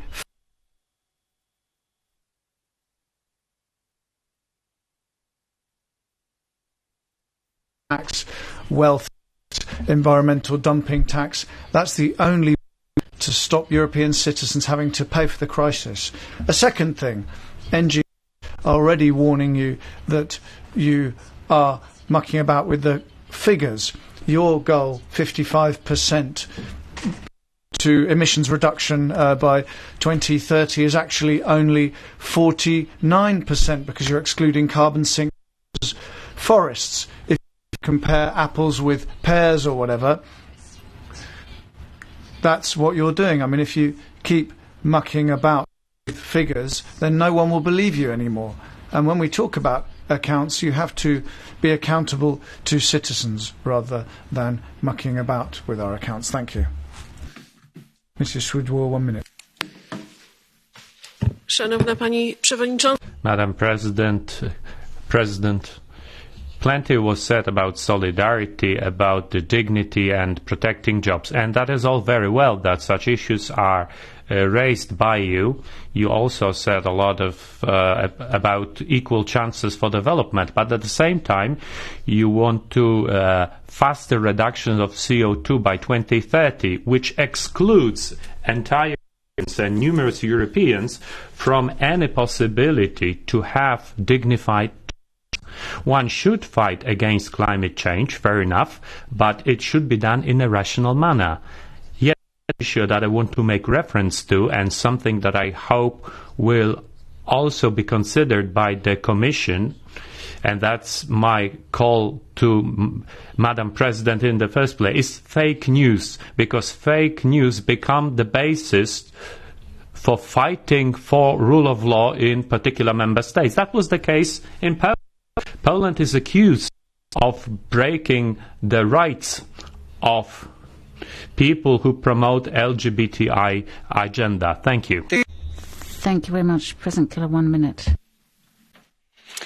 You said it yourself, now is the time for implementation. Now we had the announcement, of which we share many of them, but of course the important task is to put all of that into life. And I want to thank you for your strong words when it comes to human rights, be it on the human rights of refugees, of LGBTI people, human rights in Russia and in China.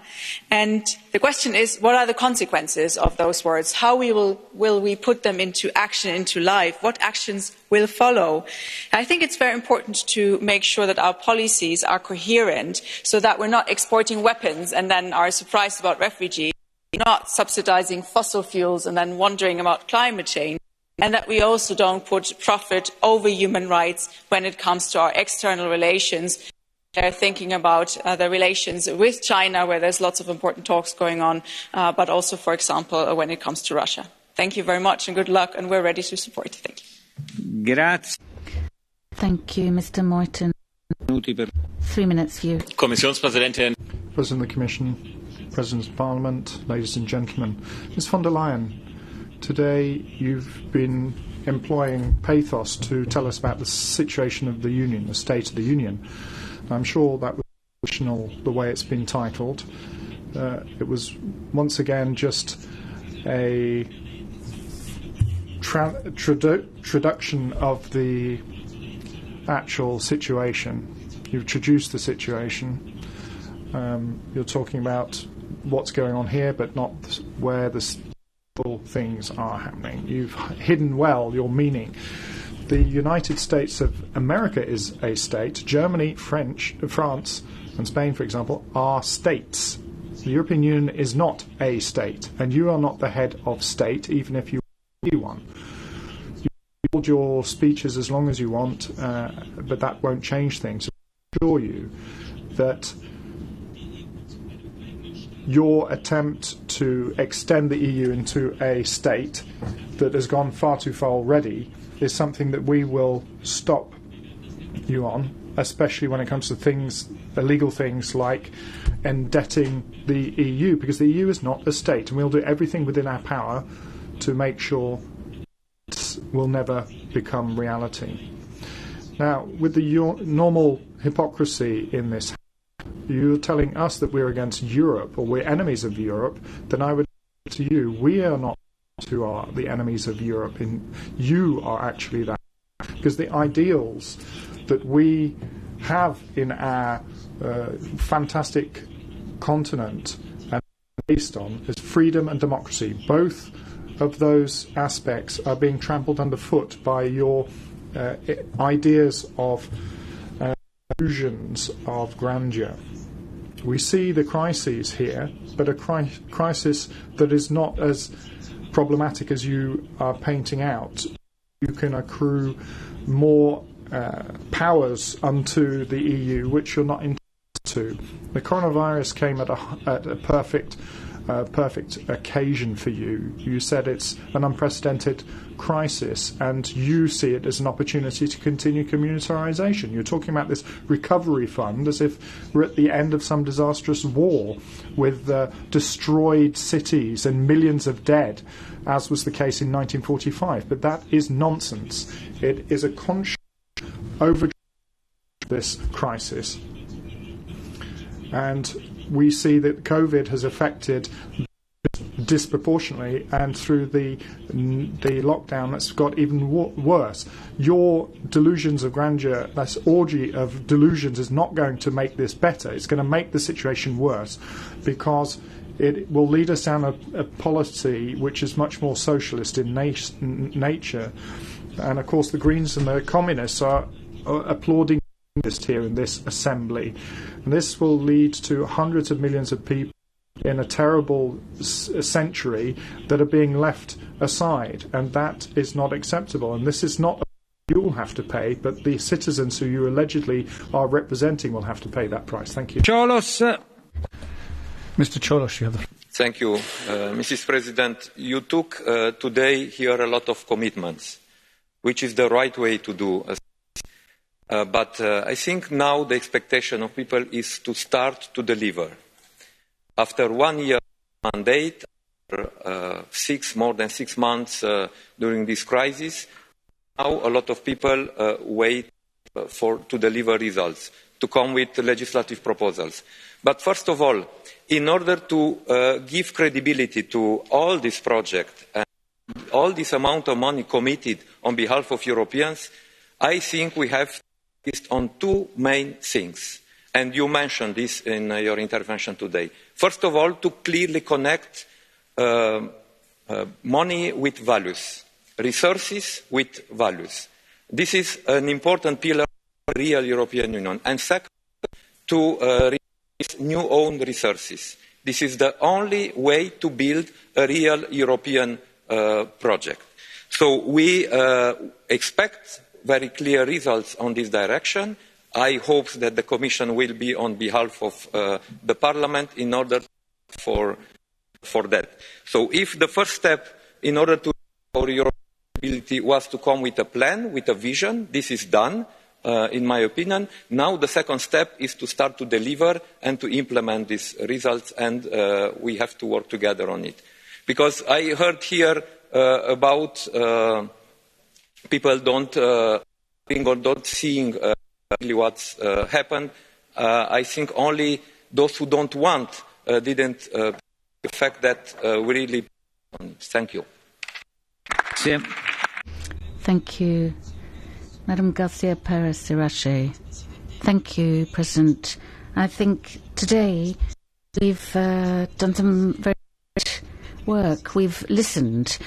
Differences that exist, but at the same time, everything is common, and that's a great deal. We've heard complaints, but we've also heard proposals. Madam von der Leyen, of course, if I were in your shoes, I'd be proud to hear the criticisms you've received far right during this plenary sitting, because I think that shows just how important your engagement is to have more Europe. Now, Europe will only be social and fair, or it will simply not continue. Europe will be green and sustainable, or it will cease to exist. It will be feminist, or it will cease to exist, because these are the values that unite us. Fairness, tolerance, solidarity, justice. These are also the values that are going to make it possible for the European project to survive. Let us use this crisis as an opportunity. Let us show capable to understand that it is the time to be close to those who are most vulnerable and to ask for an effort for these people, to ask those who have the most, so that we can sustain the European social model, so that we can make headway in the fight against climate change, so that we can have a proper social pillar. This is the time for us to act. We have to be aware of the fact that today there are so many people having a very bad time, who are afraid, who have great insecurity, who have fears, and all they have is the hope that Europe might be able to respond to their problems. So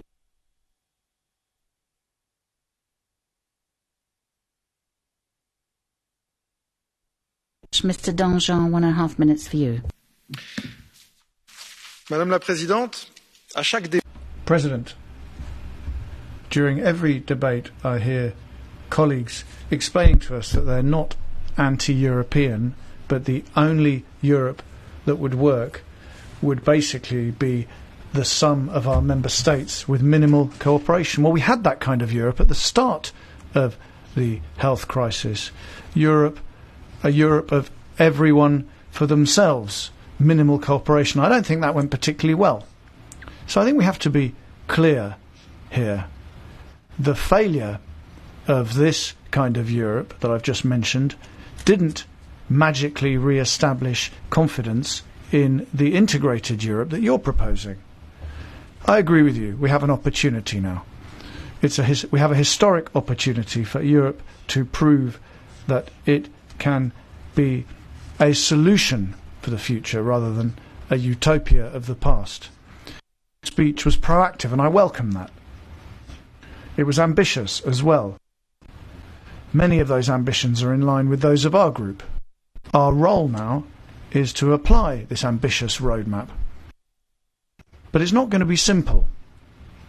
our citizens expect clear, visible, rapid actions that respond to their concerns, not just a list of intentions.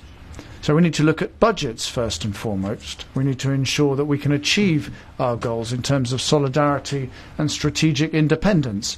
And let me to express certain doubts about forecasts which depend on member states. Defence, for example, which hasn't been dealt with extensively today, and also agriculture, which is only really dealt with via the Green Deal, but which is the pillar of our food independence, something that we sacrifice. We have to work on the rapid implementation of this roadmap, and we have to ensure that budgets are up to the task. Let me conclude by saying that we should not have policies that are disconnected from reality. We're sometimes in an institutional bubble, members of the Parliament included, which are sometimes far from the concerns of our people. We need to bring people and institutions together. Thank you very much. That brings to an end the debate. I'd like to thank the President and her colleagues from the College for their presence in the Chamber. I'd like to thank the Council and everyone who has spoken. Thank you very much. The sitting stands adjourned.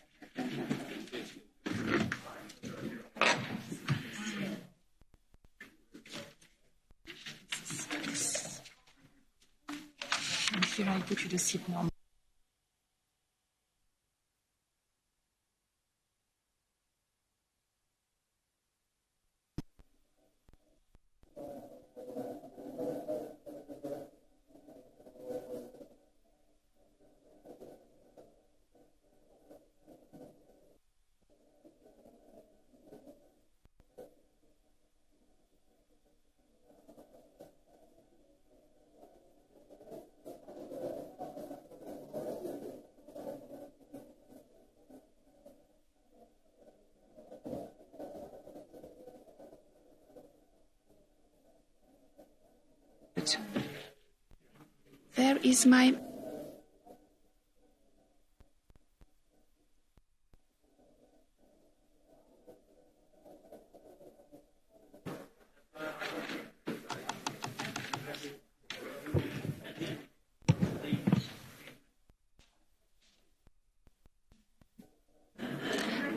Thank you very much. Let us continue session, if possible.